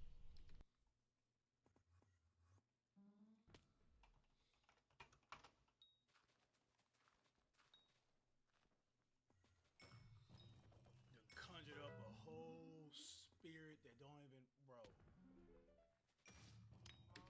Ice? Ice. Have you taken any other drugs? Bro. No, Just alters everything, your whole reality, bro. Your spirit. Just everything. Are you smoking body. ice? Ice, And how? man. I'm talking about the same stuff on Breaking Bad. You know what I'm talking about? On a pipe or something else? The one that's on the counter or on the table. I left the baggie there. Yeah. Where? Green baggie. There should be right on. Where exactly? In Eastman or Restored? At Shack. At Shack. Okay. And you say, where was this place? Where would it be? In the basement or on the first floor, second floor? and it was ice in and it was basically a bingo bag, type of little small plastic bag. Crushed up. Crushed up. And so there was a chain. What kind of chain? It's the one that's on the same place as where the. And where would that be again, please? I think it's on a dresser. On a dresser? Is it? Oh, is it on a dresser? I don't know. I don't know either. I haven't been there. It's just weird. I got like a weird flashback from it. Oh, what happened? Yeah, it's short. It was real short. What did you see? I don't even know anymore. Like, it was weird. I was riding him like a donkey, okay? And then like I think so. I think that's what was happening. I was like pulling and then like I don't know. Were you two being intimate, having sex? It was getting there. It was getting there. Okay. So will this be considered foreplay? Yeah. Yeah. It was. And then I just didn't stop. I don't know why. I didn't stop. You guys done something like this in the past? Not like that. Do you use manual strangulation during sex at all? Is Shad like that? A manual strangulation? Yes. He likes strangulation? I don't know. You know what I'm Yes, he talking does. about? Yes, he does. Yeah, I do. And you do too, or just him? Both of us. And what would you guys like to do? Is there a certain role playing that you did with Chad? Or was it just some sort of strangulation? How would you guys do your basically have sex? But does anybody like strangle the other person? I like doing that a lot. Alright, so you like being strangled, like having your airway, or do you like doing it to somebody else? I like doing it to somebody else. Does Shad like to be strangled during sex? I think so. Have you done it before with him? Yeah, he does. He likes it. So obviously you said you smoked some ice. Do you take any prescription medications? No. You ever any mental health? Yo, she's smiling, bro. This is evil, bro. Issues we should be aware of? I don't know yet. I think I'm Have you been diagnosed with anything officially? Because I know that Shad has had some issues, mental health issues, according to his mother, since high school. So then you guys were I'm not somebody cut this right here, y'all. Somebody said, Cash, can you do that for edit? a girlfriend at one point? For how long? 2 years. 2 years? So when did you start seeing him again? Recently? He's my buddy. He's my homie.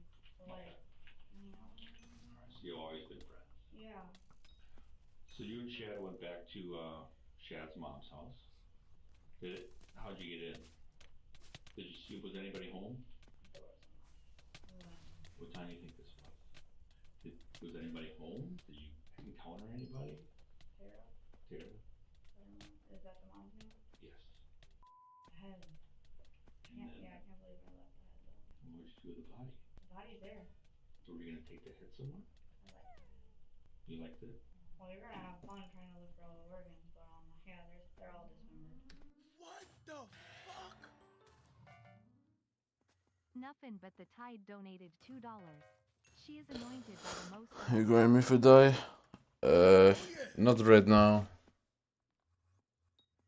I need to max my beaster on my main account. Thank you, bro. But then I will do yes on my Ironman. Well, I guess I am kind of grinding it now, but not directly. Bless his dog, bro. Oh my goodness. Thank you, Zoe, bro. All love, bro. All love to you, brother. Man, chat, this is My rage is so bad because I've been complaining all day about this magic find thing, bro. It's honestly the dumbest thing I've ever seen in my life. We in a spiritual fight, bro. I mean, from flesh to spiritual, man. I'm telling y'all, bro. Y'all, yeah, the drugs altered her, bro. But the drugs is what allowing these. I've been arguing about this for like multiple hours now.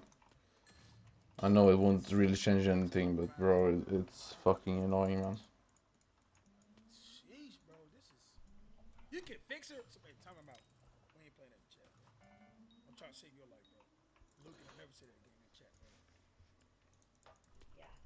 Do you like the Magic Find change? Yeah. And what did you do with the body parts? Basement, upstairs, Playing this dude head and organs. I was gonna bring them and then I know I forgot the head. I wanted the head. Please tell me no. Don't be retarded, bro. Van. What? In the van. It's what is it? I think a foot maybe. The what? I think it's a foot. A foot in the van? A leg maybe. I don't know. I'm like No, but it's terrible. It's terrible for the economy. I don't understand. I got lazy and that's what I did. So. It actually ruins the economy. There's no economy left, I think. I forgot that was in the van, so yeah. What did you do with the head? The head I put it in that bucket, that black bucket. Black bucket? Yeah, it's the most terrible thing ever. Basically, every money method that relies on RNG is kind of dead now because everything will be dirt cheap. So only way for you to make good coins on normal profile now will be farming and mining. So it's basically the same as Ironman. So yeah, it's retarded. Downstairs. How did you dismember the body? With what? Knives. But the nuns keep eating this up, but like it's a good thing. More than one knife? I don't think they understand it. They will literally need to mine or farm to even be able to make any coins. Any more sharp? It's terrible. It's terrible. They're making max magic find like 120.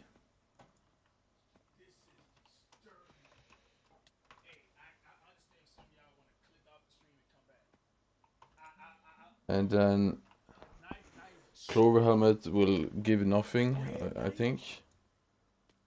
And G-Drag will give no magic find. Chimera will not give magic find. What else? Everything that gives magic find will no longer give magic find. Enrichments won't give magic find. What else we got? Sorrow, obviously. Slayer Habanero Tactics will give 5 magic find. Yeah, it's insane to me. So like, yeah, I got lazy last night, so. Where would these knives be now? Free network. How? Body parts. Where? In the black bag. What? It's in the black bag or in the basement. It's in the basement. They're all in the basement. And what? That's the basement. I just went up the stairs. So all the body parts and. You know, I'm probably broker than you now because I keep rolling dices. So at one point, did you bring That's measurement? No, because here's the thing. I was gonna, but I got. They make it more noob friendly. So basically, they're gonna make item drops like 5 times more common. And then it scales with magic find.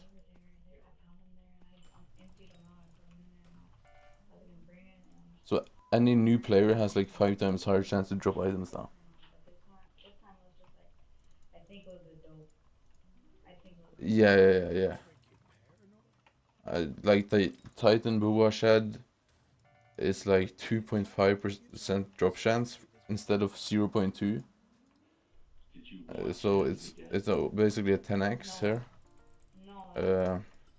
And it's probably gonna be the same on all items. Because that was a reference. So yeah. So I'm expecting Chimera to be like 1 in 3 chance. And then it only gives damage stats now, so nobody wants it. So Chimera is 28 million coins. Magic Find Enrichments is gone.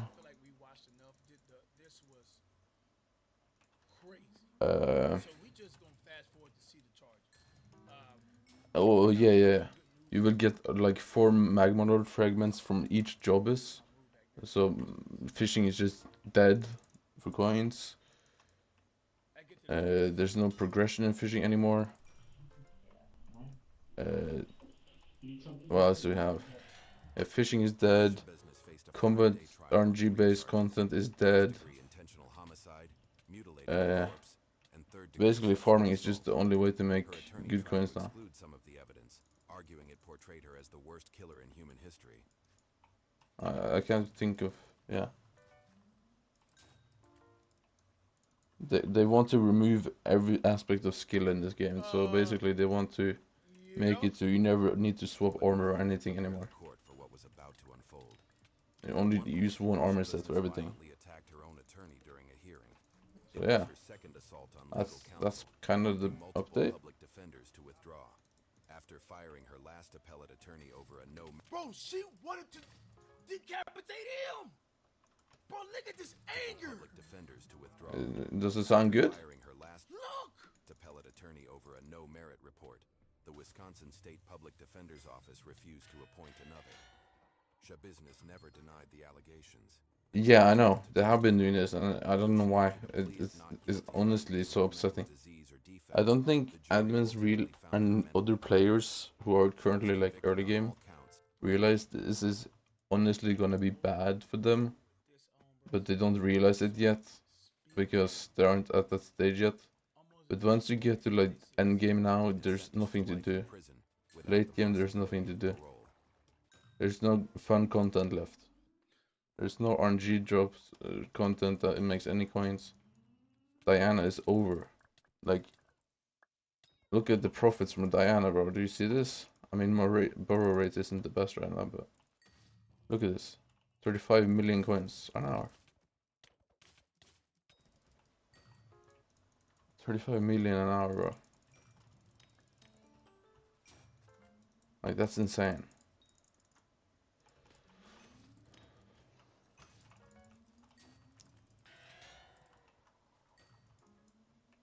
This is worse than farming pests.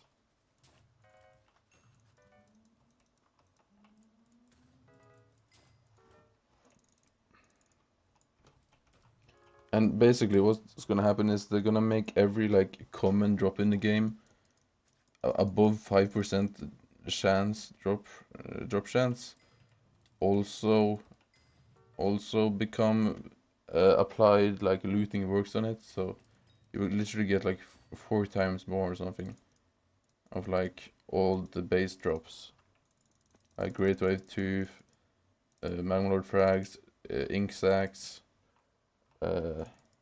Alligator Skin, Broken Raider, everything, bro. So the fishing is honestly like it's so fried. I think maybe like 12 mil an hour, maybe. Probably around there. They're basically removing any aspects of like variety in this game. Instead of adding new methods to make coins, they remove methods to make coins. Or ruin, I guess. And it's all just to please Ironman players. But I don't think they understand that Ironman players isn't the majority of the player base. Like, everything is just for Ironmans. It's all Ironman focused.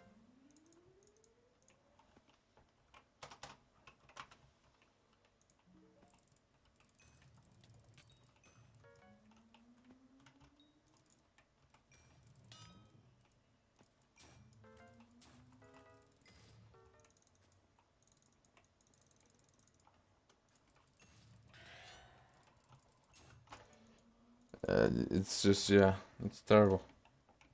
It's a disaster and it's a tragedy and it's sad. There's the respect for like late game players and end game players. It's all gone, bro. There is no respect. And they gotta stop thinking about new players because the new players just they come and they go like right away, man. And it's not because of drop chances.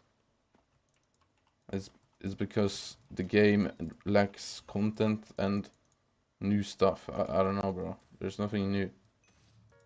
You gotta stop changing stuff and actually add something cool, a new item maybe. Use like a new item that is useful somewhere. A new combat item. Something combat related, man.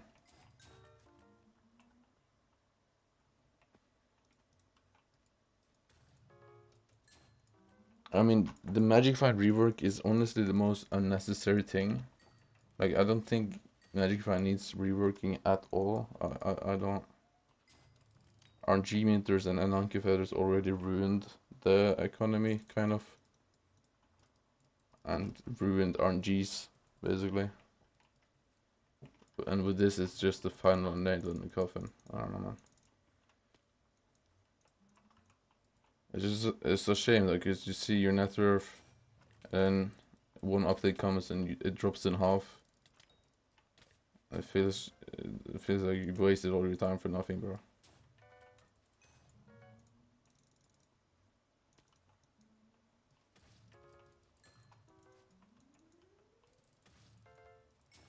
And every time I buy something now, it's like I'm thinking it's a risk, bro. It's a gamble to buy items now. It shouldn't be that way, bro. You should be able to just buy an item and have it, rather than being worrying about it, like being nerfed or becoming worthless in the future. I wanna see something depressing, bro. Look at my screen. Look at this shit. Wait. No, right. Wait.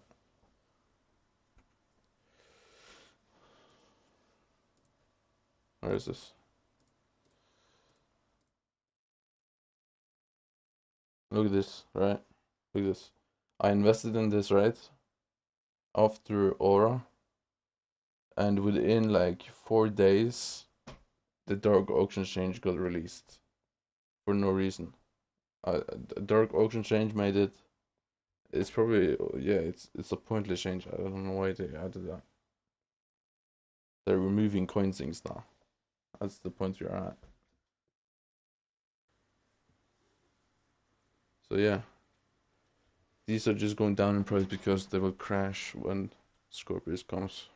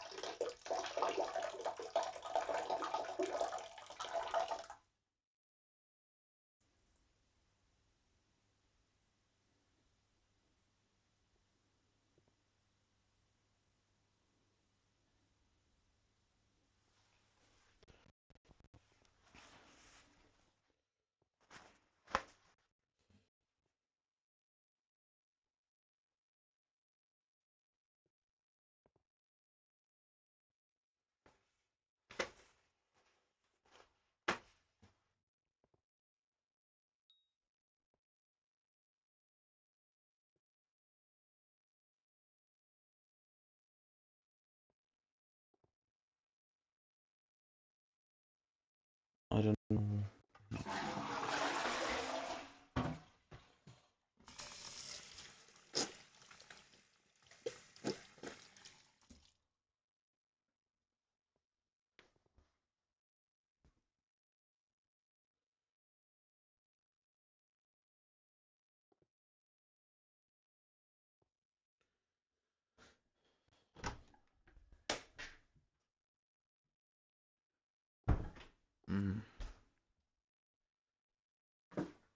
It's fine, we're rich, so we don't care, right? I do kinda care because I wanted coins. I invest to make a profit, and when I invest and I lose billions, it's not that fun.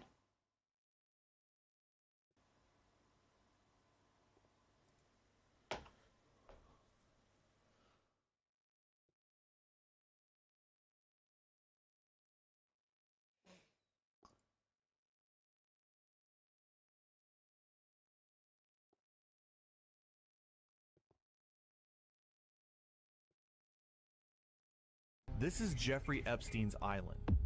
To understand it fully, we've remodeled the entire island, and we've divided it into 3 main sections.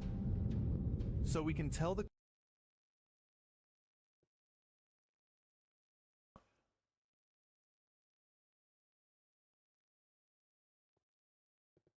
Wait, I was gonna check something.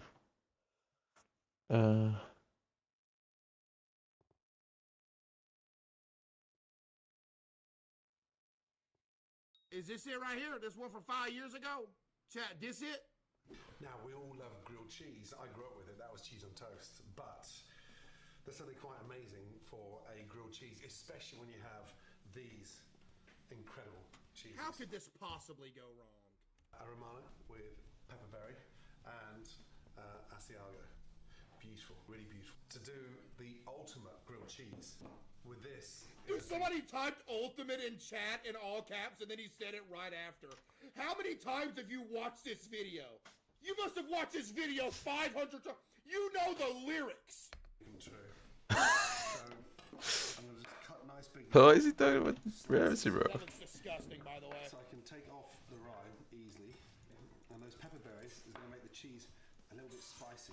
Look at that there. It's just a terrible update, and it's honestly it's so demotivating. Get some bagged shredded cheese on that thing, Gordon. Not gonna lie. Cut off the rind, and then from there get the slice, and just go in half again.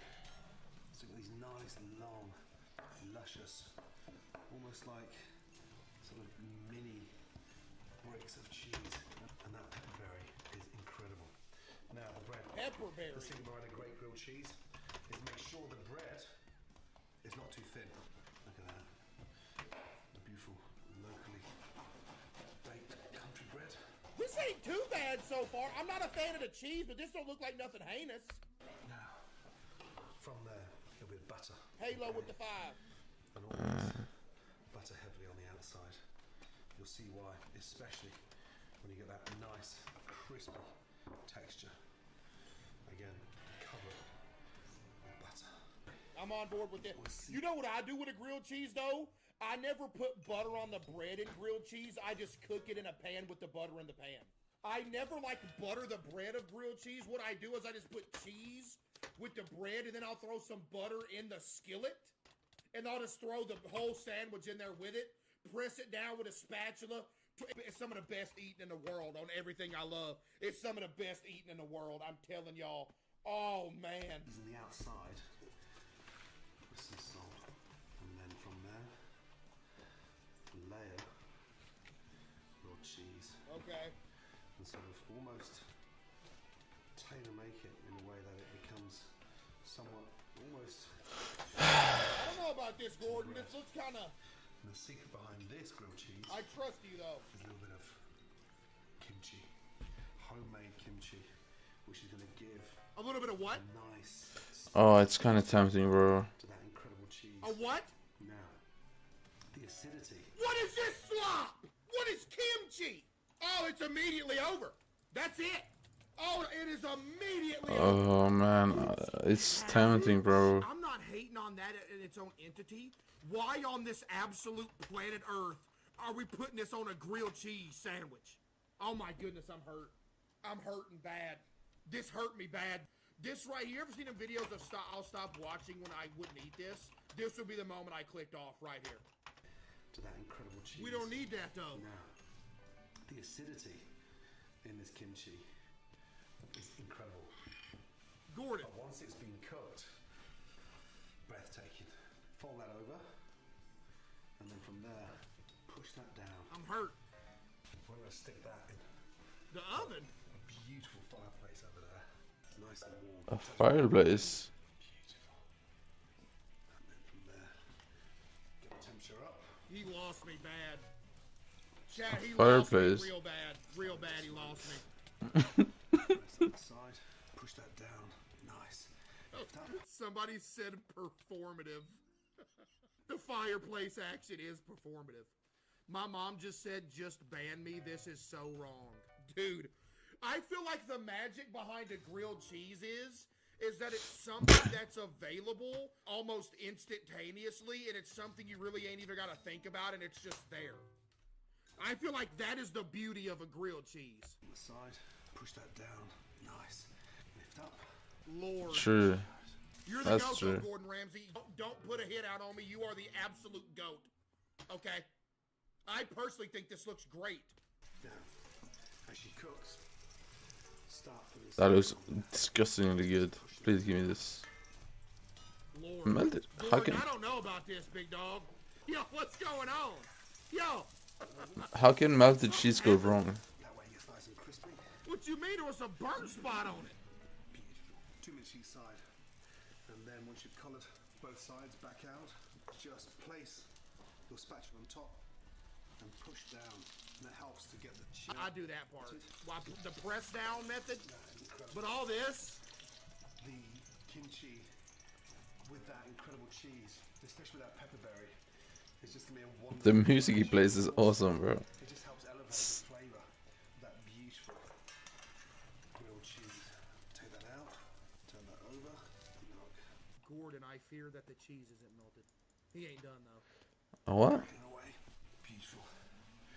The cheese is melted, and this. Wait, what'd he say? The cheese is melted. How crispy that is.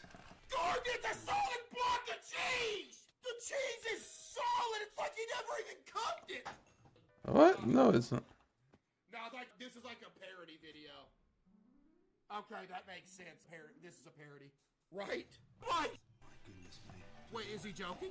This isn't you! I What is he hating? tend to wonder if he cut the cheese too thick. And in that part where he was down by the fireplace, the fire pit, that it took like 2 hours, and he just said, screw it, it's not gonna melt. I'm just gonna say it did and act like this was how it was supposed to play out. What? Because he got so tired of waiting, so it's like, I don't want to reshoot this. Like, yo, I'm about to pass out. Yo, I'm about to pass out. Oh my God. Yo, his immediate reaction, dude, his face, you can just tell that's just rancid. Bro, look at his face like a second after the first bite. Bro, you can tell he's just mad. Look. Look how mad he looks, dude. No. No. No. Stop. No, Gordon, the pepperberry's not saving it. Why'd you turn it and take a bite out of just the bread that time, Mr. Gordon? Hold on, you notice how he didn't take a bite out of the actual innards of the sandwich? Second bite, he turned it and just got a bite of some crust action. Did you see? Oh, I'm about to have brain hemorrhage. Oh, my head hurts from laughing so hard. Oh, my goodness, about to pass out. Oh, man, that was funny, though. I'm not gonna lie. That was action, dude. But look at the second bite, though. Watch him turn it. He's like, no, I don't want to bite right there. Look at this. I'm gonna spin it straight. This little section right here, some straight bread action. Yeah, he knew he was done with that. Wow. No. So much herpes. Keep giving that to me. It almost makes me feel like I want to move to Tasmania. Now, right. Man, that is a that is a cheese sandwich. Queso with the 5, thank you. Dude, bro, you could just see the pain. That there was some anger. There was some anger setting in immediately after he took that bite. Bro, you could just tell. Could you not just tell? Somebody said he had trouble even swallowing the first bite. No, that's true. Bro could barely swallow it. No way he has another redemption. Wait, what? He has another. Oh, he knows he got cooked for it the first time. To my redemption cook-off, I'll tell you why. Because a few years back I was in Tasmania making the most extraordinary grilled cheese. That's incredible. Ooh, oh man. Oh man, oh man. You should turn the comments off on that one. Now, I was up against it, didn't have much time, not making any complaints. However, this is redemption, because now, in front of my amazing audience, to show you how to make the most perfect grilled cheese. You guys ready? I fear that's what he said the first time, though. Let's go. So I've got some great Italian country bread. You already messing up. We need some Wonder Bread up in here. Straight out of the sack. You already messing up, not gonna lie. What? Braised short rib I'm gonna make an amazing little jalapeno Yo, jam. Northy with the Start 5, off with thank you. first, cooking the mushrooms. Now, when I say I've taken flack, you have no idea the amount of complaints I've had globally about this grilled cheese. Wait, is there an audio delay, chat? Got We some need amazing that mushrooms, wonder! great short rib. I'm gonna make an amazing little jalapeno Yeah. jam. Start off with first, cooking the Damn. mushrooms. Now, when I say I've taken flack, Did he just say let's start off with some mushrooms? I'm a big mushroom fan, but big dog. mushrooms, braised short rib. I'm gonna make an amazing little jalapeno jam. Start off with first, cooking the mushrooms. What? Now, when I say I've taken flack, you have no idea the amount of complaints I've had globally about this grilled cheese. However, now we are back with a vengeance. Olive oil into our pan. Okay. and let's get Potatoes some with the colour fire. on those mushrooms. No colour, no flavour. Nice hot pan. Mushrooms in. Don't do it. And lay them flat in the pan. You need this many Skittles for a grilled cheese! Colour on there. Salt, chili flakes, and then. But this is not a real grilled cheese, bro. Again. Get them roasted. Now, this jam. This is a jalapeno and sort of tomato jam. Fry off the peppers, slice them nice and thin. I'm the type of person that loves the seeds in these things, okay? It generates more heat, and more importantly, at this age, they're not really that hot, okay? And I want this thing caramelizing. What? So, slice them into little rondels. Why you? Touch of olive oil. Where's the cheese in into the pan, grill? And in we go. What are you doing? Again, some salt, and then a Bro, little touch of he's pepper. doing it smart way, bro. Especially cooking mushrooms. And then inside this jam, just a little pinch of sugar. In we Maybe go. once you hit a certain prestige level of cooking, it becomes impossible to just do something bare bones how it's meant to be done. You absolutely have to add all this other slop to it. Maybe you get to a certain look at all this skillet action for a grill. He's cooking a grilled cheese. You think this dude was cooking like a kebab or something? I think you get to a certain level of cooking or just anything that it becomes impossible to just make a regular grilled cheese. Now, ginger. Just cut that in half. What did he Nice just and call me? fine. I quite like the chunks of ginger in there as well. As the ginger starts to cook, it's going to disintegrate and sort of really give a little touch of spice inside that jam. From there, Holy meow. tomatoes, and literally just cut them in half. And we're sort of going to blister the tomatoes. This is a unique sandwich. Yeah. Yes, unique guy. Short rib. So, wait, did I miss something? What was he cooked? my tomatoes. Just get the tomatoes. You what? And we're sort of going to blister the tomatoes. It's This is over. a It's over. unique. You know what? Some mushrooms and some jalapenos, I can get by that. Even though it's not supposed to be on a grilled cheese sandwich, it's whatever. But you got some tomatoes. Because in the center, I've got some leftover braised shrimp. So that's going to give a really texture inside. And then from there, just start your shallots. My feelings are hurt. Nice and fine. Dog, was that some onion? Beautiful. And sauteed beautifully. This is for... If you're just tuning in, he's cooking a grilled cheese sandwich. Let this sink in. Look at the screen and listen to what I'm saying. He's cooking a grilled cheese. Make sure we get a lot of color on those mushrooms, okay? We need the color. We need the water to come out. Dude, undeniable motion, though. Undeniable motion. Remains nice and caramelized. And I promise you this time, the cheese is going to be melted beyond belief. Just a little touch. How many sandwiches? Just one, just for a grilled cheese sandwich, I think. I hope. Actually, I don't hope. I would hope this was for like 5 of them. But he made one in the other one. Yeah. Is that honey? Just a little touch of honey over that chutney. And now it's going to start caramelizing. Now, for the center. This is my braised Damn. rib, okay? Your what? And this is literally left over from the night before. And all we're going to do now is just sort of slice the short rib down into layers. Give that a really nice season. You're not going to put this on the grilled From cheese, there, though. Chill it so it stays nice and Let me do a quick comment, Peep, real quick.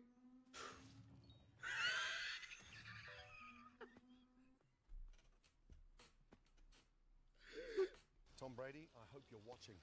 I'll stop it, Tom. Come on. You're going to make a grilled cheese? Yeah, just make a grilled cheese. Tom. It's not that hard. I I think Nick made it. Tom Brady, come on, really? Grilled cheese? Seriously? Gordon! Mushrooms getting cooked down. Look at what you're doing here! That comes out into a bowl, partly done, and then look at these mushrooms. Beautiful. Drain This off is part 2 of the parody. that in, out.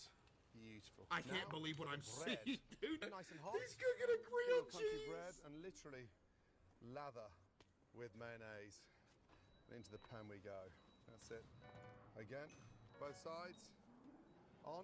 Just get your press. Mayo, honey, short rib, tomato, onions. Oh, Holy shit. jalapenos. Oh my goodness, you would die if you ate this.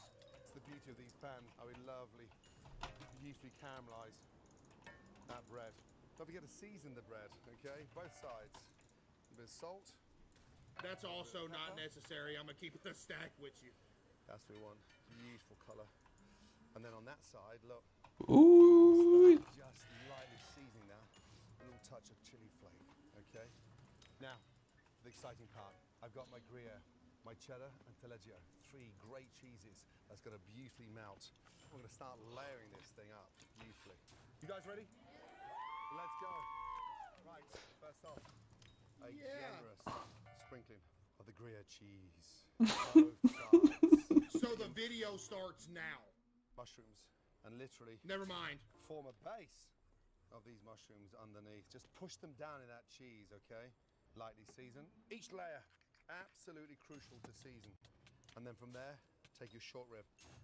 That is disgustingly good. You gotta be joking. Short rib, cheese. Oh! And we're gonna go for that beautiful chutney. Jalapeno chutney. And that just lifts the beef up. No, no, no, no. He is 100% doing this to make people. It's rage bait. This is 100% what it is.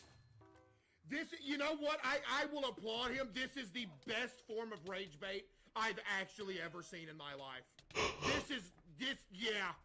And jalapeno. Now, for our mature cheddar. Ay, ay. Oh my goodness. Again, really important we season. Really important. Chile. Chutney. Oh, This is a Philly cheesesteak sandwich! An advanced one at that! It's me.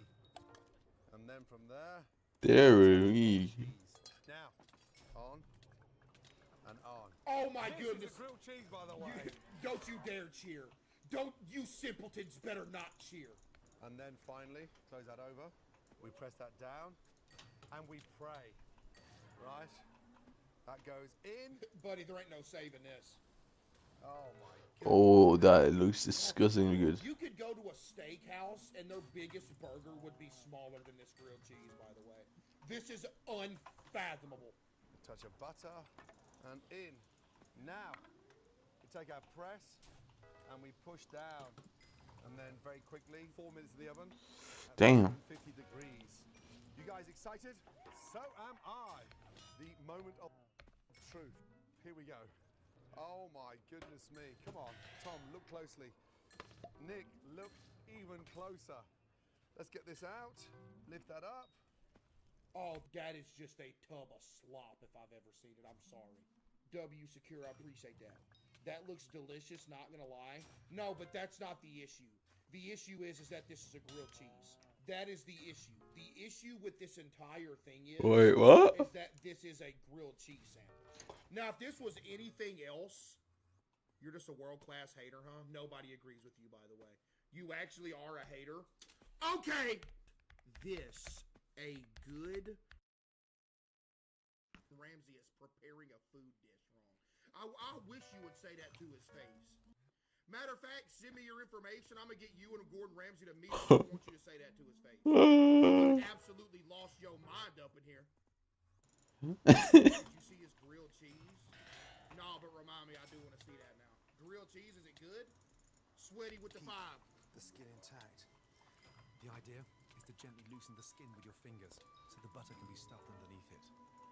That doesn't even help it. The skin off the top of the thighs, turn the bird round, and just go through here again. Hand up and just release a little bit. But don't completely break it because I don't want all that butter to run out. Right. It might as well run out because it don't soak into it anyway. It's still dry. Damn. Put into a ball. Eat some fine shit. Lemony, citrusy, and just sort of flatten it and stick that in there.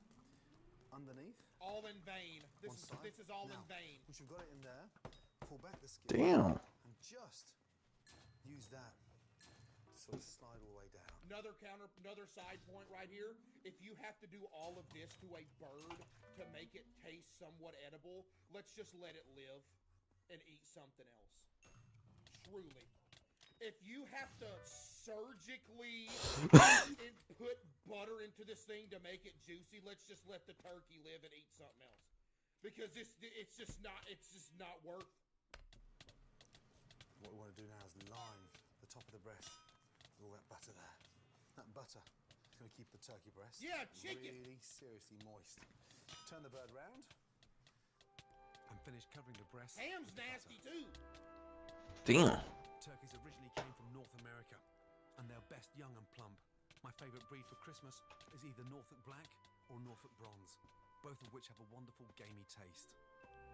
Take the rest of the butter and carefully massage over the breast, legs, and wings. Ham is disgusting. Ham is borderline worse. No, it is worse than turkey. Ham's awful. Damn. You can do all this the night before and simply cover the turkey with tinfoil and keep it in the fridge. Ham is like actually putrid. Like it's bad. Into the tray. Jack, come on, man. A little touch of olive oil. Yo, Curtis, now, with the Damn. top. Again, that protects it. Gets that skin really nice and crispy, and it stops the butter from burning. Now, in the oven, I ain't at crazy. 220 for 10 minutes, get really nice and brown. Quickly, in she goes. Keep looking. This thing it's never moist.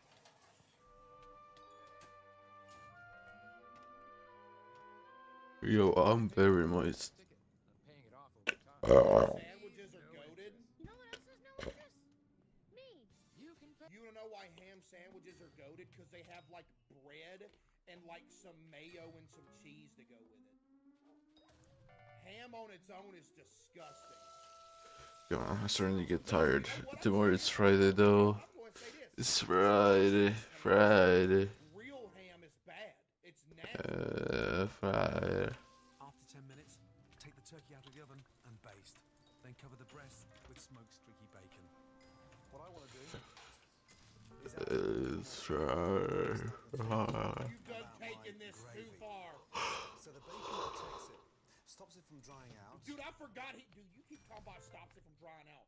Gordon, there's no such thing as stopping it from drying out.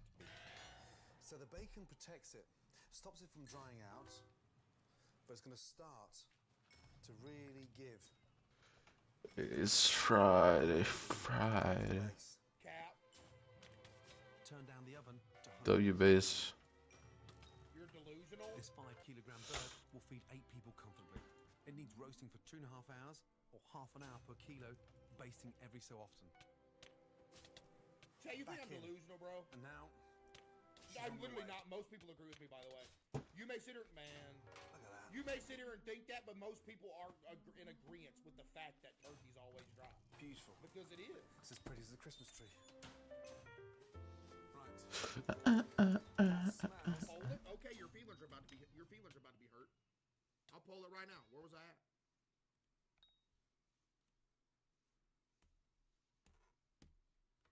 We did this last year too.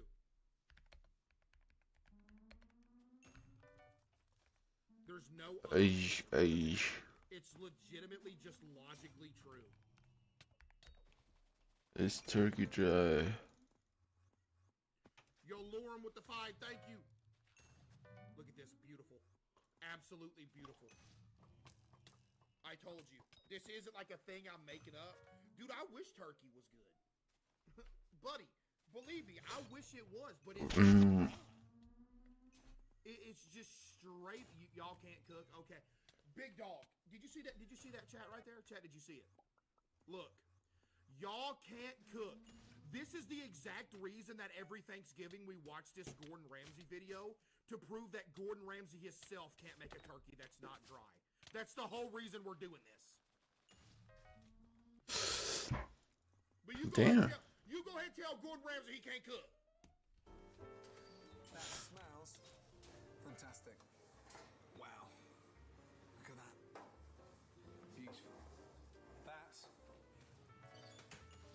90% of your work done there. To test Hold on, I missed it. Beautiful. I dropped my fidget As pretty as a spinner. Christmas tree. Right. That smells fantastic. Wow. Look at that. That is disgusting, good man. Is it though? Is 90% of your work done there. To test the turkey is cooked, stick a knife into the bottom of the thigh, and if the juices run clear, it's done. The secret now is to let the turkey rest. All that juice, all that prep is gone right there. Gone. Gone. You might as well. You know what? You want a non-dry turkey? Put this in a giant cup, take a bite of turkey, and drink that juice out of a cup. Then you might have a good turkey experience. Yo, men with the 10W, men with the 10, thank you. Covered for 2.5 hours.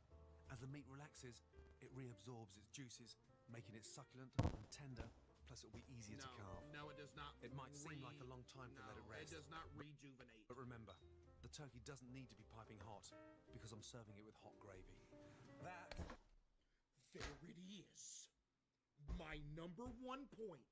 There is a reason that you always have turkey with some gravy, because the turkey itself isn't dry enough. You have to have gravy with it.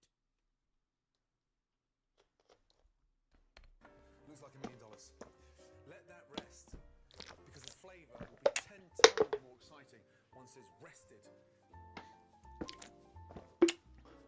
The key to pulling all the different elements of your Christmas dinner together on the plate is the gravy. My recipe for turkey gravy, made with cider and walnuts, has a wonderful, appley, nutty flavour which beautifully complements the turkey meat and fruity pork stuffing. As that turkey's resting, I want to make the most amazing gravy. And when I say amazing, I really do mean amazing. Drain the excess fat from the roasting tray. The excess fat, that's all the fat. There's nothing left in the turkey. It's all gone. It is a carcass. And put it back on the heat. Of nothing. Then remove the bacon from the top of the turkey and the roasted onions from the cavity. Look at them. My God, they smell amazing. Finally, take out the roasted lemon. First of all, cut up the bacon. Lovely. Bacon into the tray. Hear how crispy that is. That's the start of our gravy. The onion, look at it. Beautiful. I like me some onion. Better than that. Chop that up. Onion. Remind me to watch that what'd you say? Grilled cheese video after? And that smells incredible. When I first got the It's chance bad? to cook Wait, is it Christmas really lunch for the bad? chefs in Paris, It's grilled cheese? they taught me one crucial thing.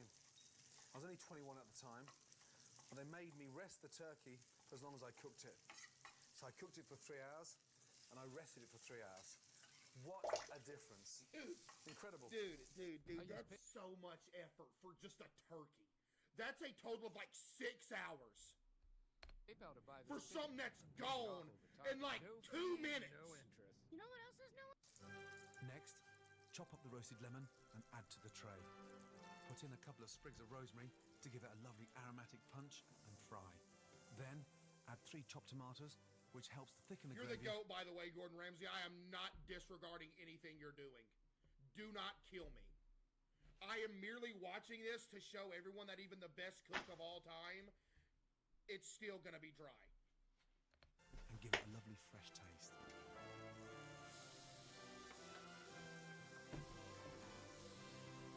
Now it's time to really get Yo, the turkey Rusty with the flavour 5, into thank the you. gravy. Snap off the wing. Take off all your little trimmings, all these little bits here. Add that into your gravy. These are the bits we never use. Everyone throws them away. Off. There. That little baby there. Take him off. I want that. Bang. Flavour, delicious. The smell is incredible. Next, pour in the dry Are you hungry? No, especially watching this. I hate turkey. cider. This adds a lovely subtle apple flavour that really lifts the taste of the turkey meat. As the cider starts to reduce, pour in the delicious resting juices from the roasted turkey. Wow, there you go. The most amazing flavour.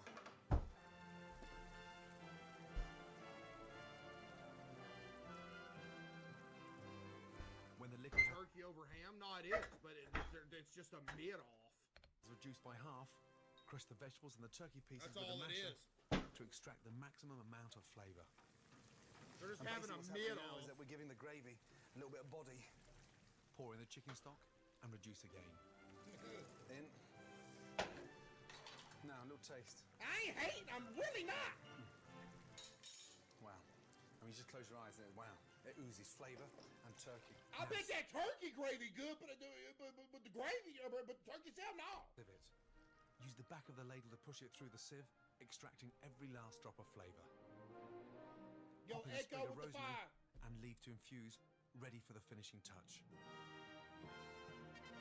Keep in mind, all this work he done put into this. Simply add crushed walnuts to the bottom of the gravy boat and ladle in the hot I gravy. don't know about that, Gordon. Here's the turkey. No!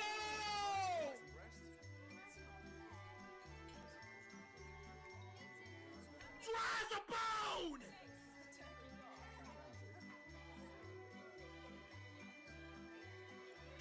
Now give me an inside cut shot!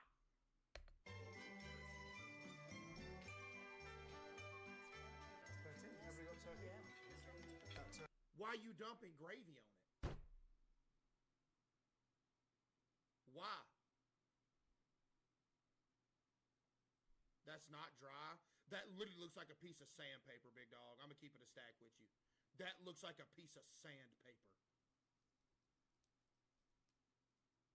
That looks miserable. It smells so nice. Now you can't even count it.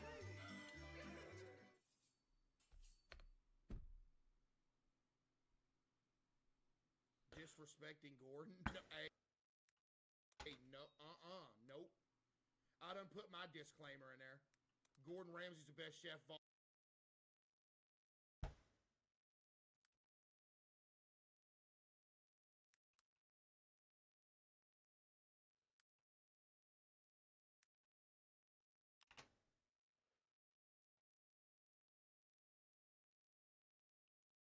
On the world's largest hardcore Minecraft server, I've learned how to break the laws of the game. Because throughout the past few months, I've gotten the closest I've ever been to losing my one and only life. But by abusing these game-breaking exploits, I could become truly unstoppable on the unstable SMP. However, the only thing that could stop me now was the assassin Leo. He was responsible for destroying my home, responsible for hundreds of players stalking me, and for a moment I believed he murdered. When most players think of Minecraft weapons, they think of sword, bow, axe, spear.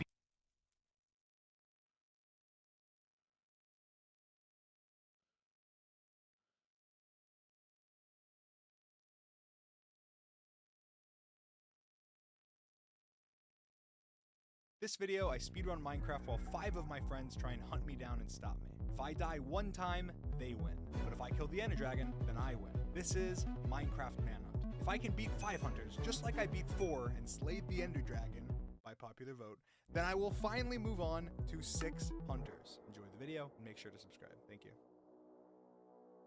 I'm not touching you. I'm not touching you. What are you gonna do? This is allowed. We're not touching you. We're allowed to click next here.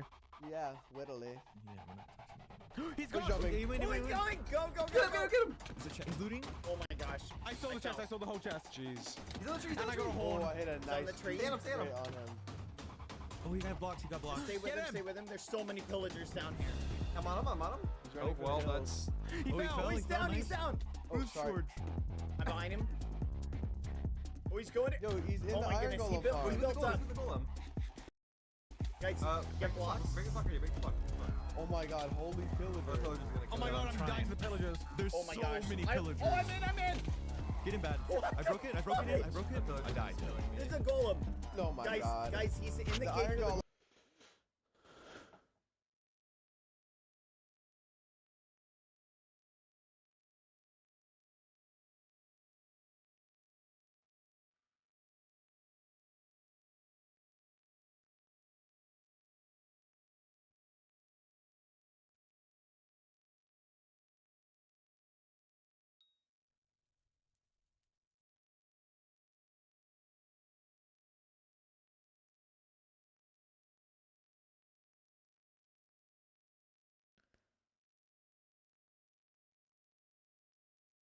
This video, I speedrun.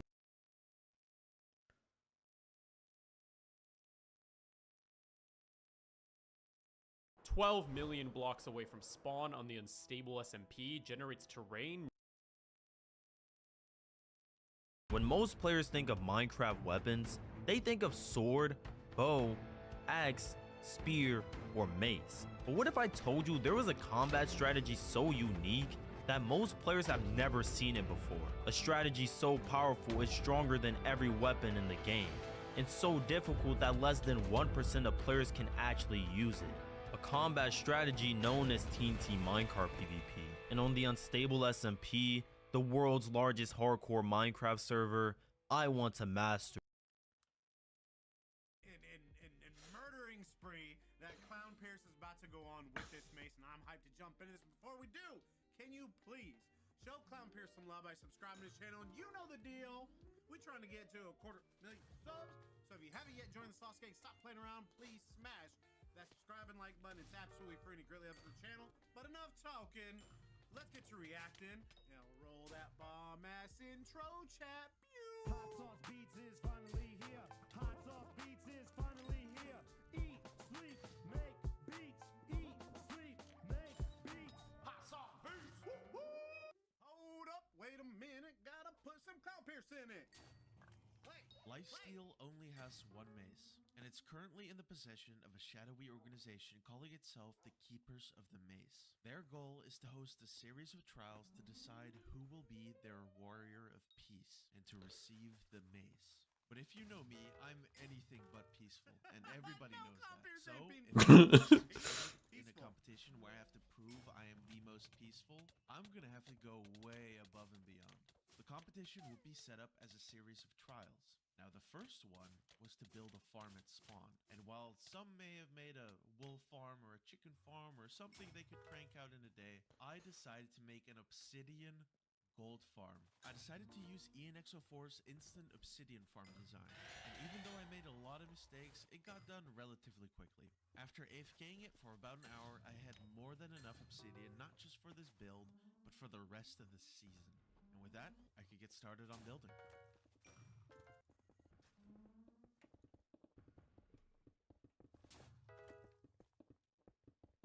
Oh, bro, that's low-key crazy.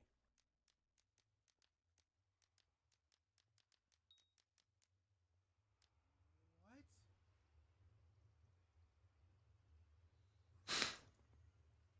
I can't even fathom the mob sounds right there.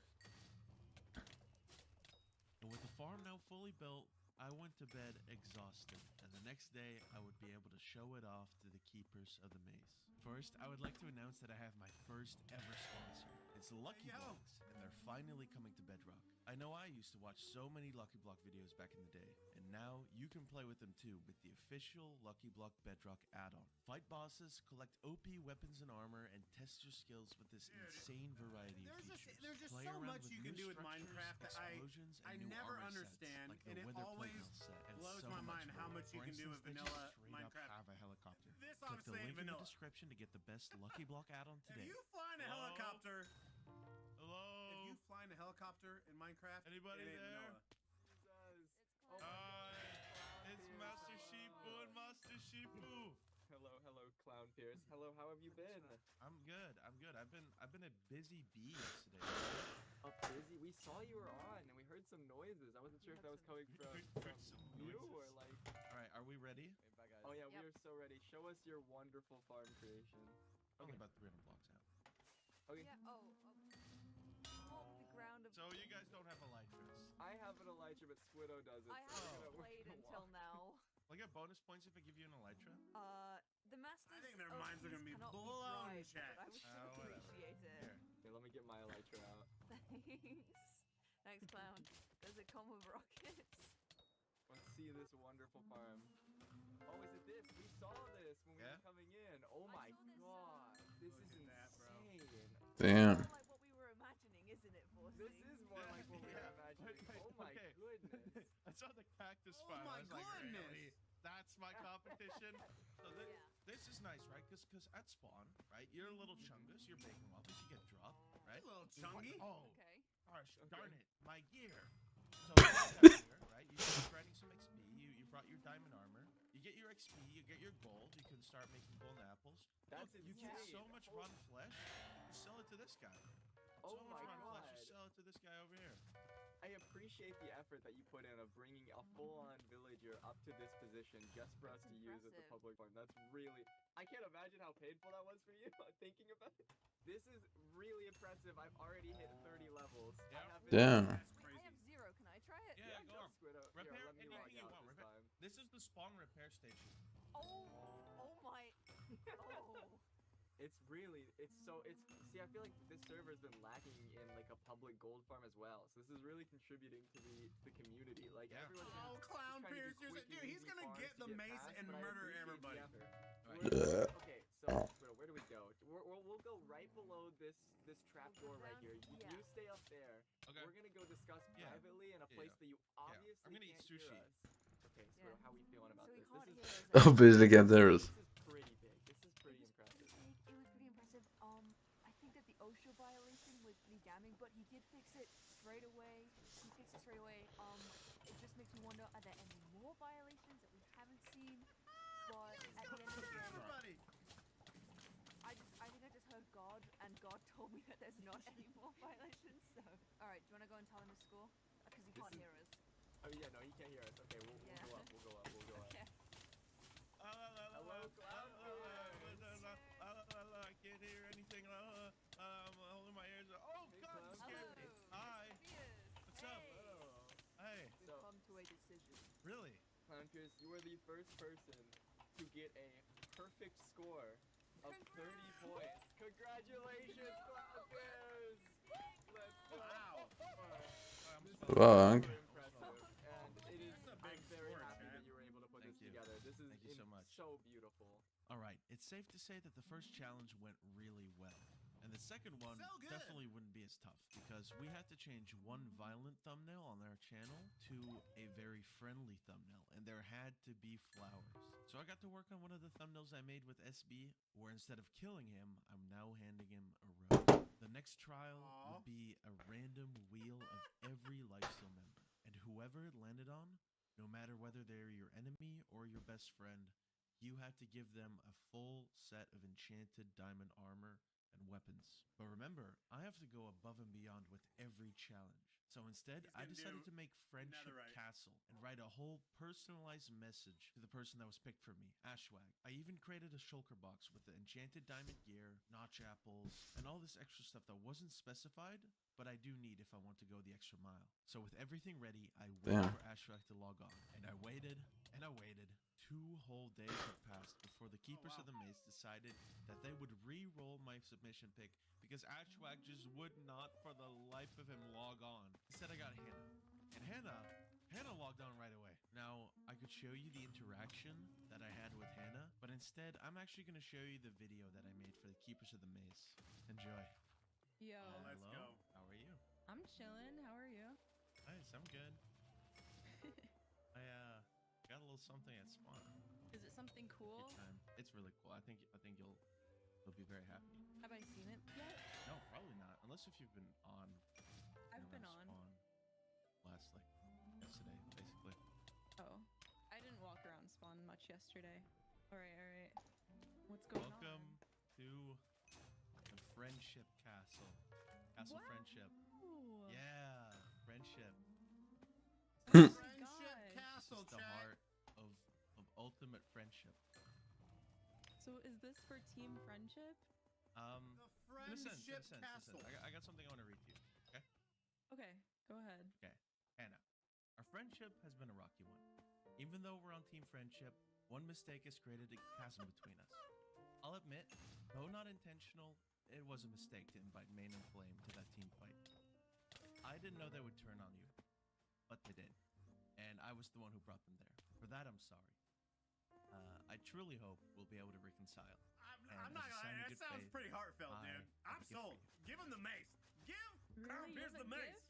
First off, hey. I love. Thank you. Yeah. Oh my God, you just ate half. Thank you. I love cake. Second off. Oh, here you go. What's in there? All yours. Wait, what is it? Oh, You don't have to give me anything. No, it's okay. I insist. It's yours. Oh my gosh!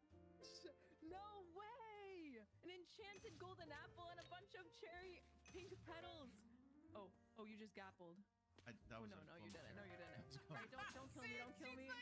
Oh, friendship armor. Let's go. This is so amazing. Wait, why are you doing all this? Just to make amends? Just to reconcile. Yeah, just to reconcile with Team that. friendship forever. Team friendship appears away. Oh, that's awkward. It's not happening. Just not, wow, that's crazy. What is this? What is happening to me? If that doesn't bring a tear to your eye, I don't know what does. For reference, this was Zan's mission. Hi. Okay, so I have a gift for you, alright? What's up? Okay. So, just take all this. Go away, invis player. Go away. Can you give that back? Can you give that back? Who just did that? Give that back? It's me. Give that back right now. Give that back to Baby Brandon right now. Give that back to Baby Brandon right now. Give that back to Baby Brandon right now. people around us right now. Give- I sliced everyone with invis. Okay. Not you. You're not invited. Why are you all following us? Go away. Yeah, that's a total mess right there. All right. So the trial after this was attending a life seal karaoke session, and I'm personally not afraid to put these vocal cords to good use.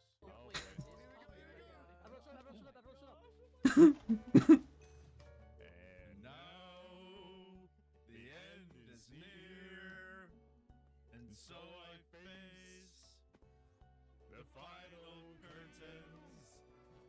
The revolutions. I took the votes. I did my way.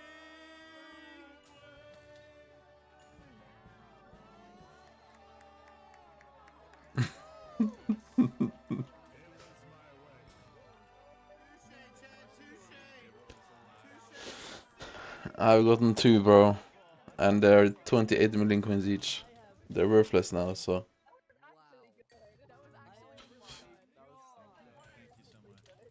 I don't like singing.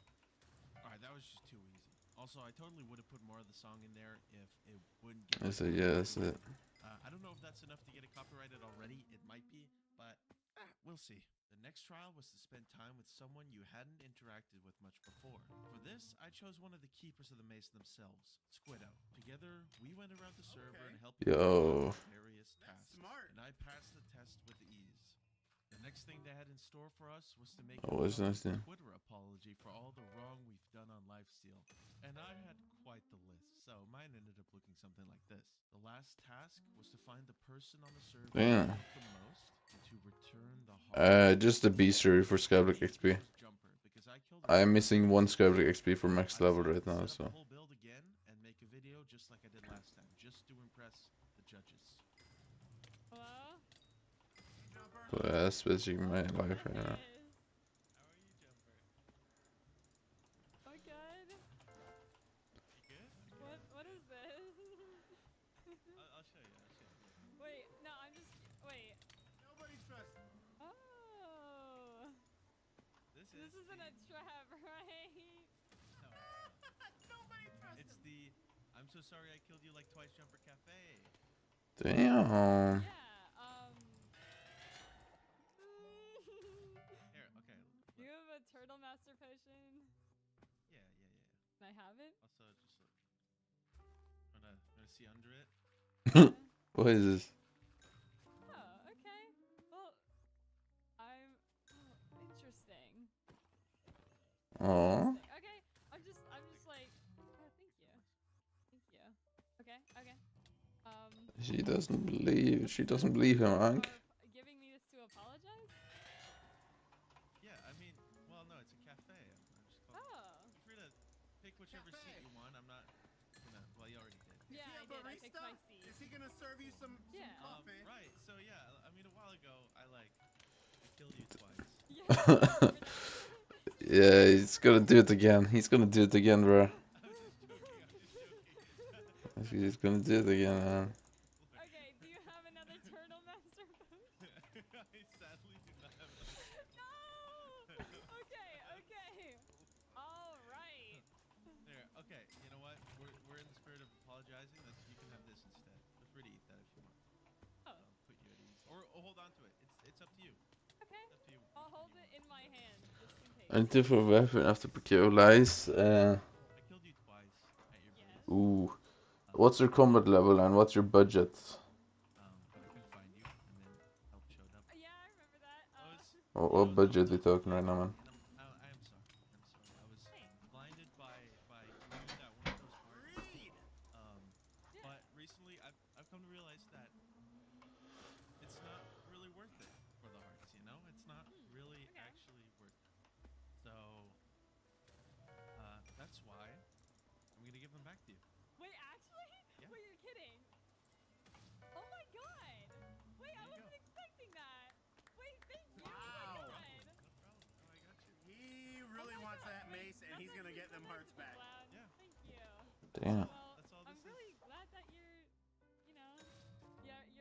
changing for the better. So good for you, honestly. I appreciate that. Yeah. This is called the long con, chat. Yeah, he is not changing. Okay. It's so funny. Sorry, I can't. I'm a bit of a prankster, that's all. Yeah, I mean, okay. Alright, with that, to the final trial. They asked all the participants of the to stay in one trial chamber for 30 minutes and survive. They said that all bets were off. You could kill your fellow peace trial members, and if they died, they would be eliminated from the peace trial. Oh, wow. I think that if you try to eliminate I mean, you could go for Shadow Furry or Giant Sword. It's kind of up to you. How much is a Giant Sword? So I decided to just make sure Isn't it dirt cheap now? Oh my god, it's so cheap now. Holy shit. once the 30 minutes were over, we were called up, and we would all be called up one by one to tell us who would hold the mace. But the moment I was called up to the stand, they didn't announce who got the mace. No, instead, they gave me a secret trial. Okay. So, Clown, you're a pretty strong player. Clown, come up here. In order, if you want the mace, you must kill Squiddo right now. What? If you want the mace, you need to prove that you are strong-willed enough to take care of the mace and to kill anyone, like be willing, strong-willed enough to be willing enough to kill anyone. So you must kill Squiddo right now if you want the mace. You can choose to walk away, and that is an option, but you are forfeiting your chance for the mace, and you are leaving the trial entirely. Okay, what is wrong about killing Squiddo right here? We've had a lot of pacifists come up here, and we want the warrior of peace, not the pacifist of peace. Think about this, Clown. If somebody was coming up to somebody and someone was attacking somebody, like there was a fight going out, and there's one person who caused that fight, are you going to just sit by and let them continue to beat up other innocent people and do that? Or are you going to prove that you were strong-willed enough to kill any player on the server? See, Even if it was me. Prove that by killing an innocent player. You are killing the previous mace owner, and you are now holding on. You will be passing down the keeping of the mace. By killing Squiddo right now. Now, Squiddo doesn't have the mace. I don't have it in my inventory. Because we will still. This is still just trial 10. So. What? Whoever, like, based on whatever. Can't do this. And what you do. We'll like whoever ends up at the end of this will be deliberated between. Don't kill. If you wish to have the mace right now, you need to kill Squiddo. You need to kill me. Don't do it. They're all saying want it. you to That's kill fake. me. That's fake. Fake. False. Come on. I'm not gonna kill an innocent. I'm not gonna kill an If you innocent walk away, you player are forfeiting the over mace a and you are reason leaving this the small. trial. I forfeit After the mace. everything. Yes. Seriously. Yes. After This is the everything final you've done. trial. It would take Well, RNG drops grind used to be good, or is still good, but The second they give him the mace, he murders them. What have I learned here? but there's an update coming where basically everything will die in price. So, but for now, That is not what these trials are about, Squiddo. There's a cow in the way. Kill the cow. I thought you were doing dungeons for coins. What are you gonna use the sword for? What are you using Kit of Lights for? What I've learned is that everything can be resolved through different methods. Not everything, but something as small as getting the mace is not worth an innocent life. You've done nothing, Squiddo. You've done nothing to warrant dying. So I'm refusing. You refuse. I refuse. You are giving up the mace right You now. are giving up the most powerful weapon. Yes. After everything, after all of the trials. If you kill Squiddo right now, you would get the mace. This is your one chance to get it. Walk away. If you walk away right now, you're not gonna get the mace. Okay. Oh my god, he's leaving. Okay. He's just leaving the going. peace trials after everything. He's leaving. Goodbye, Clown. Goodbye. Now this was a bit of a gamble. If you're confused as to why I refuse to kill calling their Squiddo bluff. there, I think this final trial is to weed out players exactly like me. But instead, I refused, gambling everything on the fact that this was a double test. And sure enough, soon Damn. I got a message to hop on Lifesteal. This has been interesting, hearing, like, seeing the way everyone took that final trial. How'd you feel walking into it? Nervous? Yeah. Oh yeah, we discussed it already before, but like, Yeah. it's kind of interesting to see like how everyone perceives it. It's a nice place, right? Gosh, this is insane. So yeah, it's kinda. It's like. What do you want to do for coins? It says goodbye. Yeah, that's low-key why I picked it. Oh, this is an awesome map. It's so pretty. Anyway, Forcey, do you want to give a little speech? Oh yeah, I can give a little speech. So. Oh, there's so much you will grind. Going on with the mace, we did the peace trials and everything. And you remember way back when there was all this misdirection and gaslighting. What floor are you gonna do with this? You remember that? Yeah. Well, I'm gonna be honest, Clown. None of us had it. None of us have the mace. None of us have the mace. Really? Yeah. Because who really has the mace is Master Oogway himself. Master Oogway. Master Oogway had the mace the entire time. Isn't that insane? How did he do that? I know, and you're gonna meet Master Oogway. Whenever he logs on. Whenever he logs on. Oh, Master Oogway. Really? Yeah. Oh my god. Master Oogway! Master Oogway Craft. What? Wait, join my group, join my group. Right now, actually. Oh my god. Master Oogway! Let's go, that's Uruguay. I bow to you. Master Oogway. The honor is all mine, Panda Pierce. Now you have worked very hard to get here, reminding us all that yesterday is history. I'm so tired right now, bro. But today is a gift. And that is why it's called the present. He said the line. Master Oogway said the line. Damn. That's so cool. Now, the keepers of the maze have deliberated, looking at the entire trials as a whole, to find the most peaceful member. And you, Clown Pierce, were chosen as the Dragon Warrior. Oh, if you're just gonna do for 6, you can maybe just grind the giant sword yourself. But to do that, you can use like how much is it? Sorry, I don't mean to interrupt. I'm very excited for you. This hood is killing me. I got it. Yeah, Shadow Fur. Oh my god, it's so cheap. What the fuck? I didn't know. It was this cheap. That was inappropriate. So sorry. I retract my statement. I'm sorry. Now, Clown Pierce, before I give you the mace, I'm sorry, Mama. do you swear to me, Branzycraft, that you will use this for good? Please, Clown. Take them all out. Take them all out. The second you get the mace, take them out. Put the fear of God in the server. I swear to you, Oogway Craft, Ramsey Craft? There you go, that's good. Yeah. Oogway Craft, that I will use this mace for good. Are you sure? Yeah.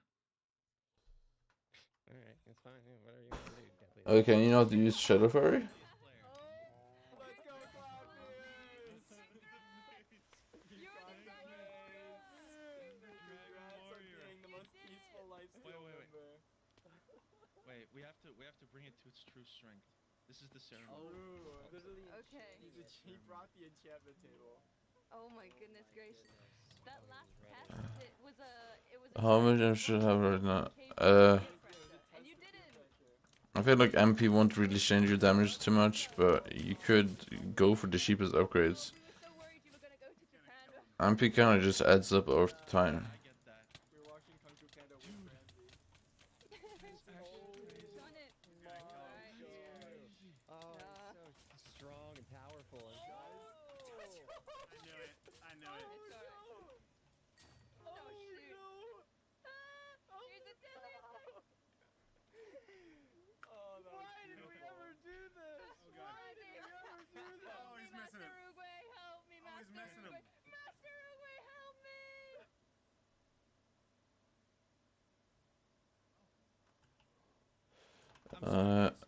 I mean, do you have Discord? You could check the Discord bots. I had to prove if I wanted to, if I choose to. You can use the Discord bot to find out the cheapest magical power. Player on the server, and I hope to remind you that every single day, I make a choice not to be. Let me bring you in, chat. Yes. Alright, see ya, man. Come on, that's part of the reason why we love Clown Pierce so much is for his ruthlessness. And let me just.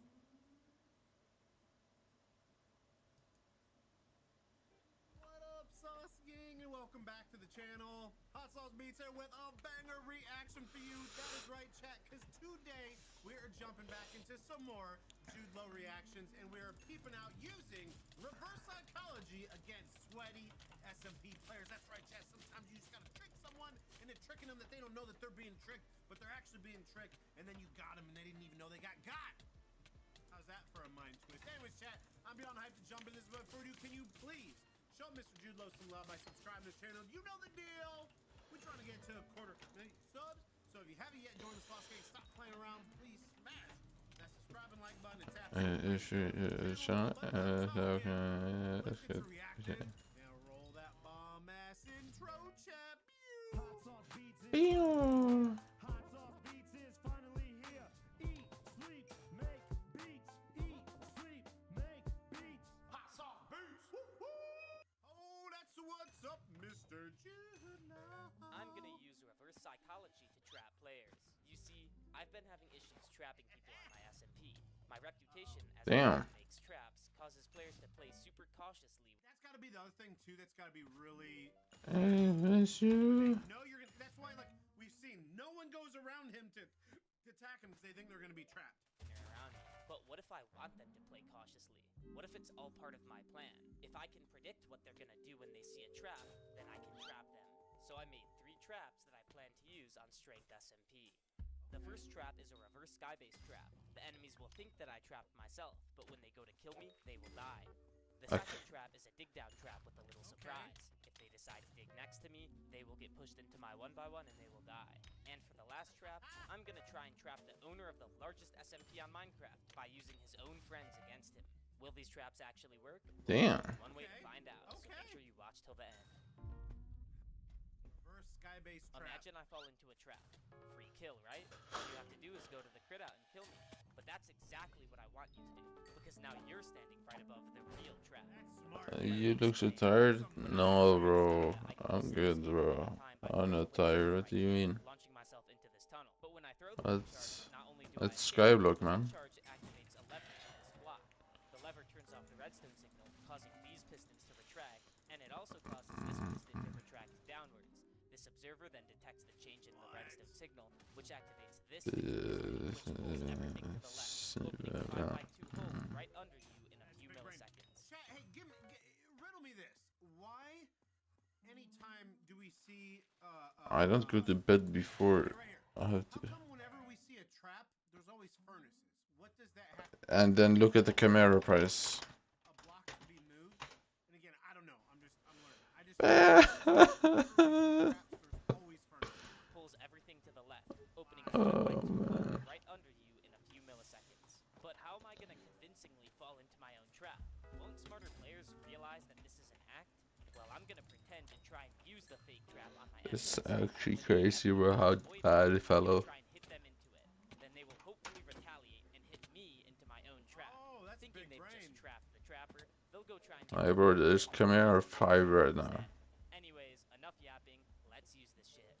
Camera 5 investor. Targets are sharpness and evil eye, since they have been killing me since the start of the server. But before I took on a 2v1, I wanted to practice my skills first, and I had the perfect test subject, Ty. practice In my on last Ty, video, bruh. he cheated death by swapping armor with his teammate before he fought me, and I'm not gonna let that slide. I knew I had to trap him, so I decided to begin gaslighting him. Oh, So Ty, as you're you so know, awesome. I hate dolphin. So look, Hey. I made a dolphin diving board because he's a dolphin. Come look at this. Do you see the water over there? Damn, they actually sold. Yeah. Why is there Obby right here?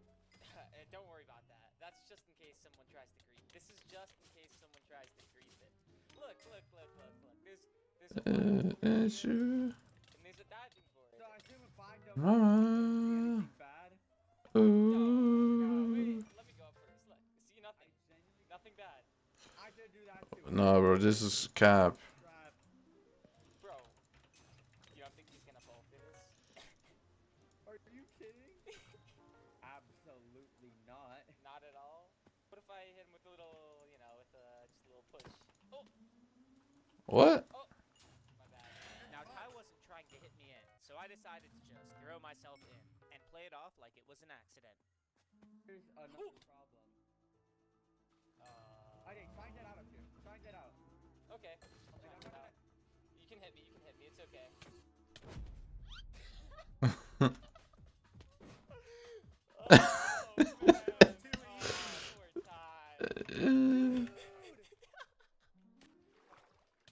Nah, there's 300 armor stands in here. You're not getting out. Good night.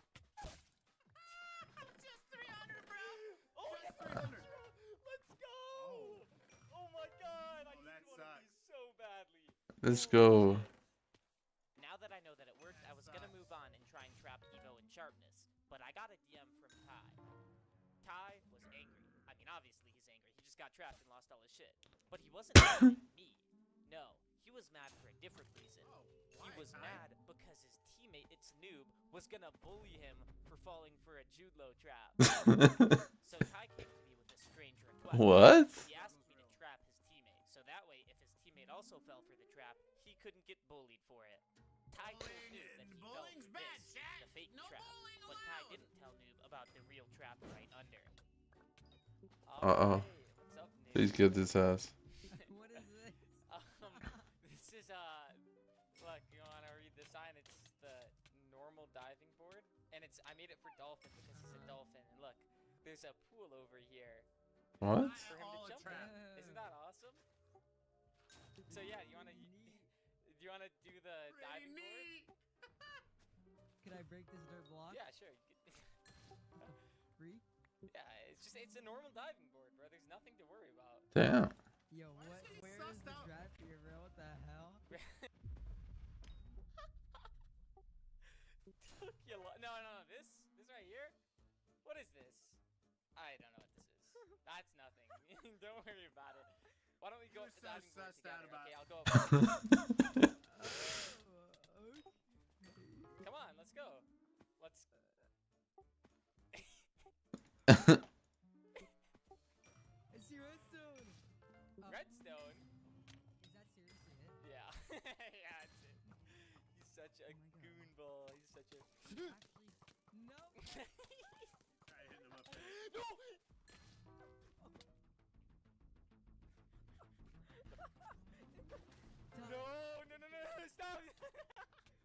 Stop! Stop! Wait, I have to do it. Bro. Stop! I have to. I'm not even gonna take anything. I have to get the trap for his own trap. Get him. Ty's video has nothing on me. Bro, this guy is cooked. You're getting out. No, you're not. I'm getting out. I'm getting out.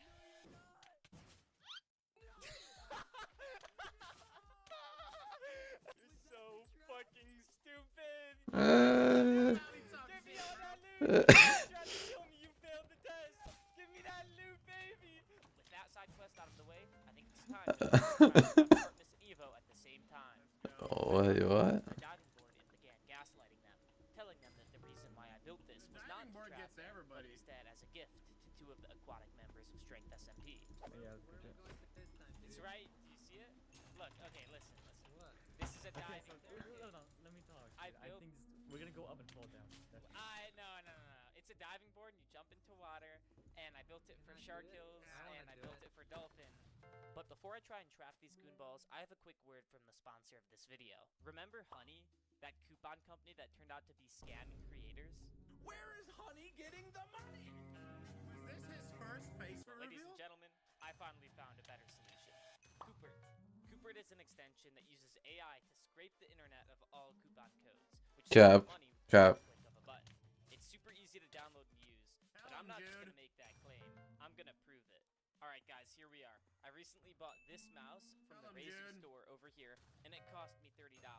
Now we're gonna see how long it takes me to install Coopert, and let's see if I would have saved money if I had just installed it before this recording. I've literally never used Coopert before, so this should be an accurate representation. Boom! You know, I'm a human being. you feel like it, you feel like Back to it's trapping. water. Normal water, no trap, as you can see. Jude, what is this? What is what? Right here, Jude. Oh, no, wait. What? Looking. Oh man. What did I see?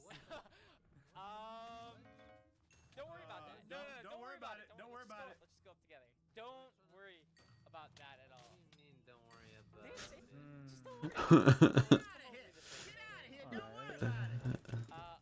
Let's go use the diving board together, right, guys? I'll go first. I'm I'll just go gonna first. eat this scab just in case, bro. I'll get that. I wanna use the diving board. Yeah, I saw. What? Alright. What? So, was I supposed to not see this? What? Dude, I had someone fall for this earlier. It's a depth perception thing. If you have bad depth perception, you can't tell. Yeah, I guess. But it was Wait, invisible. what? It's so visible, clearly visible. This can't be it, right? Bro, what are you doing? Jump in there. No. I was just trying to introduce you to the trap. I was just trying to. Apologize right now. Say sorry. Oh! What? Pop-up trap. Pop-up trap. Pop-up. Wait, it's a pop-up trap for sure. Wait, it's actually trap. Hold on. Get him. He trolled. He flies over. Fuck this, bro, no! You'll get your stuff back. I feel bad. Promise? Get him. Oh! He got found! How did I know? Oh, that's rough. Oh, 2 in 1. No way. Oh, yeah. He just got 4 people with this. Give me that. Let's go, bro. The reverse trap is insane. Dude, his obvious trap might be his best trap. Literally got 4. With an obvious trap. The trap was the trap. Let's go. The trap was the trap, chat. Dig down prediction. This is a dig down trap. It's pretty simple. If someone is chasing you, you dig down a few blocks. And if they jump on you, you dig 1 more block, causing you to fall into a safe area while your enemy falls into a trap. But there's one major issue with this trap. If the enemy decides to dig right next to you, they can hit you and kill you without jumping into your 1x1. But that's exactly what I want them to do. Wait, what? Simple mechanism on each side of the dig down trap. Anybody who tries to dig 1 block to the side gets punished. If the observer detects that this block gets broken, then this piston pushes a block into the enemy's face, causing them to fall into our 1x1 hole, meaning we can dig them down into the trap. And I think this is going to be super effective, because players on Strength SMP know who I am, so there's no way they would just jump into my 1x1. Damn. Right? Well, you're about to find out, because a player named Chandria asked me to do an interview with her. But this interview had some uninvited guests, Sharpness and Evorai, who were salty that I had just trapped them 10 minutes earlier. Here's what happened. Super Basically, salty, the chat. wind charge hits the lever, and yeah, that's pretty. Cool. Oh, they bouncing, chat. They bouncing. You're jumping me? What the fuck, bro? Bouncing, chat. You just saw my backup. This is not fair, bro. Alright, I'm going down anyway. Oh my god. Are you guys No. Oh my god. I don't know why, but he just jumped in the hole. And you guys can take a guess at what happened next. What is it? Okay, whatever. Goodbye. Damn. Oh my god. Am I dead? Sharpness, what the fuck are you doing? Genuinely. How am I dead? What, you're dead? What do you mean you're dead? You chased me into a 1x1. Fucking idiot. Good night. Even though I trapped him, I wasn't satisfied, because he just jumped on me. I didn't even get to use my funny little push thing. Luckily for me, it wouldn't be long before I got another chance to use this trap. I was minding my business gathering honey until I got jumped. watching the honey. Why? Why? They watching the honey, chat. What do you mean sorry? Guys, I really don't want to fight right now. Genuinely. Well, I don't want to. Gently want to try. Oh. I'm not prepared for this. I'm getting out of here. I'm sorry. So you think you're escaping that easily? Yes. I love how That was not the confident right he is, button. bro. Nah, I'm going bro. Bro, the webs. I got the screen. You going down? Bruh. Wait, careful. I know. I'm not jumping. Wait. I know what you're doing. Stop that. Stop that. Damn. What? Dude, what is this? You're dead, Leak. You know it. You're dead. I'm dead. Yeah, you're not living that. You just Should gotta have jumped accept your me, Luigi. fate. Why don't you come down and help your boy? What the hell are you doing? Dude, fuck your backup, Chaz. Fuck that. Bro, backups? I don't have any backup traps. What are you talking about? I'm not going down there. Alright, well, thank you for your teammate's shit. Thank you for not defending his shit, because you're bad. Okay. and you're How about scared. this? How about we talk? Let's talk about this. What do you mean talk about this? I shrugged Luigi off, assuming that he was trying to scam me, but an hour later he DM'd me the same thing. So I thought to myself, what's the worst that could happen? Another Can trap. we please talk? Bro, what could this guy possibly want to talk about? Okay, guys, this is like 90% a trap, or they're gonna try and jump me, but if they do, I have like a lot of traps on the map, so I'll be fine. Oh, bro, he's got them everywhere. Is that Luigi? I'm honestly just gonna go jump him, I think. Oh shit. Hey, dude. Alright, you wanted to talk? Yeah, I want to talk. Okay. Okay, where's Leaky? All right. He's right grinding his gear. You stole all his stuff, though. Okay, I want to talk to you about. Okay, I want to be homies again, and let's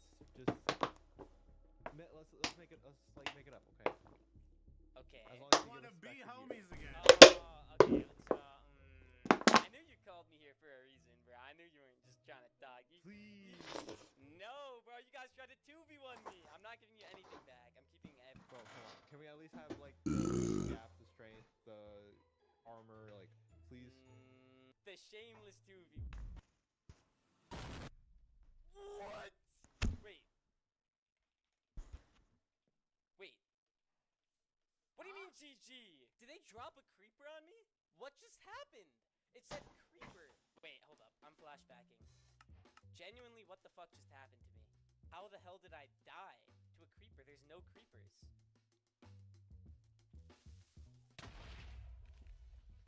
What? Wait. A boat? Oh my god, there's a creeper! No. No! There's no way! No! I'm like not even mad. That kills me? That kills? Wait, how did he get that? No way! You can't do that? You know what? I'm not even mad. I didn't even hear it though. That's what's bullshit. That's what's made. Okay, I'm never playing this fucking server again. I'm gonna trap Dr. Donut using reverse psychology. You see, whenever Donut TPs to me, he immediately reads my name tag, sees Juglo, and then runs the opposite direction. So I thought to myself, how can I get around this? And then I realized, Damn. I can hire his friends. So I hired Sword 4000 to help me. They were recently teammates in Sword's annual Hunger Games, so I think they're on good terms. Now instead of teleporting to me, Donut would teleport to Sword 4000, and he wouldn't suspect a thing. So let's get into the trap. Alright guys, so here's the plan. We built a bunch of legitimate optical illusions here, like this thing, where there's 2 crafting tables, and if you go to the corner, now it looks like there's a small one and a big one. And then this one right here. And this one is complete bullshit. There is absolutely nothing here, but that's the trick, because then I think Donut will try his best to see the optical illusion, and Ooh, that's true. out of his chair and move back. And when he does, I'm gonna break this block, and he's not gonna have time to react, and he's gonna fall into the trap. Let's see if this works. And soon enough, Sword 4000 got the TPA request. Oh, he's TPing, Get ready. Yo. What's up, bro? Yeah, I love Long Sword. time no see. All right, I got some optical. I seen some weak stuff on the stream. Bro, some of the things have been kind of mid. So if you come here, stand in the corner, look down, you look. See how the crafting table? No. Look at the crafting table, bro. Come on. Oh, down there. Oh, yeah. we got a small one and a big one. Yeah, yeah. Nice. And you. Both the same size. This one's where the money's at. So, if you stand there, line up with the gold block in the middle there. Okay. You'll see a perfect circle in Minecraft. Yeah. There's many circles. Wait. All right, now squint, and then you'll see 4 circles around it. Wait. Yo! I never knew that. Okay. Right, that's actually pretty cool. Yeah, yeah. Okay, what right, is now we this? got this one here. Right. Oh my god, he's right up. Look at it, similar to the last one, okay? Do you see it? No, it's just a bunch of random blocks. Okay. Do I need to like now back up? squint. Now do you see it?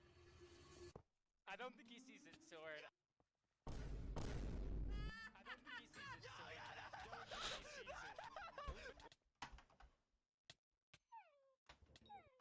Right. Oh my god, You he's right above look at it, similar to the last one, okay? Do you see it? No, it's just a bunch of random blocks. Okay. Do I need to like now back up? squint. Now do you see it? I don't think he sees it, Sword. I don't think he sees it, Sword. I don't think he sees it. Listen up, Donut. From now on, you will not be able to trust anybody. Guess what, Donut? They might be working with me, Donut. Oh, they're working with me. Look at all the Please. Bro, 07. He saw him. Who should I hire next? Let me know in the comments. Let's go! Dude, let's go. That was epic. Let me bring you in, chat. Sauce Gang! Alright, chat. Yeah, so hey, just also give you guys a little life update. So, yeah, just after the holidays, right? We were doing one minimum of one unstable SMP hour-long video a day. Other videos we were streaming, life, work, everything. Also, I'm still healing from, yeah, literally. We're back on the second channel. Now there's loads to do this week, but you may notice an Audi R8 next to me.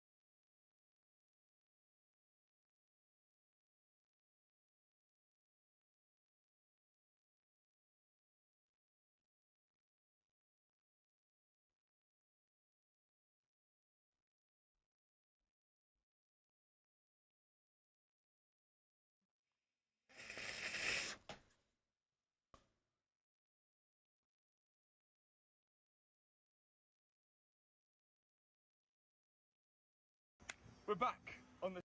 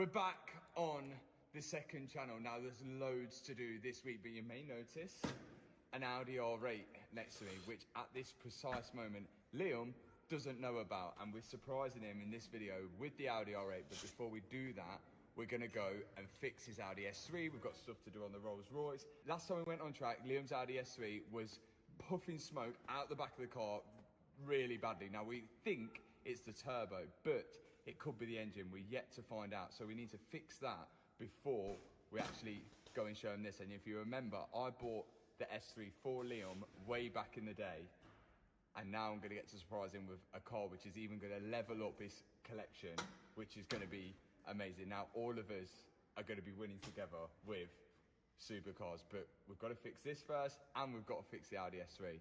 First off, I think we're onto the Rolls Royce. And here is the present that Hannah left for me on the Rolls Royce. Look at that. Look at that. The best thing, she drives a wide body Lamborghini Urus, don't curb the wheels, drives this once to the airport to pick her dad up, curb the wheels. And it's annoying because everyone thinks, because it's my car, that's me. So I'm gonna have to get it fixed. So they're going to Wheelmania. And then on top of that, you don't want to just paint one wheel, because if you don't match the paint quite right, then it'll look odd to the front wheel done. And I've also noticed a discrepancy in the front wheel. This little cap's gone, look.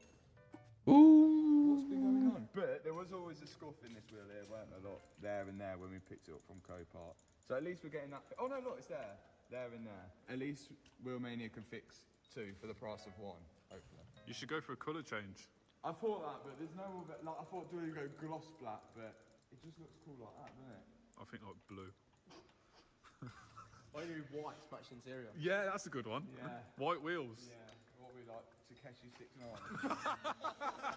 Oh, we need a sucky cups to get them off, didn't we? Duct tape in there.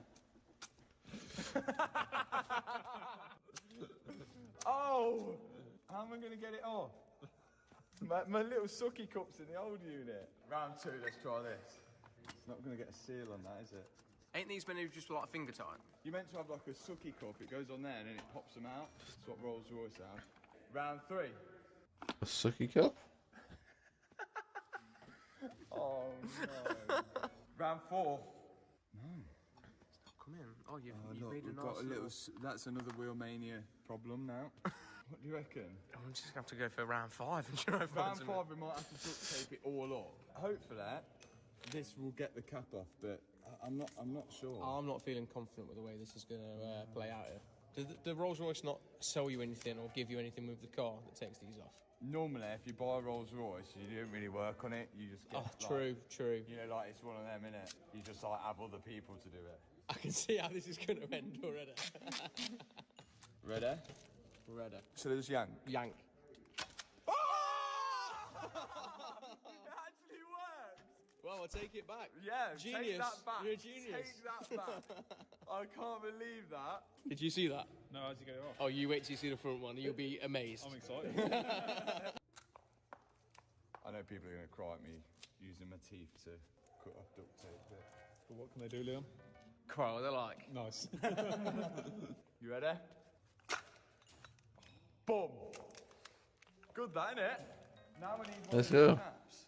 The cap's gone on this one, but I've got a feeling we had some caps off a Mansouri one somewhere, or Sue or something. Range Rover. He's so cool, ain't he? Don't think we've ever had this wheel off.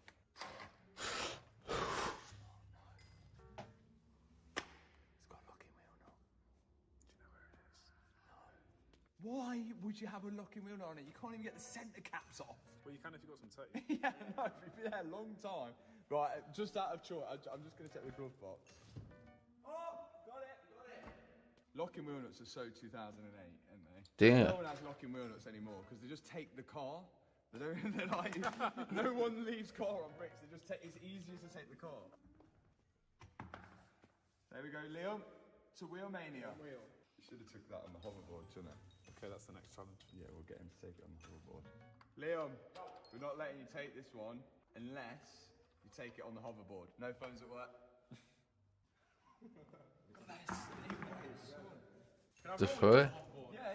You just got to take trying to be mechanics, like we're future-proofing ourselves. You're a hybrid mechanic. Wait, gets over that lip. It's like Wheelmania from the future. Yeah. Does this work out here? Yeah. I'm holding the wheel for stability. Oh, and you gotta load it up, load it up. Do you reckon the hoverboard will take it? 3, 2, 1, lift. Okay. There we go. Go to Wheelmania, guys. Right, on to the next thing, which we don't know what it's going to be. Okay, we've also got to give away this brake disc. I'm going to go and pick a winner. Give it away. Of the brake disc off the Revolto. £9 worth of disc. It's cracked, so we can't use it. We've all signed it, and we're going to give it away to someone who's bought some merch. Let's go to the merch office, and I'm just going to put it on a random desk. Kevin, you want to pick? Do you want to pick? We're going to go with Poppy Clist. Well done. Please can I ask Matt to sign the shirt, love the channel, watch all the time with my dad. That's so cute. That's good. Hopefully she wanted the disc. Because now they've got the disc. And that was a random selection, so well done, Poppy. Kevin is buzzing because he's got his little hedgehog. Are you going to sign some? Oh, okay. Wheelmania have fixed the wheels. Look at them. Super fresh. Oh. Refurbed. So we're going to whack these on now, and then hopefully as well, Yes, get sir. a new clear thing for the front thing as well. We're going to have to go back to the old unit to get that, because I think we've left some off Sue over there. Sue. So we'll put these on, and then we're going to fix your car, aren't we? We are, yeah. Which one's back and which one's front? Do you think it matters? I think they're both the same. Reckon? Yeah. Imagine it fell and curved.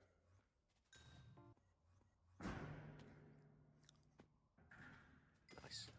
Yeah. Floor's level in this case. Oh, it's got that silly locking wheel nut. I think they might get deleted. Yeah, we don't need them.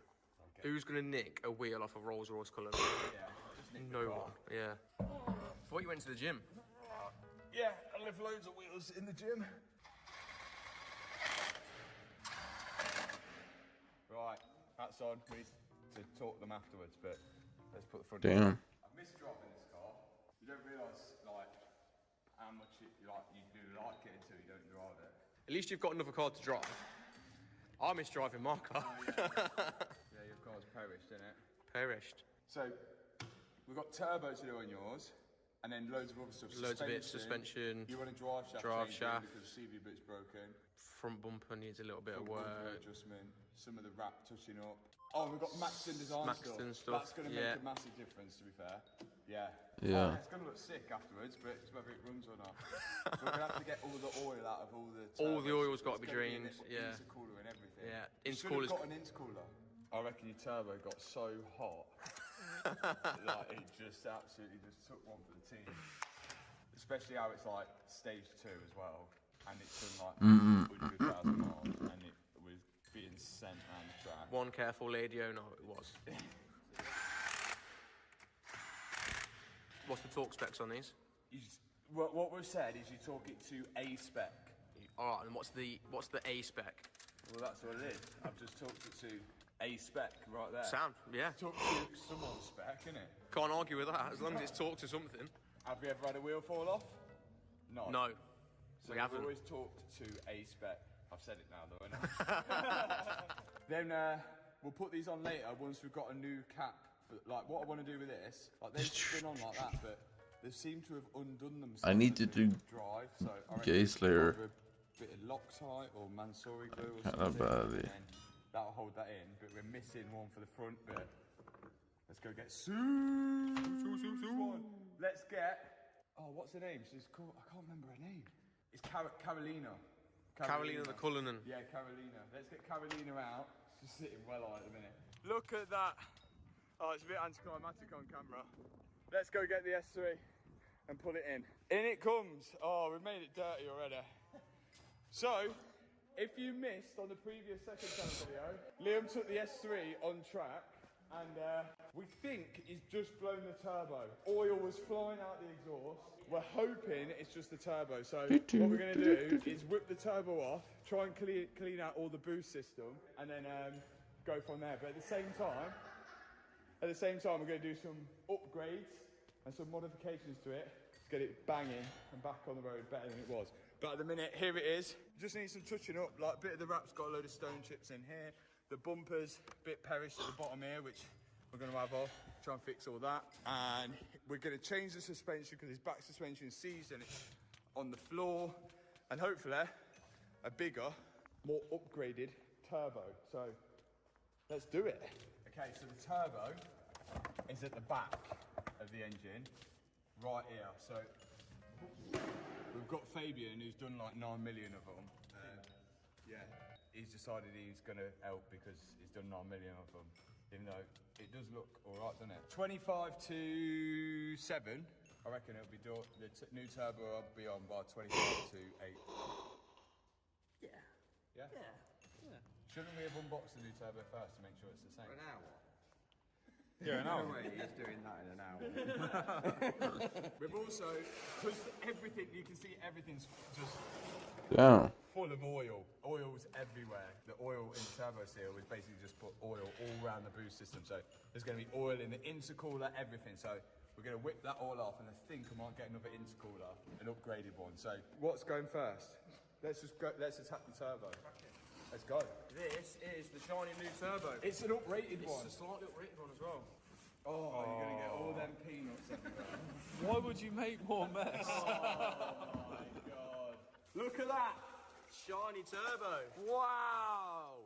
Woo. Have you seen the film Turbo? Yeah. Good, isn't it? That's the name. Who wants to be a race car driver? That's me. Did it work? Not work? No, it didn't work. I ain't got the boost. Let's begin this. Induction hose out. Everything's so oily, Leon. Well, I can't help that my turbo blew up and the oil just went everywhere, can I? You could have read on the dash, danger to manifold. There was no pre-warning, it just exploded. That's full of oil. Love that. That's not meant to be like that. What are you doing, Fab? Taking core packs out first. I like the way there's 3 people watching one person do something. Site manager. Yeah.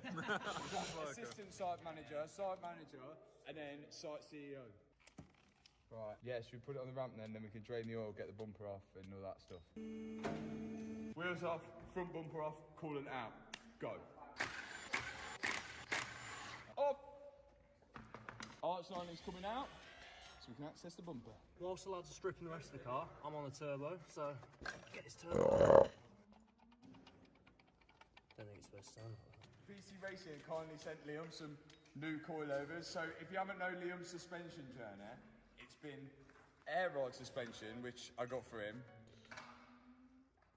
It was terrible. Got that off, put stock suspension back on. That was terrible because Audi can't make mag ride for some reason because it fails on all the cars. So that was terrible. So he had that off, and then he put second-hand BC Racing coilovers on, which have been second-hand since 1856 BC, literally BC, and they're terrible because they're seized up and he still put them on. So then BC Racing felt sorry for him, they took pity upon him and gave him them ones. That's how bad it is. So thanks BC Racing coilovers, but you didn't need to take pity on him. It's his own fault, really. Anything to say to BC Racing? Thank you very much, BC Racing. You're so kind. Kinder than Matt's words right there. Air filter and tray. Tony, what's your job? Rear suspension. You know them shockers that Matt's just been talking about? Yep. I'm putting them on. How's the old ones looking? Well, he reckons they perish, but you know, Liam, anything for nothing. Liam's child sits in the back of this, and it porpoises more than the Mercedes F1 car in 2024. Does your daughter like going to the trampoline park? She don't need to, she goes in the back of the car. Oh, right, okay. Arch lining out. This is actually so nice, having something clean going onto the car, and new. BC, shout out BC, what boys? Batteries coming out now? Battery going out, wow, new battery going in. Do you know who watches the second channel, like actual real life, who's subscribed to it, which I've seen, because they've got the subscription things turned on, which I'll probably turn them off now. Jamie Oliver. Who's better, Jamie Oliver or Gordon Ramsay? Gordon Ramsay's funnier.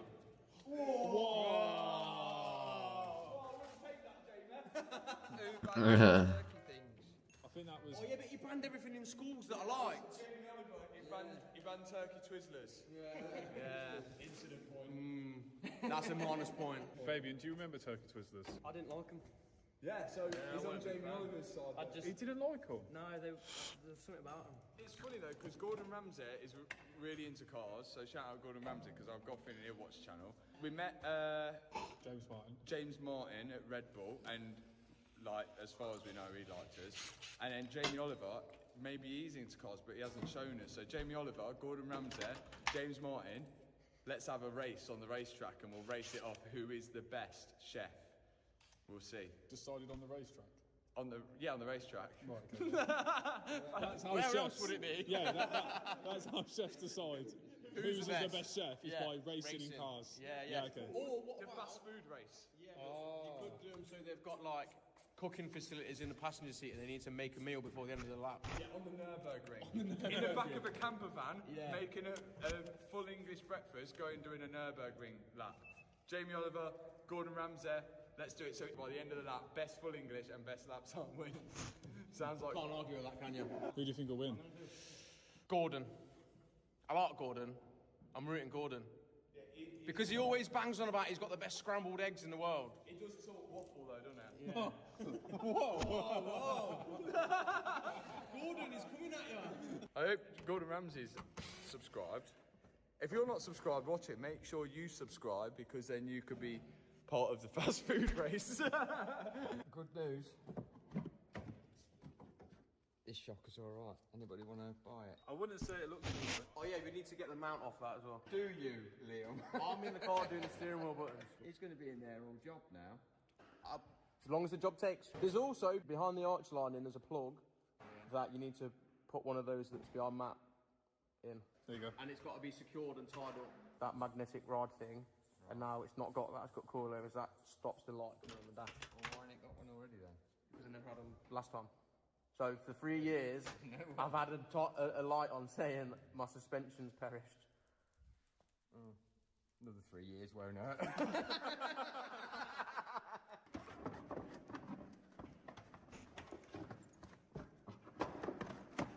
What's running? Next out, next up, this spring. Look, they can be sold as well. So while Matt's on the arch linings, Fabian's taking out the turbo and Tony's doing the suspension. I'm trying to get the steering wheel airbag out to change steering wheel buttons, because ever since we had the car, these buttons on the right hand side. Watch it. I've just seen it and then just... That is all good. And then we'll address the issue about his insurance as well, because we all know he's struggling to get insurance on an R8 anyway, so he thinks that he could just never have one. But we've got sort of a workaround for that. Let's take this for a test drive. It definitely sounds because we've got to get the... is all... Winning! Good. Right. And usually that means it's very bad. But Fabian likes to... I think I've done this. That means... Where's that bit gone? Hope it ain't gone in the turbo. So... Looks way better. Missed the dyno slot, but it should still drive with an uprated turbo and everything else. And it should drive better because it's been serviced, it's had a lot of work done to it, new suspension on it. I'm about to test drive it. We've sent Liam off now to go get a part for a build that one of you guys haven't seen yet. But in the meantime, Ethan's gone to pick up this Audi R8, which we may have shown in the intro of the video. First off, take this for a little test drive to the petrol station, see how it's good. Hopefully that is all good. And then we'll address the issue about his insurance as well, because we all know he's struggling to get insurance on an R8 anyway, so he thinks that he could just never have one. But we've got sort of a workaround for that. Let's take this for a test drive. Yeah. It definitely sounds way smoother, doesn't it? Like, it's idling so much smoother. Well chill. It's been a long time since I drove this. This has brought back the memories of building this. Now the cool thing about this is literally Liam has been my mate since the dawn of day. Like, I used to ride BMX with him like when we was like 15, 16, and he's been like part of the whole growth of everything that we've done. And then when it got to the point where I could afford to buy him a car, I got him this one.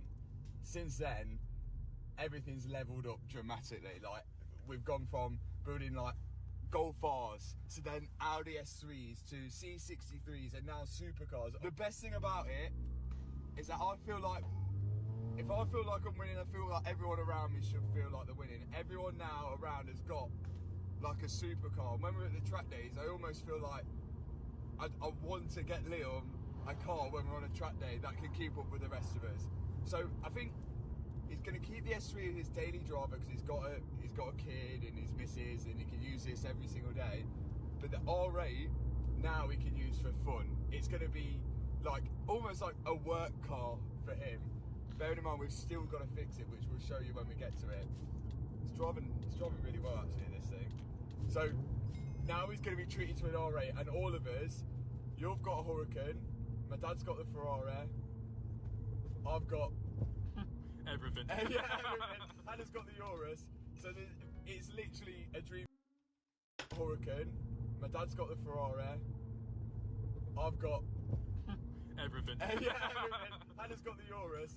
So it's literally a dream come true for every one of us, like driving, which is mint. And then when you're surrounded by people who are absolutely loving it, everyone thrives off that. So when it's R8 comes, I imagine he's gonna be so buzzing with it. The only two things which, like, he could be slightly upset about: one, it's crashed. Yeah. But that's okay. And two, it's not yellow. But we can change that. Yeah, we could change that. And we know he wanted a yellow one, but what colour is it? It's white, isn't it? Yeah. Yeah, it's white. Let's see what his reaction is. And the best thing about it, this is the facelift one. And when it comes, we'll check it all out, and we'll see if we can get the history up on Car Vertical and everything as well. Because I just seen it and then I just went for it. I was like, there's not many Crash R8s that's come up, and I thought, perfect opportunity to build a car for Leo and make it exactly how he wants. It come at the right time as well. Like the right time when he was on a downer because he thought this car was fully broken, but we're just smoking out the whole garage. Watch it. I think there's still a lot of oil in all his intake, but it is burning it all off. Quite clearly. But now, has just arrived with the Audi R8, so let's go and see that. And we should time this perfectly. We're going to get him in and let's do this. get it in before Liam gets back. Here it is. It's arrived. Now there's a little bit of damage on the back, but because there's no airbags which have gone off, we should be able to start it and drive it off. But because one of the wheels is damaged, we're going to replace that wheel so we can get rolling and hopefully just drive this off. And then we'll get on to the rest of the damage once Liam's here. For now, let's get it off the trailer and get it inside. Look at the rear wheel. Yeah, it's full on left the track. Let's get this off and see if we can get it rolling. Oh, that'll go again. Oh, the drive shafts, Paris, he likes them. Oh, it's not the rear. It's just the rear arm. No, there's no rear wheel steer, but now it has. Matt's Lamborghini wheel. He's such a good friend, Matt. Oh, it's a lovely fit. It's a lovely fit. He's going to want to keep them, but he's not keeping them. We'll take it off so you don't ever see him with them on. Okay, that sounds good. Once we get inside. That looks sick. That looks wicked, to be fair, doesn't it? No, Should we get the same wheels? No, we're not doing that. I don't want matching wheels with Liam. Right, it should start up because no airbags have gone. 7,000 miles. Wow.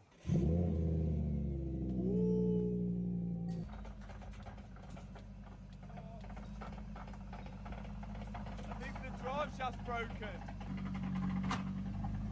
Right, let's get it in the ramp and we're going to surprise Liam and then we're going to go through this whole car. Let's get it inside. I left it That's with running and driving right now, so I don't know what's about to happen. Oh, it still runs and drives. Okay, Yeah, okay. it still runs and drives. It was clean. yeah, Okay. it still runs and drives. Before we go and see that, this will explain what I see here. So, you need to listen to this first. Listen to this first. See if you can guess the issue. Okay. So, Guess the issue. We've got an issue.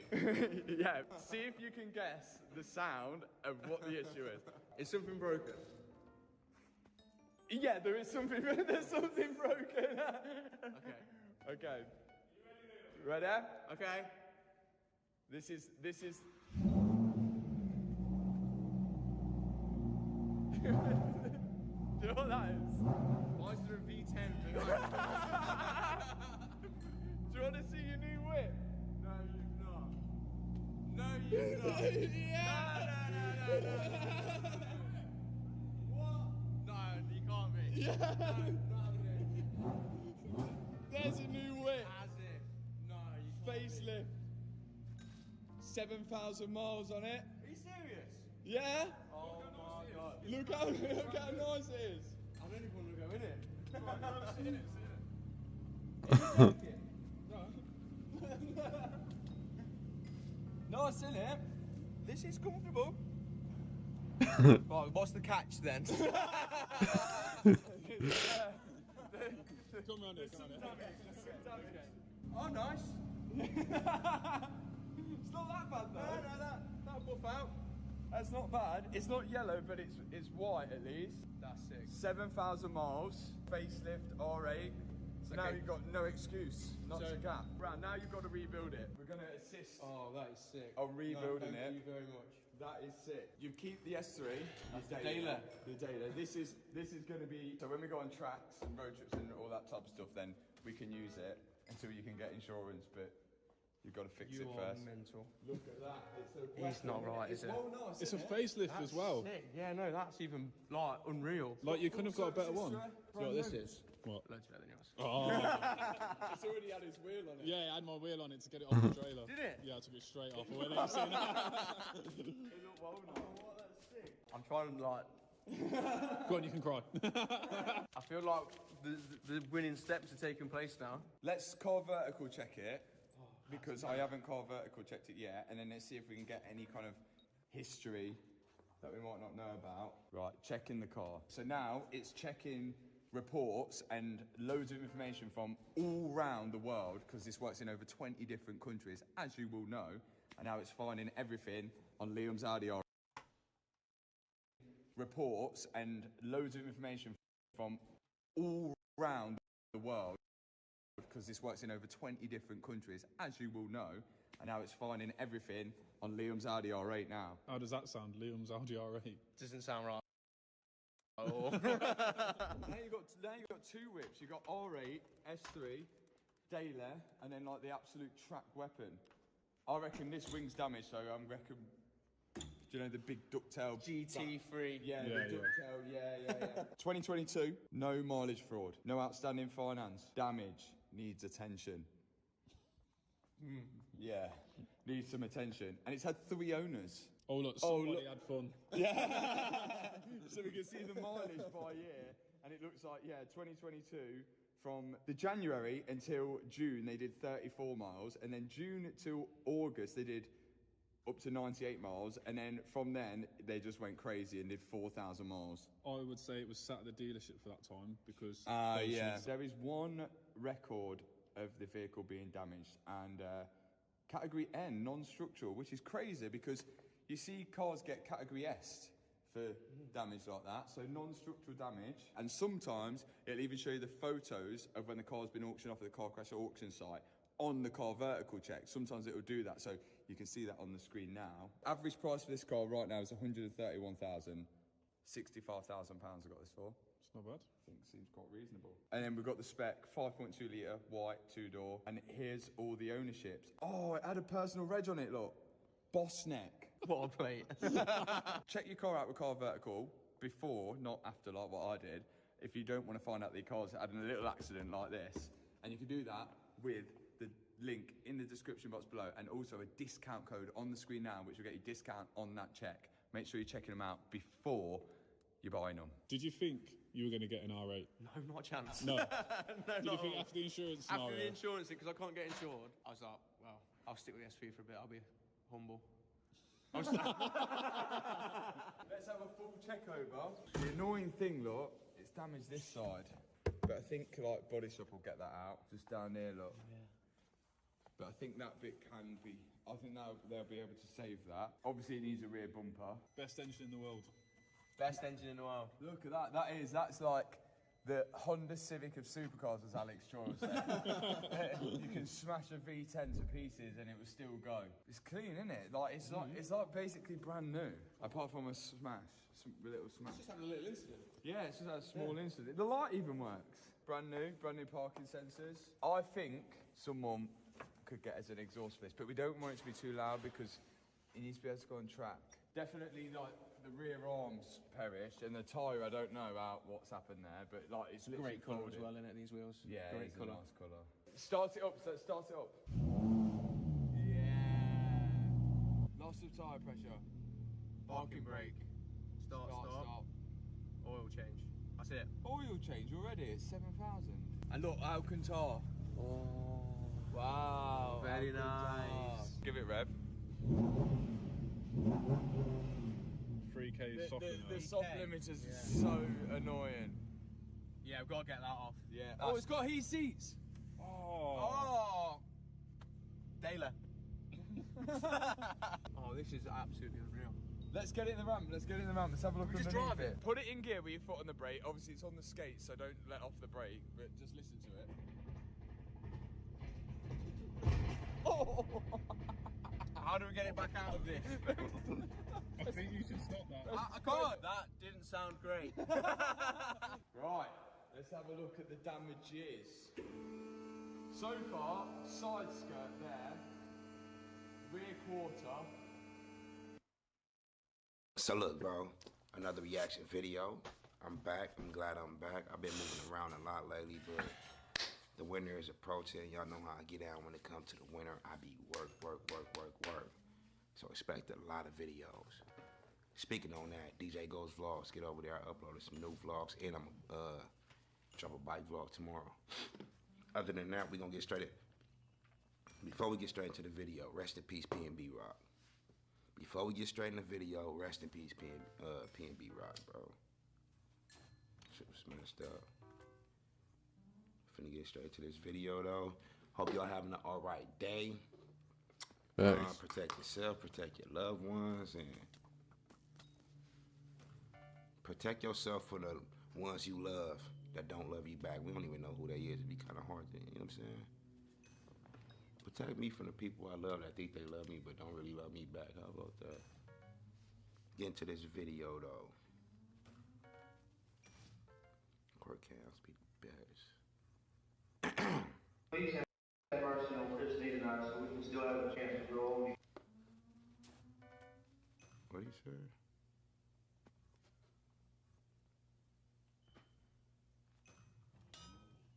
Have mercy on Christine and I so we can still have a chance to grow old together as husband and wife. We head to Union, South Carolina, for the sentencing of. Is this a collage video? Jeremy and Christine Moody, who are all smiles as they stand before the judge. This is one thing I don't get in today's time. You know what I'm saying? In today's time, if you're white, you have no reason to be racist. I'm being 100 with you. Especially if you look like you like the age of 30 and under. You have no reason, bro. Not saying black people got a reason, but at the same time, y'all know what happens to us. Today, I don't see no reason why a white person will be red-skinned up and, red-necked up and all that. No. Bro's a clout chaser. He seen on the internet, he think he look cool, and that's why he dressed like that. Then he got this old-ass bitch just... She a ride or die for him only because she younger. He younger. She can't get nobody else. She about to get cooked. Just like bro. Just like him. No, they are not exchanging vows. They're already married. They're also neo-Nazis who were found guilty of first-degree murder, the killing of Charles Parker and his wife Gretchen. The Moody's targeted Parker, who they did not know, after seeing his address in a sex offender state registry. The couple also believed God wanted them to eliminate all sex offenders. Now let me take this back a little bit. You know what I'm saying? Even though he is a buster like that, at the same time, bro, it's a lot of people watching this video. And the reason why I say he a buster because he a racist for no reason. He a clout chasing racist, which is sad. But it's a lot of people watching this video, including me, that feels like these people shouldn't get no, they shouldn't get no jail time. Let's keep it 100. The government know, the city know, the state know that if somebody's a registered sex offender, you have to, you have to go ahead and register as a sex offender, right? I said rest in peace to P&B Rock. Let me say this real quick. I seen Nicki Minaj, bro. She said, you females gotta know when you dealing with somebody in status, whatever, you gotta, you can't be sharing your locations. The reason why I go hand in hand with this is because they just said a sex offender. They done found his address, the husband and the wife, went over there and killed him and the wife. Nicki Minaj, what you mean by we gotta watch where we drop our locations when at the same time your husband is a sex offender, so therefore he lives with you. So therefore, if we Google his name, we know where you live at. He dropped your location without even just by being weird. Like, let's keep it 100. But with this right here, I don't think they should have offed the wife, but at the same time, they offed her for the same reason. You supporting it. You know bro a sex offender, you married him, living with him, so we're gonna get both of y'all. That's how people look at it, bro. Yeah. Surveillance footage from the Parker home helped police locate the killers. Wow. As did Jeremy's tattoos, including skinhead written across his neck. I seen clips of this before. I'm not gonna... White power atop his head. When the couple were questioned, they didn't deny their guilt. In fact, this one thing I don't want y'all to do, all right? This makes zero sense to me, but at the same time, everybody's different. Everybody's different. Them to eliminate all sex offenders. Everybody's different. If you know somebody about to kill you, don't let them walk you to your death. Makes zero sense. I would have. Look at this. Run. Nice. Try to attack them. They are walking in there so they can just offer them. Surveillance footage from the Parker home helped police locate the killers. They know it. As did Jeremy's tattoos, including skinhead written across his neck, white power atop his head. And a buster. When the couple were questioned, they didn't deny their guilt.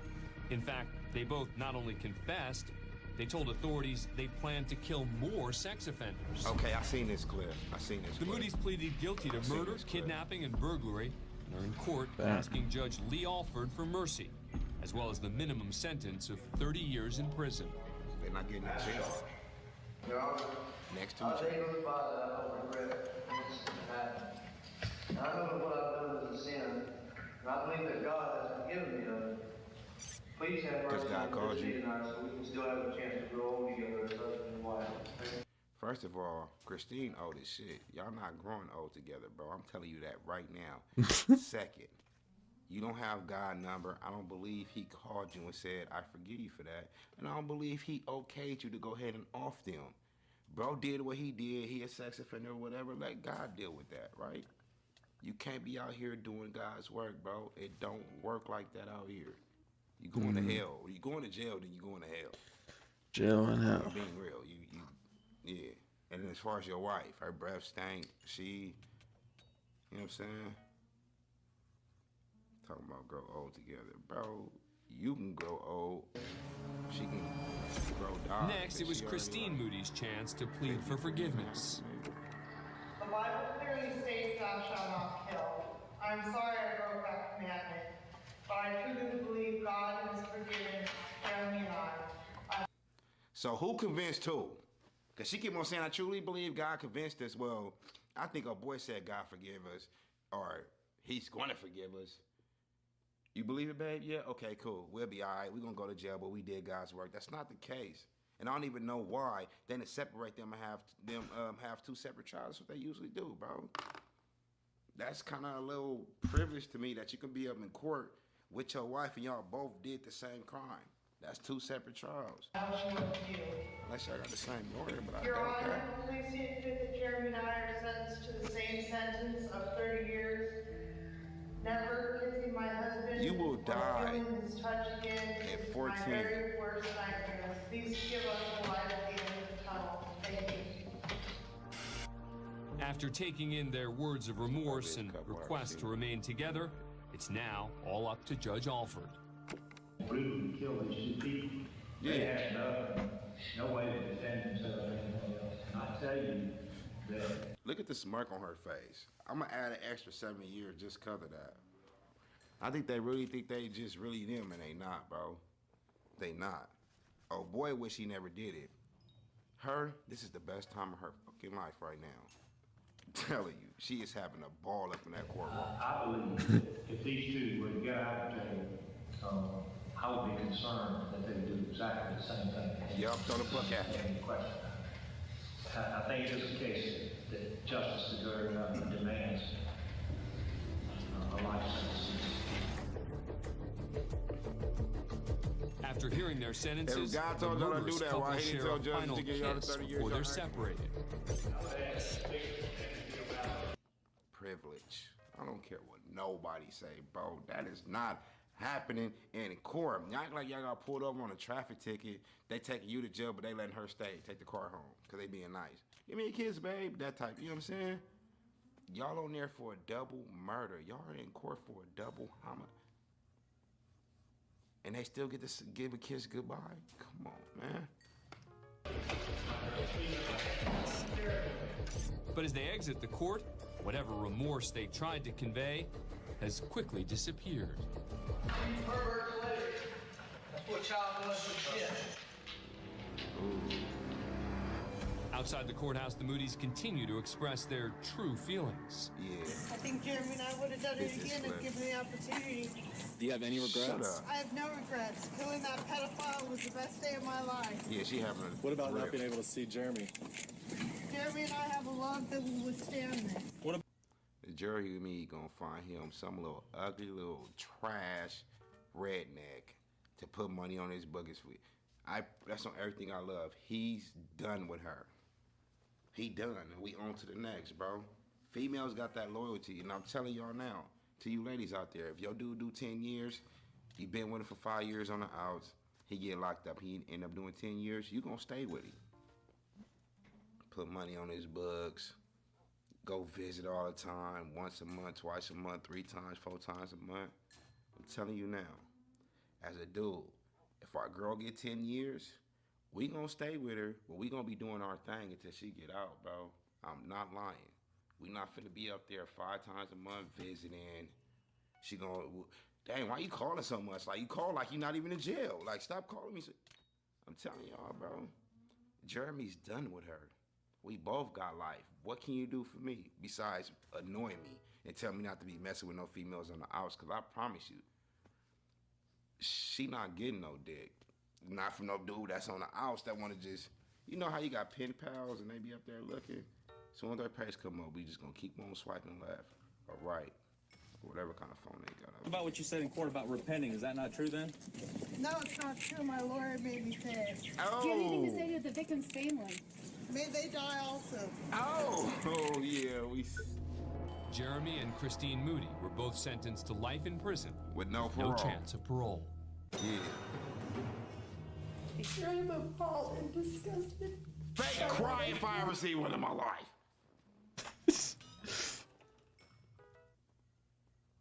I'm really looking for a tear, bro. That is not a... This is what y'all gotta understand. This how the game works when it comes to fake cries. Develop the tears first. You know what I'm saying? Let your eyes get watery and then come with the trembling voice. Because when you got the crying with no tears, I don't care if you got the best acting in the world, your voice is, you got the whole demeanor as you crying and all that, bro. If you ain't got the tears, it's cap. Develop the tears first before you come out with that. Facts. Develop that. He actually has it on here. She is sad. She is sad. I'm appalled and disgusted by what I've done. For an odd What did you do? For the sentencing of 41-year-old Dia Millerberg.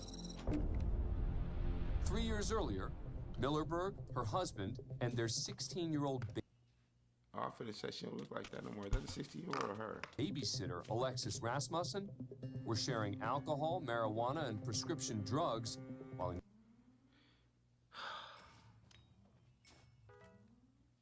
Please don't tell me that she got jealous of a 16-year-old sleeping with her husband when her husband is the pervert and the one that need to be in jail. But instead, she off the baby, the teen, you know what I'm saying? I hit my paw. She's 16, bro. Throw the book at her. She's 16. engaging in sexual activity at the couple's home. We're in Ogden, Utah, for the sentencing of 41-year-old Dia Millerberg. She's trying to look 3 years as innocent earlier, as possible. Millerberg, her husband, and their 16-year-old babysitter, Alexis Rasmussen, were sharing alcohol, marijuana, and prescription drugs while engaging in sexual activity at the couple's home. I know it, perverts. The partying ultimately turned deadly after Eric Millerberg injected the 16-year-old with her third dose of heroin and methamphetamine, causing an overdose. Eric Millerberg, a convicted felon, allegedly feared he'd be sent back to prison if they alerted authorities. So the couple drove Rasmussen's body to a remote area and buried her in a shallow grave.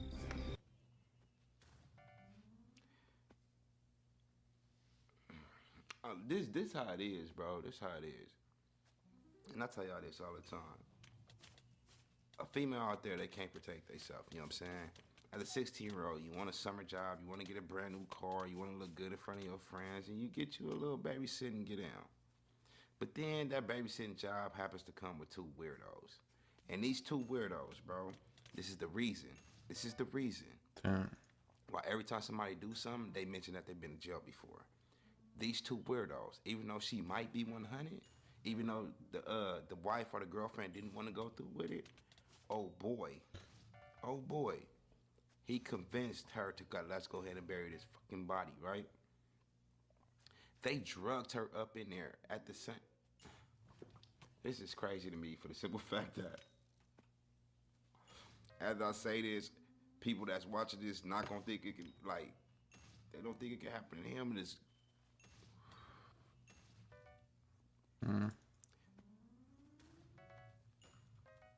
I don't know, my mind is elsewhere. You know what I'm saying? My mind elsewhere. Life is cold, bro. I just thought about Holly and S. Dot. Rest in peace, S. Dot. I just found out literally right before I did this video, and bro been gone for like a week or so now, you know what I'm saying? Speaking on this, that just instantly flashed my mind, and I went a straight airhead just now, bro. I went a straight airhead. But anyway, they purposely did that to this girl. They purposely, death is around me. Sheesh. It's crazy. YouTubers. Alexis Rasmussen.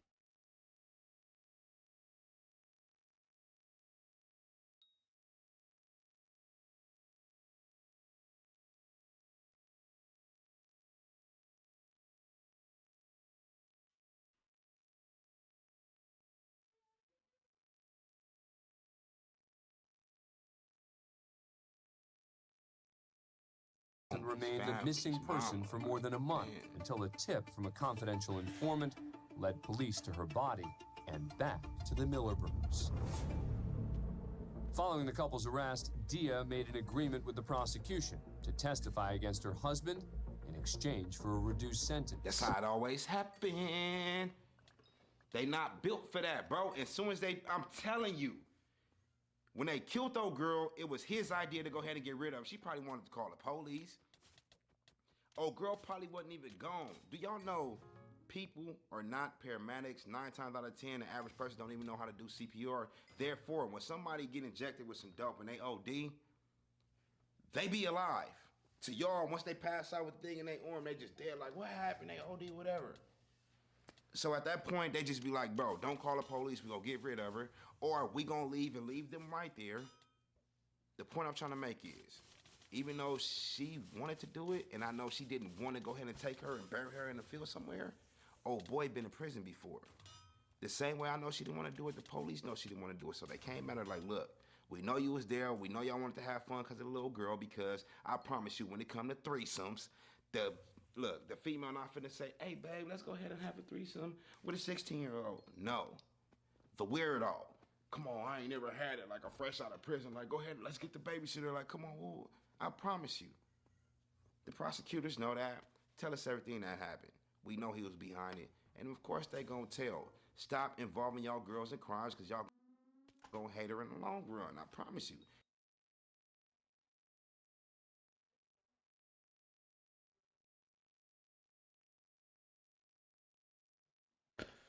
So look, bro.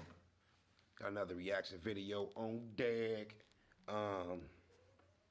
Not gonna say too much. Ain't gonna keep y'all too much. No, but look, I'm finna get straight to the video, man. Get what y'all need to get right. Enjoy this one. I'm gonna be enjoying this one because it's my last video to do for the night. And I'm about to get on my career on Madden and finish balling with my quarterback because Ghost be out. Ghost. Yeah, I'm throwing the ball like I'm fighting, my bad. Hey, get me right, man. 10K likes. Right now. Right now. Here, come here for a second, girls. Come down here, girls. Come down. Hey, what's up, man? Come down here. Come on down here now. No, you need to come down here with all three. Come on down. Raymond? That hallway dark as hell. Come on down here, man. We just gotta talk to all three of you, okay? Did I hear that right? All right. Keep your hand where I can see it, man. 3 of you, okay? Down here with all three. Come on down. Raymond? Oh, I thought his name was Raven. I was finna say. Why she named the homie Raven? All right. Keep your hand where I can see it, man. Come on down here, okay? All three. All right. So we just gotta talk to you, okay? So why don't we just go stand right here? All right. What they do? All right. So this is what we got, man. We got some information out of Iowa that these girls here are runaways from Iowa. Okay, can you keep your hands out of your pockets for me? Ah, shit. And you were the last known person that we have on security camera with the. If they runaways, I think that mean they minors. Bro, you are cooked. And don't give me the story, hey, they told me they was 18. You could be with a young teenager, 18, 19, even 20 years old. You could just tell she young by her demeanor, the way she talk, her questions, her answers, what she want to eat. You can tell they kids, squad. And to bring all three of them, they think, oh yeah, come on, girl, let's go ahead and go. They think they just popping. We finna go out here with this thing, man, it's full whoa. Eat pour y'all, smoke y'all, and leave y'all in an abandoned building. I ain't lying. Man, I'm happy I didn't have no girls, bro. They wouldn't like me. They wouldn't like me. They wouldn't like me. The girls at Platteville and Walmart yesterday. Okay, so Iowa wanted us to come here, check with the girls. They want us to get the girls in touch with them at this point. You're not in any kind of trouble at this point. There's no charges or anything like that for you.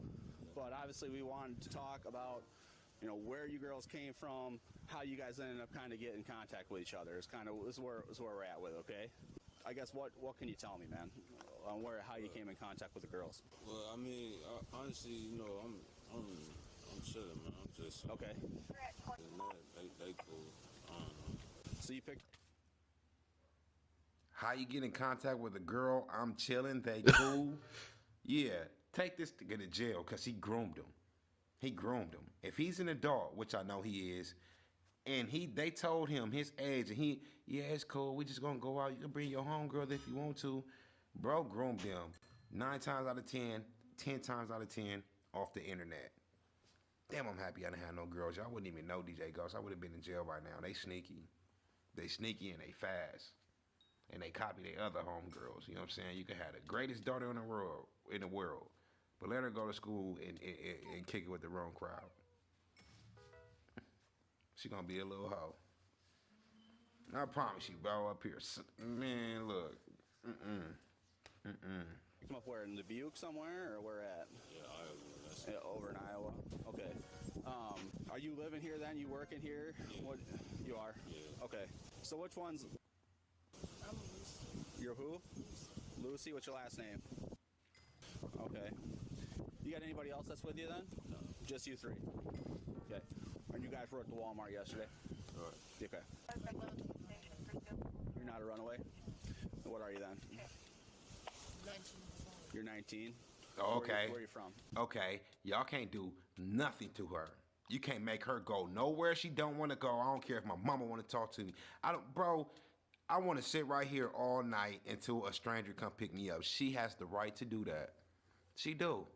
They can't make the 19-year-old go nowhere. Because we got information that he is with two runaways from Iowa, and we've got detectives in Iowa that are looking to get information. That's why we're here. Okay. So, and what's your name? She's the runaway. The other one. What's your name? It's not a game. Okay. Okay. You got a phone number where we can reach you if we had any other kind of questions for you? Yeah. Okay. Appreciate you being cooperative, man. Where were you guys getting ready to head now? Well, I was just gonna go grab some bread. That's all. Okay. Why would you tell the police that? Leaving Iowa for? Like, what do we got going on over there? Okay. Let me call that guy here real quick and just see what he wants to do here. How long you guys been here? Well, I've been here for as long as they just passing through, honestly. They on their way. What's your guys' plan on where you're trying to head? Still figuring it out. Trying to figure it out. Hello? Yeah. Hey, is this is detective I just spoke with? This is Deputy Underwood. So we are currently out with Raymond and two females. One of them is telling us that her name is Lucy. And what's your name again? Angel. Angel what? Huh? Angel what? Uh-oh. And an Angel. Can I see your wrists and forearms? I want to see what you have for tattoos. Tattoos? Yep. On your arm. Let me see your arms.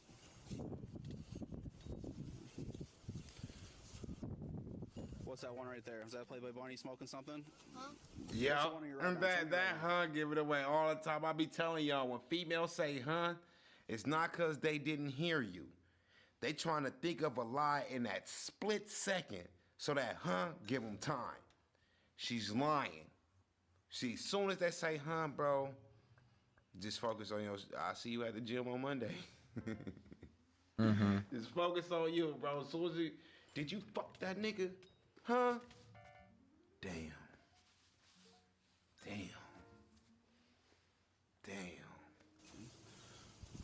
All the way. Let me see the tattoo. This isn't a game. Okay, yeah. So we got a tattoo of a Playboy Bunny smoking a joint on the right forearm of Angel. To the parents out there, how concerned are you? Because if she's a minor and you calling the police that she ran away, right? Why did you okay her to get a Playboy Bunny smoking? 1. 2, if you didn't okay it, evidently y'all not standing on business as parents up in that house if she wasn't scared enough not to get the tattoo. Wish my son or daughter would come home with a Playboy Bunny smoking and they still living in my goddamn house. Shit. You gotta try the next nigga. The next ghost, cause it ain't cracking over here, squad. Okay. So, is your real name correct? Yeah. And what's your real name? My name is Lucy. Lucy? Yes. Where are you from, Lucy? I don't have to tell you that. You don't have to. She doesn't want to tell me where she's from. Two nose rings, blonde hair, about 5. Yeah, exactly. Do you mind if I just pat you down real quick? Then you can, just as long as you don't got any weapons, that way you can put your hands in your pockets, okay? Bro should have. What are you looking? Bro should have been last. For us, are you looking to come talk with these girls? Do you want to, We're gonna stay down at the bottom of the stairs here. We're just gonna be right here. All right. Yeah. I'll call my supervisor up and see how he wants to handle this at this point. Yep. But oh man, it's cold out here. Sorry, man. Okay. So have dispatch run them through NCIC at this point, and then bring them up to the SO and contacting the social services from there. All right. All right. I gotta get warmed up. All right, so essentially what they want us to do is you girls are... This officer gave this nigga 2 chances to leave. If y'all was paying attention, he gave him 2 chances to leave. All right, we just got your name. You can go ahead and go, man. We go ahead and take them. That was the first. Then they was talking for like 5 more minutes. Well, sped up. Then he said, let me just get your number, man, and you can go ahead and go. Gave him the number. Thank you for your cooperation, man. And now he's, yeah. What you need to get called? You kicking it with minors, bro. You kicking it with minors, squad. if he's not a minor himself, because why they blur out his face? They're gonna be coming with us. Not if I talk to him. Not right now, man. Wow. So, we're gonna get them in the trucks right now, and then I'm gonna come back and talk to you, get a statement from you. While that's going on, we're gonna run them in NCIC, and then we're gonna see what we got going on about getting them back to the sheriff's office and back where they're supposed to be. Okay? Yeah, right. Cause I just wanna make sure they safe. And just make sure they get to where they going. They'll be safe. So I don't know if you wanna take one out to your car now, and then I'll bring the other one up to my shoes. As long as I can come with them, okay?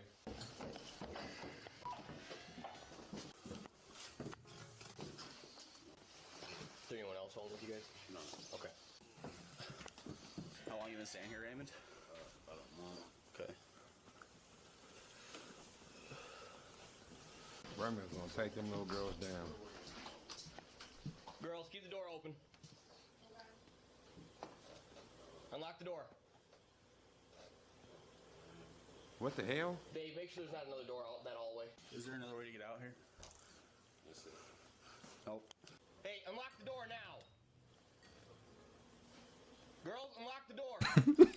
Is there a window out there they can go out? No. They gotta kick it in? Unlock the door, I'm gonna break it down.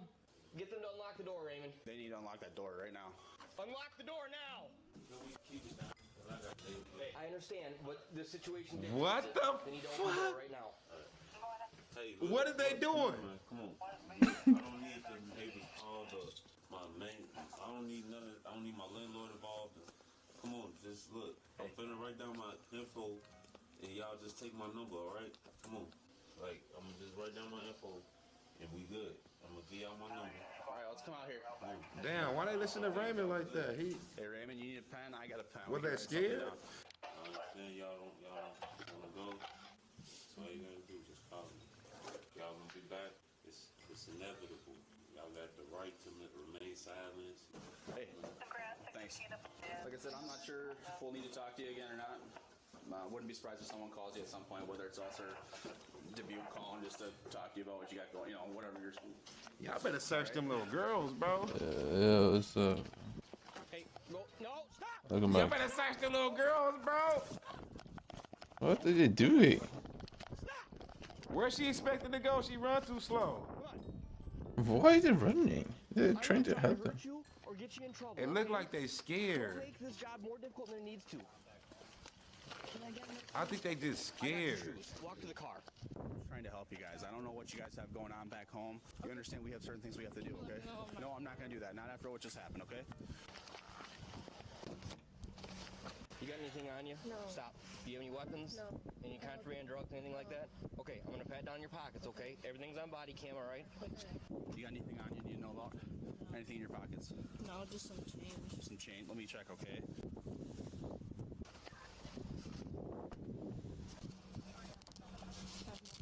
Okay, unzip it all the way for me. Do you have anything in these here? No. Okay. Do you have a sports bra or anything like that, huh?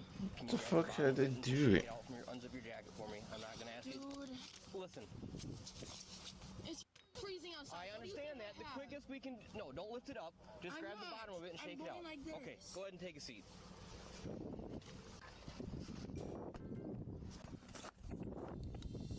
This case was investigated by the FBI, the Dubuque Police Department, and the Grant County Sheriff's Office. The two females lied about their ages and were actually 14 and 15 years old. Bro After might be thorough in trouble. investigation, detectives found that Raymond Armour, the male the two females were with, took inappropriate photos of them and posted them online. Raymond then attempted.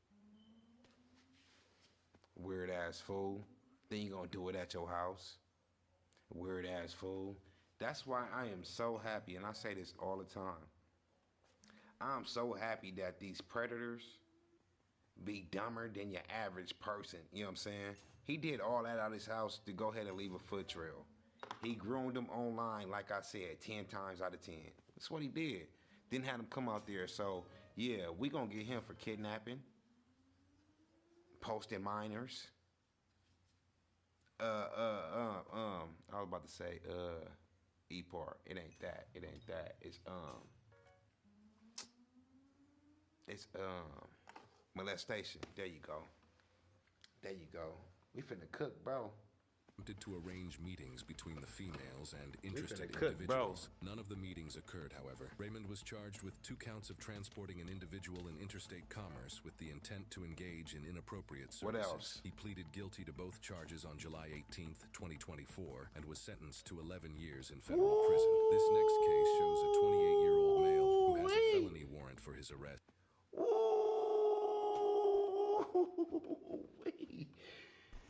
11 years, bro. You deserve that. Them parents pressed double, triple charges. And to keep it 100, the 19-year-old girl that was with him, lucky she didn't get charged. She lucky she didn't get charged, squad, because we can go ahead and say y'all two, Raymond and her, y'all two pick these little girls up and go do their thing. 11 years. That's why they listen to him. Y'all go ahead and come out here. Okay, Raymond. He groomed them little girls, squad. He groomed them little girls, bro. 11 years. Damn. W. Due to him repeatedly attempting to contact a young female victim, officers show up at the door of his family's house, where he is currently staying.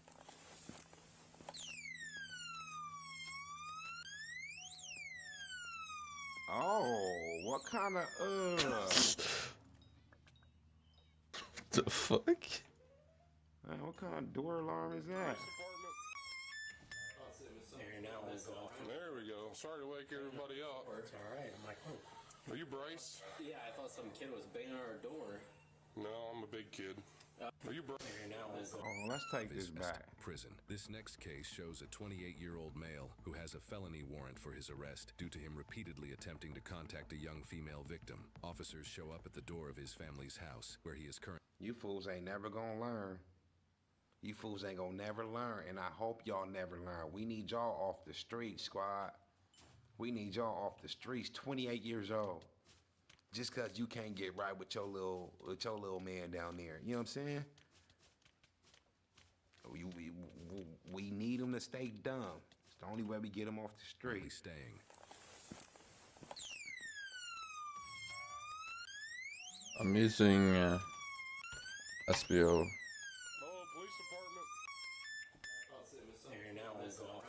Skyblock overhaul mod. Are you Bryce? Yeah, I thought some kid was. Yeah, that's the weirdo. No. Up in there watching anime and shit. Hey, listen, we got a call about you tonight, okay? Okay. So we have to ask you some questions. My aunt literally just died, so. I'm sorry to hear. It don't matter, and you literally about to go to jail. Here for a minute. So you mean to tell me your auntie literally just died and you hitting up minors on the internet? You trying to link with minors? That's how you mourn? My sister just died last week. I promise you, we are nothing alike, my boy. That's how you mourn?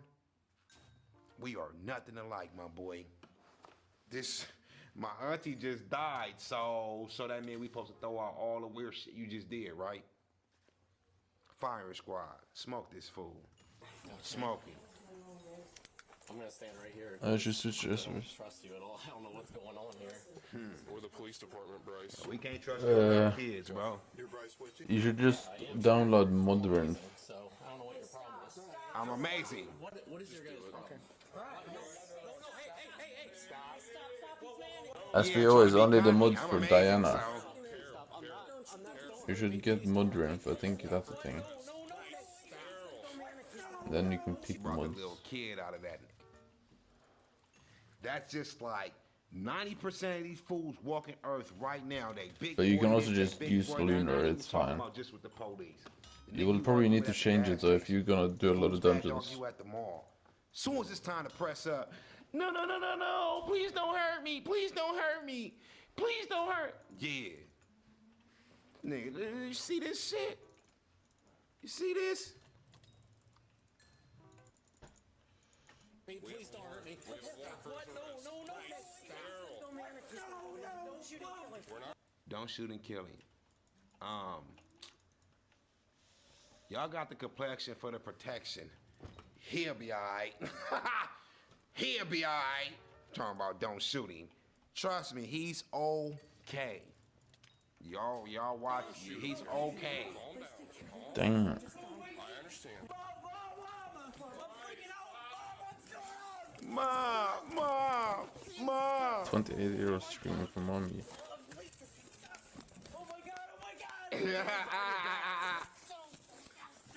I love to see this fool in jail. He'll be up in there in the corner.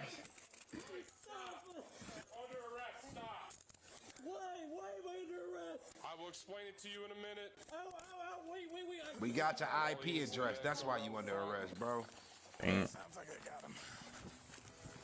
My hand's stuck. You're in cuffs. No, my. I don't care. Get up. You're under arrest. What the hell? You got additional charges too. Let's go. What the hell? Bryce. What's going on? Or charges. I thought you were amazing. I need an explanation. I'm amazing. You have a warrant for your arrest. What? It's called importuning. What? Come on over here, Bryce. For importuning. Listen. I don't know what's happening. People, hang on to him, please. This isn't. What is going on? Mom. Hey, John's gonna transport. He's pulling up. Wait, no, Mom. I don't know what's going on. You're going to jail. What's going on? You going to jail. What the hell? Bryce. What the LeBron James? Just relax. I'm not resisting. I don't even have shoes on. What is going on? Hey, Mom. I'm not resisting. Yeah, you are. Hey, look, bro. We gonna charge you with resisting arrest. Even your mom admitted that you was. We got it on body cam, so we gonna go ahead and stick this charge with your stupid ass. I could care less. I don't have shoes on. Can I get an explanation at all as to what's happening? You were already told. to jail. That's your explanation. Hey, sir. What? Is there any way, like, you can loosen these at all so my wrists don't hurt so much? We'll be there. Nope. Okay. What's going on exactly? No respect for the predators. For you. Yeah, but what am I going to jail for? How long? I don't know anything. I'll have the sergeant explain that to you. Okay. I don't know what's happening. I'm sorry. Carol, we're not gonna hurt him, okay? Because he's... I understand he's got some issues, okay? We have a warrant for his arrest. We have a search warrant for the house. Okay. Carol, do you need a minute? No, just dropped dead. I'm really, really sorry. Just dropped dead like 2 days ago. Just in the middle of the morning. I haven't even been sleeping all week. I just don't want you guys to hurt me. Everybody I'm not, going, man. Like, please don't hurt me. Huh? I thought you had to wait. Oh. You've already been explained what your warrant's for. What gear are you using for this? That's your choice, not listening. No, I don't know how long this is for. Like, what's the term? What's the length of what I'm going to jail? It'll be a while. What? It'll be a while. It's an F3 felony. Yeah. Can I be in a cell on my own without a... I don't work at the jail. That nigga's a bitch. He up there scared. Well, can I be a cell on my own? He looking at all the jail. Look, you should have thought about this before you hitting up these little girls, bro. The type of guy he is and the type of charge he got is the worst combination ever, bro. He won't even survive in juvenile hall, let alone prison. Bro won't even survive in an elementary school in the hood, let alone prison. Oh my God. Are you doing tier Can I be 2? alone in the cell by myself? Tier 3, man. No, bro. No. Oh, alright. But no, they don't give you cells on your own. What if I'm next to some murderer or something? I don't know who I'm going to be next to. Then you need to be. Saying the same thing about being next to you. Oh. Oh. Oh. Oh. Oh. What if I'm next to a predator? Oh. Oh. You fool, bro. Good night. You fool, bro.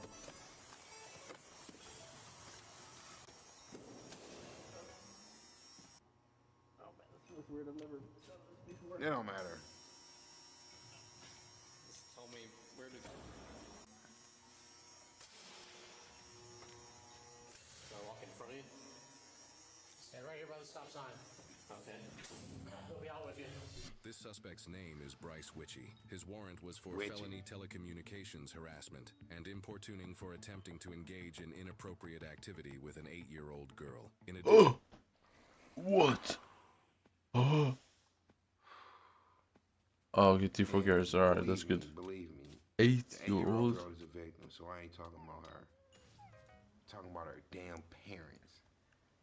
How in the hell does she got access to the internet at 8 years old for this weird-ass fool Bryce to contact her? How? That's 8. Man, look. The world only gonna get worse. In my eyes, it's only gonna get worse. The hell she doing on the internet at that young? You know what I'm saying? Shit. In addition to his warrant, he was charged with obstructing official business and resisting arrest. After looking into Bryce's past, he was also later charged with 30 additional counts of illegal use of a minor or impaired person in inappropriate material. Bryce pleaded guilty to all counts on July 31st, 2025, and was sentenced to 19 and a half years in prison. Ooh.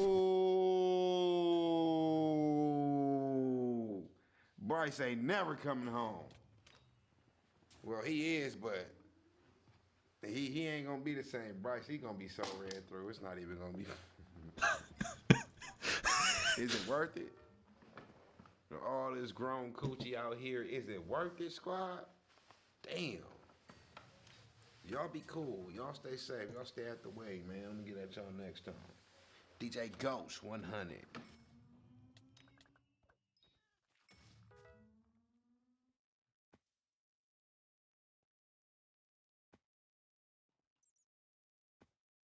So look, bro, what up? Got another reaction video. Dope, I hope. Matter of fact, it is dope. Y'all hit me on Instagram with this. So y'all kind of like my new Jake the Snake when the homie ain't trying to be the, you know what I'm saying? Besides all that, I hope everybody's straight. I hope y'all taking care of yourself. You know what I'm saying? It's the holidays. Let's see. A lot of stress coming around. And I ain't talking about you youngest. I'm talking about the adults. A lot of stress come around the holidays, bro. You gotta spend more. You gotta work more. Facts. Facts. Which is a part of adulting, but yeah. Take care of yourself, squad. I'm not finna say too much. I'm gonna get straight in this video. Yeah, 10K likes, cause y'all don't be listening. It's like Ghost be like 10K likes. I look down after 2 days. Be at 6.8. 200,000 views though. Like what the hell? What the? But let's go, bro. This video some of y'all sent me. Police in Ohio responded to a frantic 911 call. 59-year-old George Appleby had cut his girlfriend's throat and was dragging her back inside with a knife still at her neck. Officers arrived to the developing hostage situation, where they'd be forced to make a split-second decision. I always tell y'all, bro, and y'all experienced it before too. Older people are the most not giving a people in the world, squad. I think they know their time finna like expire. When they really got something in their mind, they want to do it, they gonna act on that shit. Cause how you look that age and you up here with a what? To your girl throat. Oh, where they at?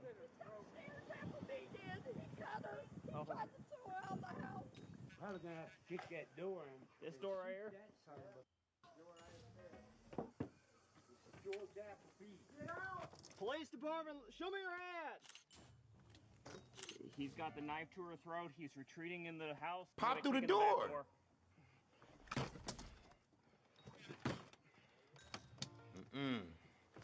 Somebody missed leg day. 6, 7, 8. No. Hey, the homie downstairs, he probably got a bigger umph. Cause I ain't trying to tell nobody how to kick a door or nothing, but if you go ahead and hit it right up the and put your body into it, all these little kick like you playing soccer with your kids, bro, that ain't gonna help. He see through the glass that he got a knife to her throat. He got his gun right there. What's that, 10 kicks? Yeah, 10 stabbings, bro. 10 slices. I promise you, you take it too long. You taking way too long. We on 12 now. Yeah, you got something? Is he knocking? He tried coming up and breaking it up, and he wasn't letting it break up under it. Damn. They got a brick now. Or you could put the brick through that little glass right there and just put your hand in there and open it like that. Exactly. Why you just don't do that? I promise you that's not bulletproof. It's not no kind of plexi. Bro think he locked his keys in his own house. Cause this ain't making no damn sense. I mean, That that's girl not would've been serious. DOA by now. I'm not lying. I'm not lying. You might as well just wait till they come out. There you go. There you go.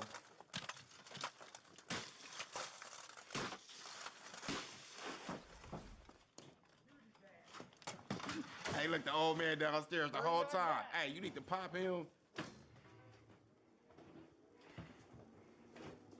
Adjust the body cam, bro. Unlock the door! Slit her throat, man. Shoot that mother. Lee, where you at? Back here. Hold on with your hands up! Well, that's lethal. Is that somebody in the corner? What the Wait, what? Lee, where you at? Back here. Hold on with your Is that somebody in the corner right there? What the fuck is that? hands up! Wait. The video What? already blurry. I want to say they blurred out the face, but the video already looked blurry. That could be some clothes. And like a pot. You know what I'm saying? That. Because if so, why the police didn't give them no attention and why they linked against the wall like. Is that a person? Well, that's lethal. This door's locked around. Bro, we ain't going less lethal. He got a knife. Open! Didn't I tell y'all? Didn't I tell y'all? Didn't I tell y'all in the beginning they don't care because they know their life is about to expire, bro? What'd he just say? This door's locked around behind it. I got a pacemaker and a tumor in my head. Bro, don't care. When they a little older, bro, they dangerous. I promise you, bro, don't care. Watching yourself deteriorate, it got to be one of the worst feelings, squad. When you know your day can be any day. Even though all our days can be any day, but at that age, you know it's coming. You ain't trying to answer the door because you think it's knocking. As soon as the doorbell ring, you run. Like, boom, boom, nope, that's death call. I'm out of here. You know what I'm saying? Thanks. Bro, no, he ain't got no more than 2 years, 5 years. Open the fucking door! Watch out. Nah, that door comes. Bro. I don't care. Bro, look at the hinges. Look at the hinges. You can't kick that in. That door pulls open. You know what I'm saying? You ain't paying what cops are these? I think these are security. This HOA security. It gotta be, bro. Cause ain't nowhere in hell they this rookie-ish. Or have I been watching too many videos? Cause this is crazy, bro. I'm gonna kick it. It's not gonna work. Open the door! It's not gonna work. Open the door! It's not gonna work. Yeah, that ain't gonna happen. Y'all gotta Come here, pick bring a that, half dinner, shoot man. it. Come on, man, open the door. Get one of them Work it out. fire department axe pull things. You gotta do something, squad. That'll work. See upstairs here?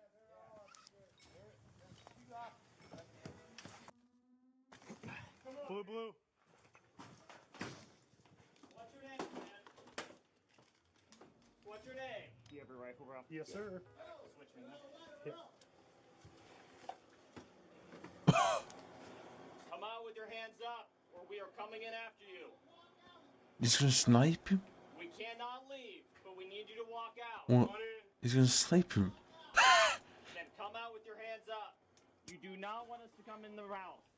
Take this door. Let's get it. Step back. Go. It's crazy that they ain't acting quickly, like way quicker than this, bro.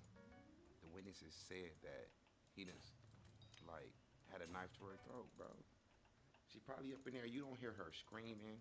You don't hear her, help me, save me, please. Have he got a knife? She's probably already gone, bro. They done wasted already like 3 minutes, 4 minutes.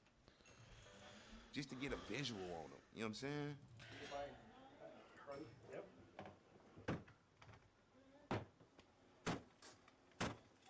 That's that pulley thing I was talking about.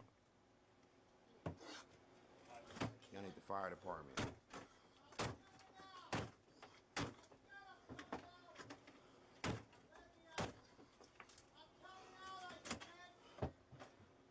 Now, look, he can't get it open. Now he gonna be like, all right, come out. Put the other end in and twist. Tell me what you want. Put this end in here. Yeah. And try to get I can't do it from this side. Okay. All right. You want me to take a chain? Yeah, because I can't get it in there. Here, give it here. Watch out. Come back here. Back up. I have less. Okay. Here you go.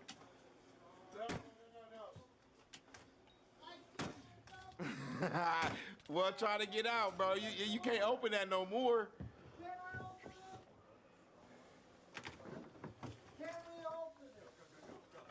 Hands up! Hands up! Yo! Hands up! I said I was. Oh, damn! Oh, damn! Oh! Hands up! Yo! Hands up! Oh, damn! Oh, damn! Oh!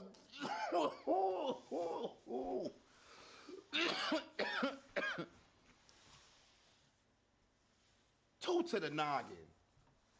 AR fit. That's them rounds. Bro, his head not his head no more. Oh my God. And I was so valley he had the knife right to her. Damn.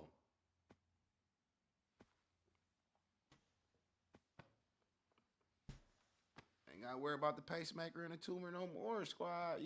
Code 18. Shots fired, code 18. Stand up, come on out. Go, man. Come out. I said I'm opening it. Come on. I said that quick he left it. What am I doing? Just go outside the house. Go outside the house. Rob, you come with me? You two got this? Got it. Go, go, go. Go slowly. You okay? Watch your feet as you're coming out. You safe? Yeah, I'm good. Go slow across the glass. Oh, shit. Yo. You alright? Calm down. Take a deep breath. Well, I was beating that door, man. I couldn't. You guys gotta hurry up. In the back bedroom. What do we got? Come on. You gotta let her get out. Gunshot. 2 gunshot. All the way back. Did that go through? Bro was just, he didn't even really want to pop her. He didn't even really want to smoke her. But at the same time, you had a knife to her throat, bro. You did. That was valid. W police. One would have did it, but I ain't complaining over 2. I'm not. What if that was your mama? You know what I'm saying? Your grandma. I mean, he wanted it though. From his body. I don't know. He probably wanted this though. Shot. 2, 1, 1 shot. 1 down. 1 down. Flashlight. Okay, he's. What do you got? Yeah. Is that one done? Yeah. Is it to the head? Just 2 shots fired. Just 2 shots fired. Just 1 down. Yeah, it's to the head. Self-inflicted. What's that? That's self-inflicted or you guys? No. He's going to be the victim in this. Self-inflicted, or did you guys know? We have shots fired inside and 1 down, injury to the head. Gunshots to the head. Come on, man. We got to go. You guys good? Yeah. We're good. We're all good. This is your patient. What's your name, sweetheart? Anita. What's your last name, Anita? Okay. All right. Yep, you got a laceration to your neck. You're going. Come on, man. We got to get you down the steps. I'm sorry. I'm not trying to rush you, but I'm trying to rush you. Yeah, I might throw up. I just did that. You alright? He's moving. Hey, guys. No, that's going to be nerves, bro. That's going to be nerves, yeah. Oh, I just ate that hot acid, so I'm running. You're good. Damn!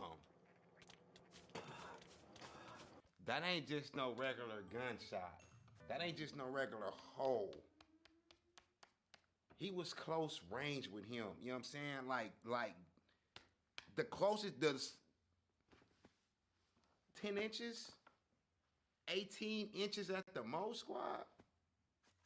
His head exploded. That's why the police up in there throwing up and vomiting and like, ooh. Imagine that scene. Imagine that scene. He's not disgusted because that was some kind of accident or somebody that wasn't supposed to be. That boy sees some groove. Ooh.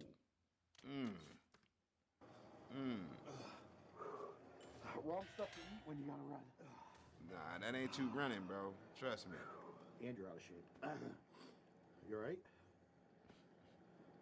He don't want to make his fellow officers seem like he weak. Wrong stuff you eat when you gotta run. Nah, bro, just ain't never seen no shit like that before. You know what I'm saying? He ain't never seen nothing like that before. Yeah, I'm all right. I'm all right. You all right? Yeah, I'm good. Okay. Just want to get rid of this hotheads out of my gut. Yep.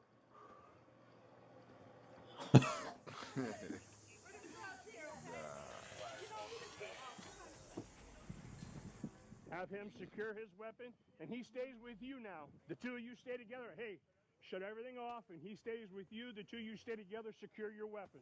Gotcha.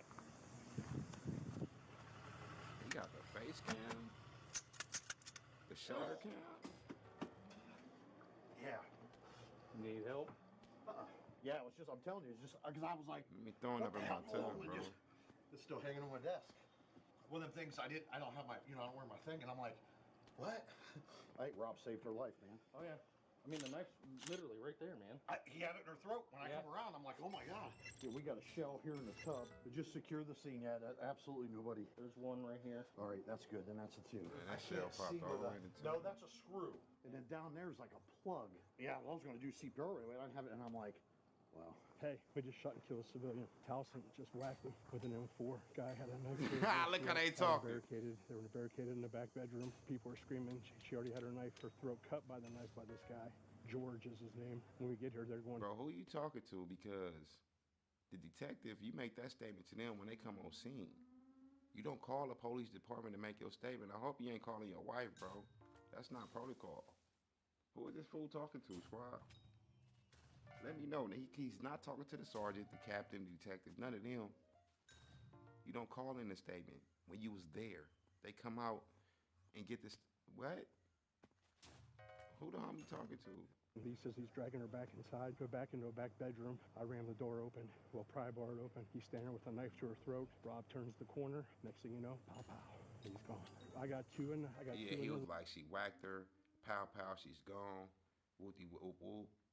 The words that he using is not the words that you will put in the statement. He talking to somebody.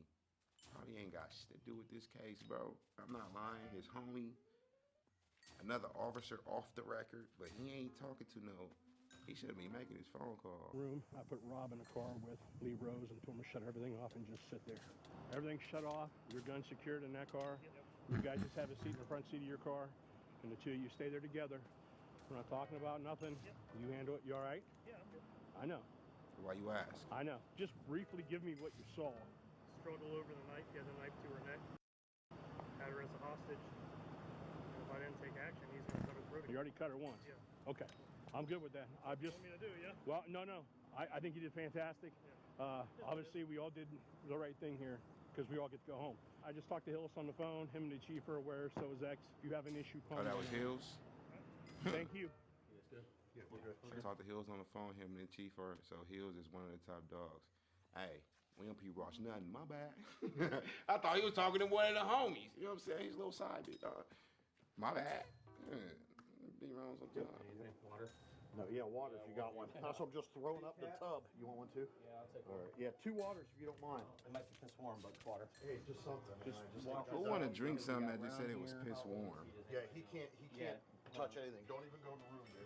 Yeah, that's a homicide. So I mean, unless you absolutely need some medical attention, or I have to call it in now. Okay, yeah. Can you tell me where those bullet holes are in his head? They were aimed right at his head. He had the knife around her throat, so I can't tell you. If you got to go in there for medical reasons, you got water. They're going to grab some. You guys all good except Nina? Good? Yeah, no, that's the thing. I'm eating hotheads, and I'm like, oh my God. And so by running up here, I'm throwing up hotheads now. Yeah, that ain't the reason. He trying to tell everybody that's the reason, bro. That ain't it. Maybe, yeah. Yeah. Got gray hair. Bro, in his 70s. Right. Yeah, that just keeps. And some all days, I had him put extra hot peppers. Body cam. We just need to know everybody that goes in. We ain't never seen that one, bro. Got the body cam on his head. A little sweat gonna kill all that. Extra hot peppers on it. We just need to know everybody that goes in. You and go out. ahead and go. I'll take it. You sure? Yeah, I'm sure. Okay, we're going to transport her up to Alliance. They look pretty superficial, so. Yeah. And they brought some waters up to the guys that are upstairs. They all said they were good. Yeah, appreciate you. Thank you. Thank you. What's his last name? George? Appleby. He's been going by Joe. Did you see him cut her throat or anything? I did. I was standing right there at the door when he did it. So they were in the house. That's when the it one I happened? was yelling, shoot him. What happened? What was going on? Were they arguing all day or what?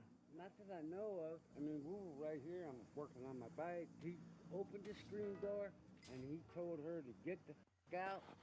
And then he grabbed her in the headlock and slit her throat right in front of me at the door. Who called you? No, Who called? You called? All right, so then you saw that. He said, you tell him, go back downstairs, or I'm going to kill you. He hit her with the baseball bat before. He been.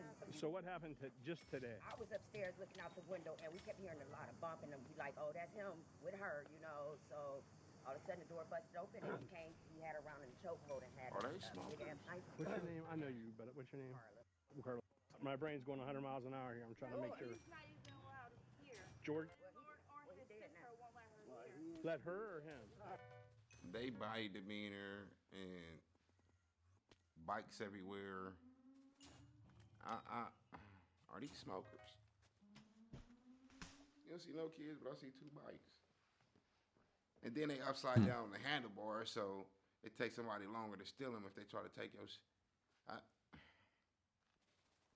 These smokers. Him.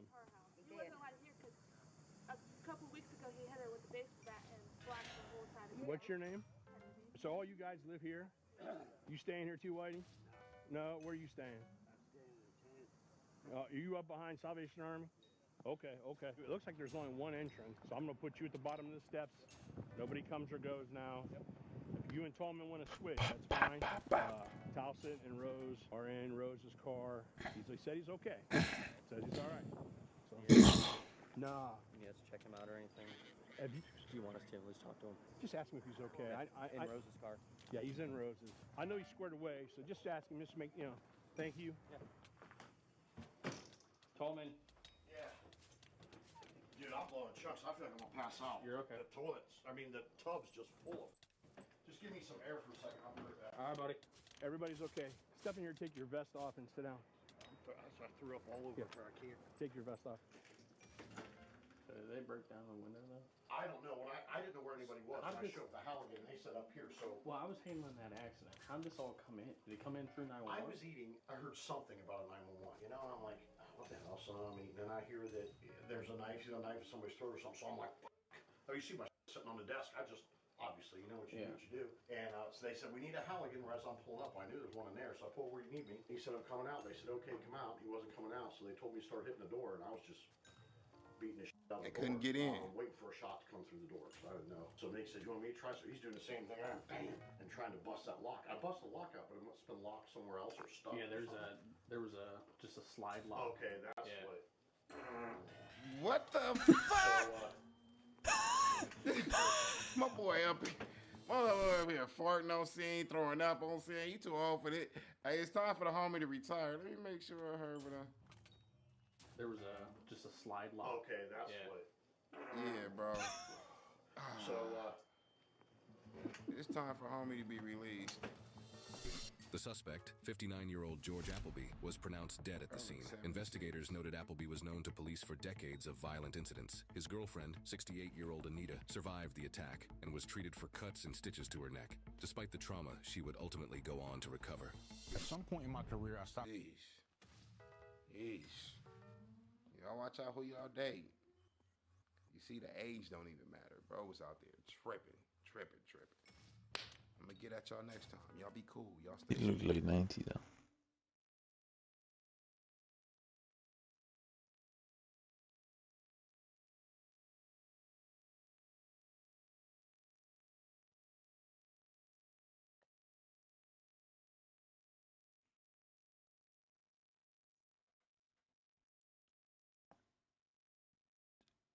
Rated the #1 safest city in America to go to. How the fuck? As soon as they heard Macau, she help. Is that the police fault?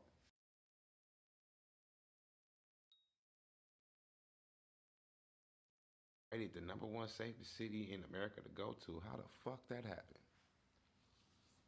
For real, bro. Cause I think them niggas is off. Or those utility doors?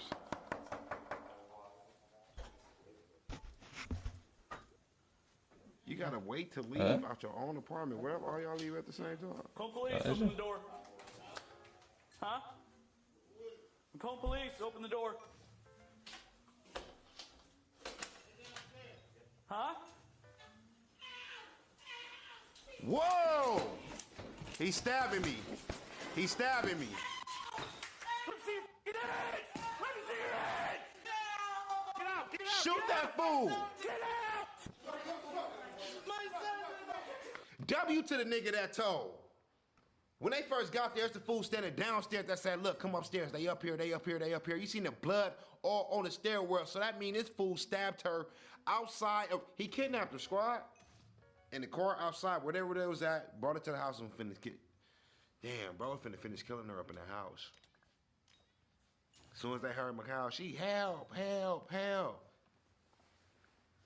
Damn. It's a... He ran towards the baby, bro. There you go. There you go. Noodles all on the wall, fool. This nigga ran towards the baby?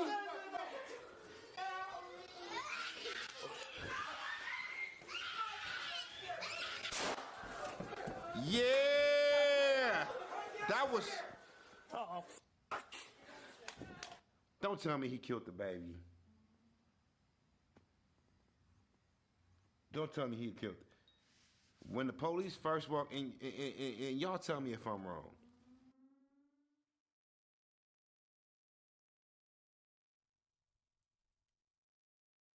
When the police first walked in that apartment, before they walked in there, they seen the blood all on the stairwell. They heard somebody screaming. They kicked down a door. They seen this fool with a knife in his hand, and they seen the victim. Shouldn't they have smoked him then?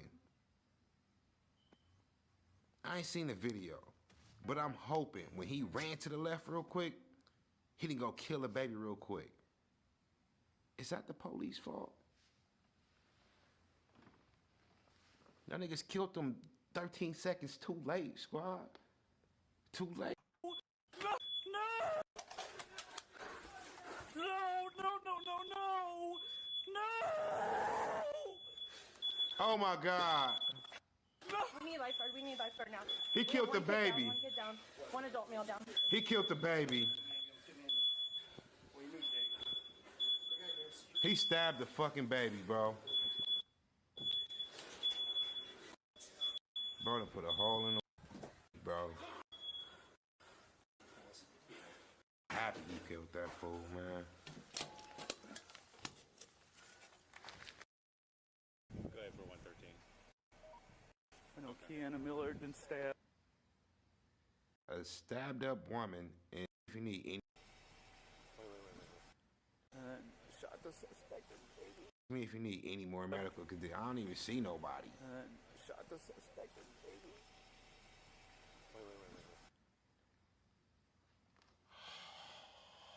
Hold up. Hold up.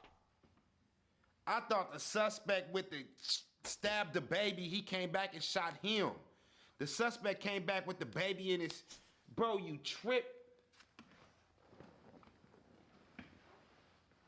That means that one bullet went through the baby and hit that fool, or hit that fool and went through the baby. Most likely went through the baby first because he had the baby in his hands. I'm thinking that he went, he gonna need some help. He gonna need to talk to a therapist. He gonna need some help, squad. He gonna need some help. I thought the suspect, oh my God.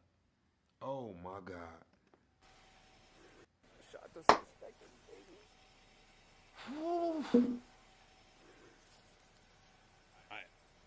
I'm getting here late. You shot the suspect? Yes. Okay. All right, let's have a seat. He like, hold up, what you mean? Here, come on, my car. All right, here, have a seat here, man. This is still running. The car? Oh, yeah. All right. How many shots you fired, remember?